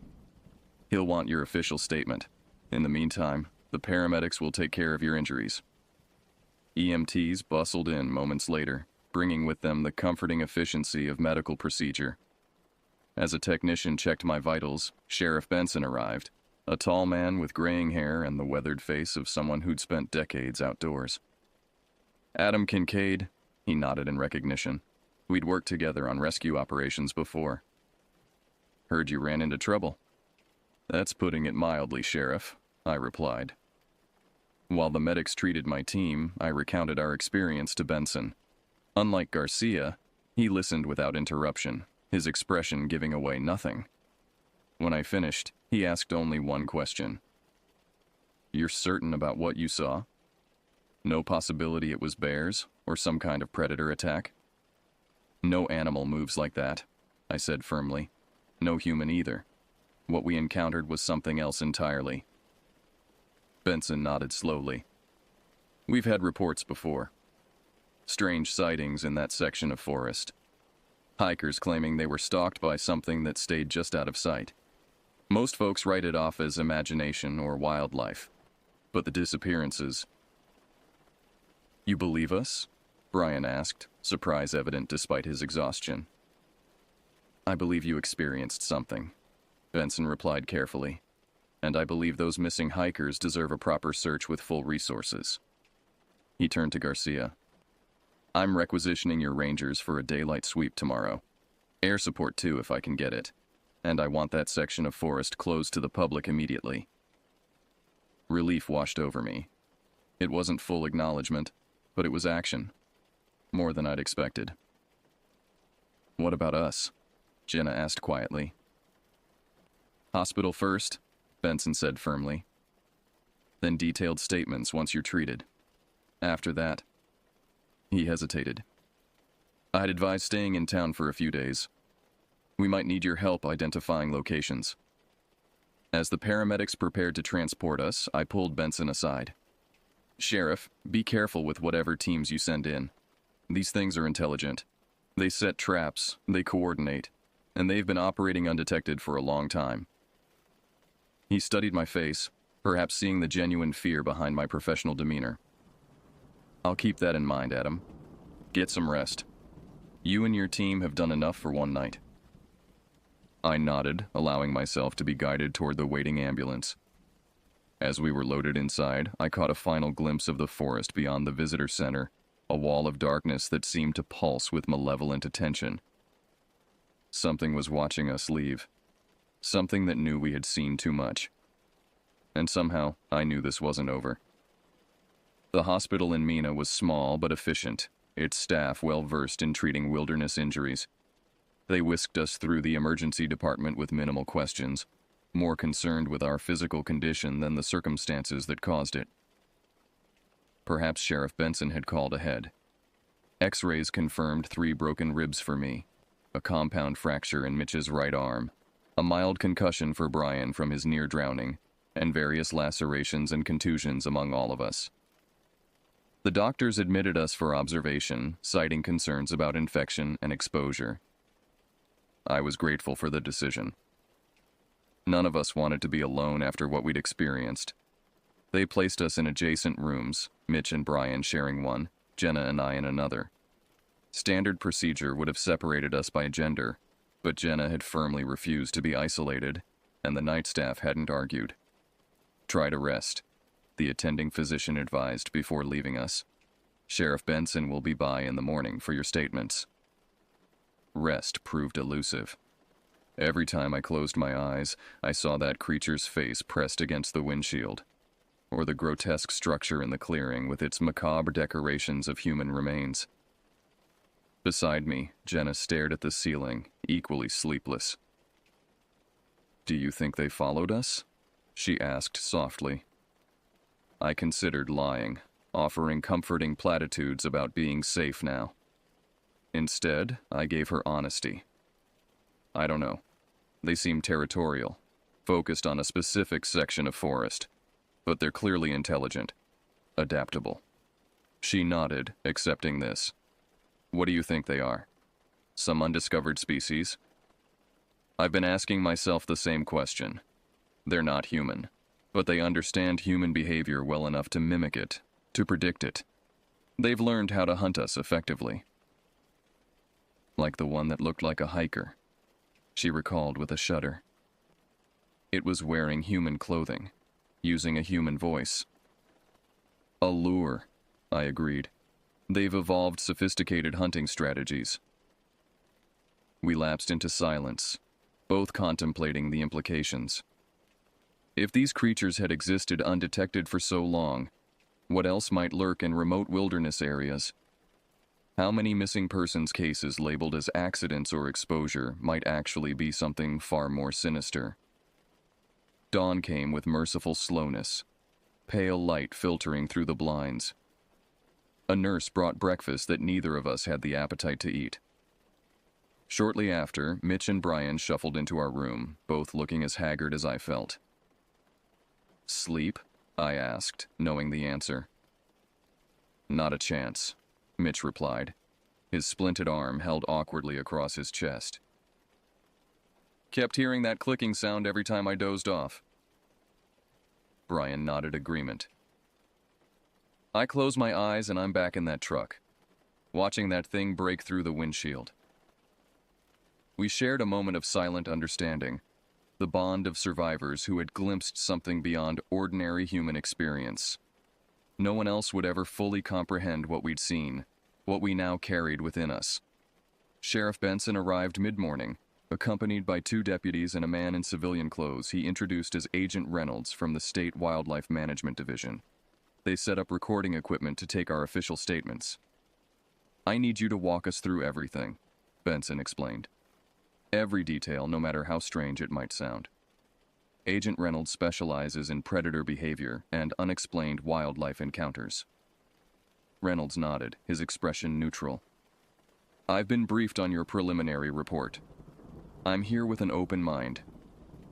One by one, we recounted our experience: the abandoned campsite, the blood trail, the structure in the clearing, and the creatures themselves. I described their appearance in clinical detail, forcing myself to recall every disturbing aspect of their anatomy and movement. Reynolds took detailed notes, occasionally interrupting with questions about specific behaviors or physical characteristics. His professional demeanor never wavered, even when describing elements that should have strained credibility. "And you're certain they showed aversion to water?" he asked after Jenna described our river crossing.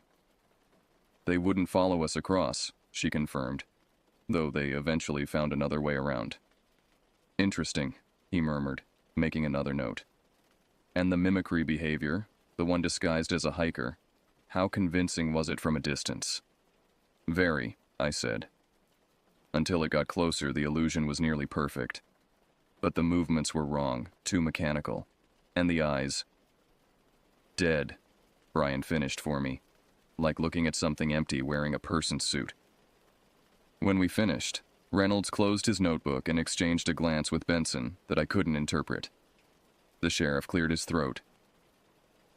"We've assembled a search team," he informed us. "State police, park rangers, wildlife officers. They're going in at noon, fully armed, with air support from the National Guard." "Have there been any other reports?" I asked. "Sightings or disturbances since last night?" Benson hesitated before answering. "The ranger station where you stopped. We found blood inside, as you described. The ranger on duty, James Corwin, is missing. His vehicle was still parked outside." A heavy silence fell over the room. Another victim. Someone taken because we had led those things to his doorstep. "And the structure?" Mitch asked. "The one with all the remains?" "We're focusing search efforts in that area based on your GPS coordinates," Reynolds replied. "If it exists as described, we'll find it." If it exists. The phrase hung in the air, carrying unspoken doubt. "We know how this sounds," I said quietly, "but everything we've told you is true." Benson nodded. "Get some rest, all of you. We'll keep you updated as the search progresses."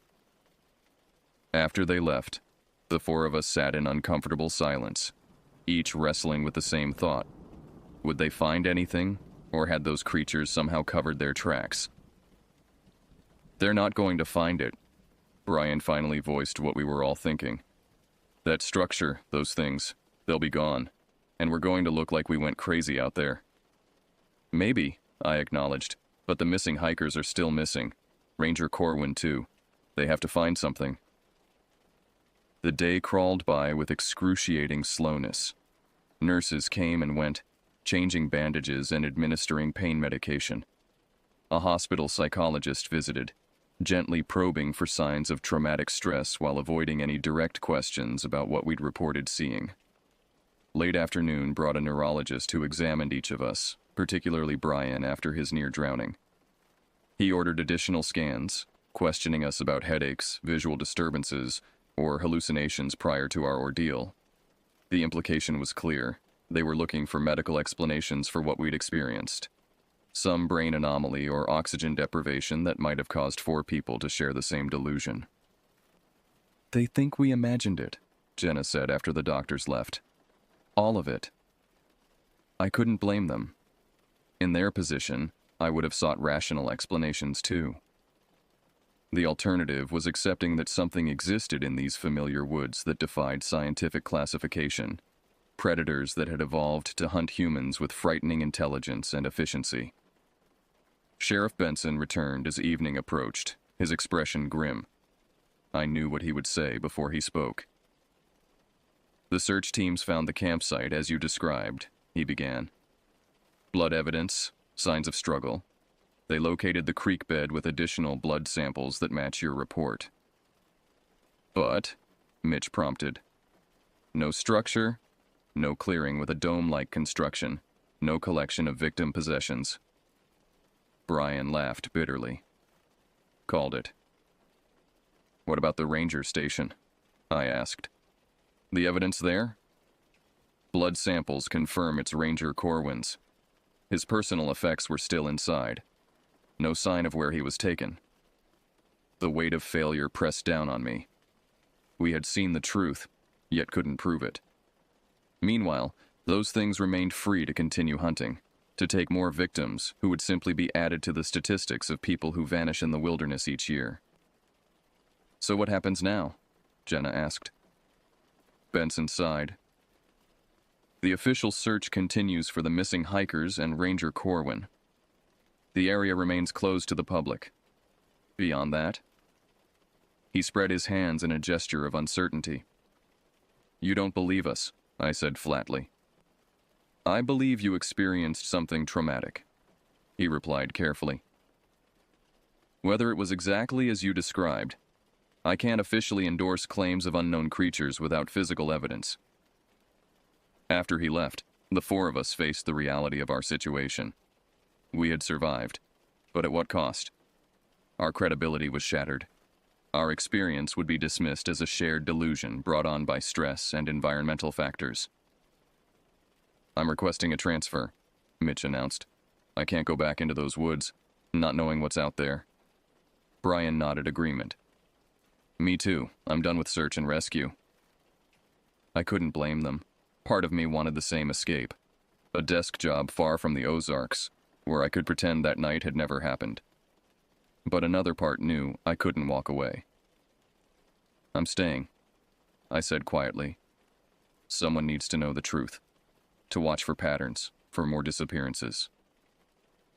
Jenna reached over, taking my hand. "I'll stay too. They're still out there. Someone needs to remember that." The doctors discharged us the following morning with prescriptions and follow-up appointments. The hospital lobby contained a small gathering of reporters drawn by rumors of an incident in the forest.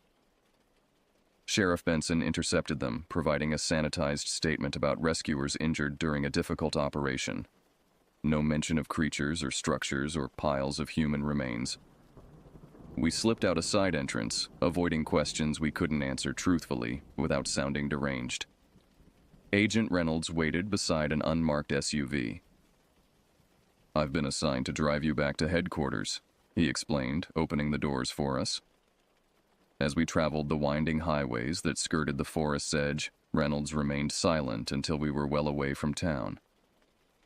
"For the record," he finally said, eyes on the road, "there have been 217 unexplained disappearances in the Ozark National Forest in the past 30 years, well above statistical norms for a wilderness area this size."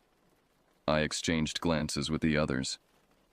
"Why are you telling us this?" "Because yours isn't the first report of its kind," he continued. "Just the most detailed. Most witnesses don't survive to give statements. A chill ran through me.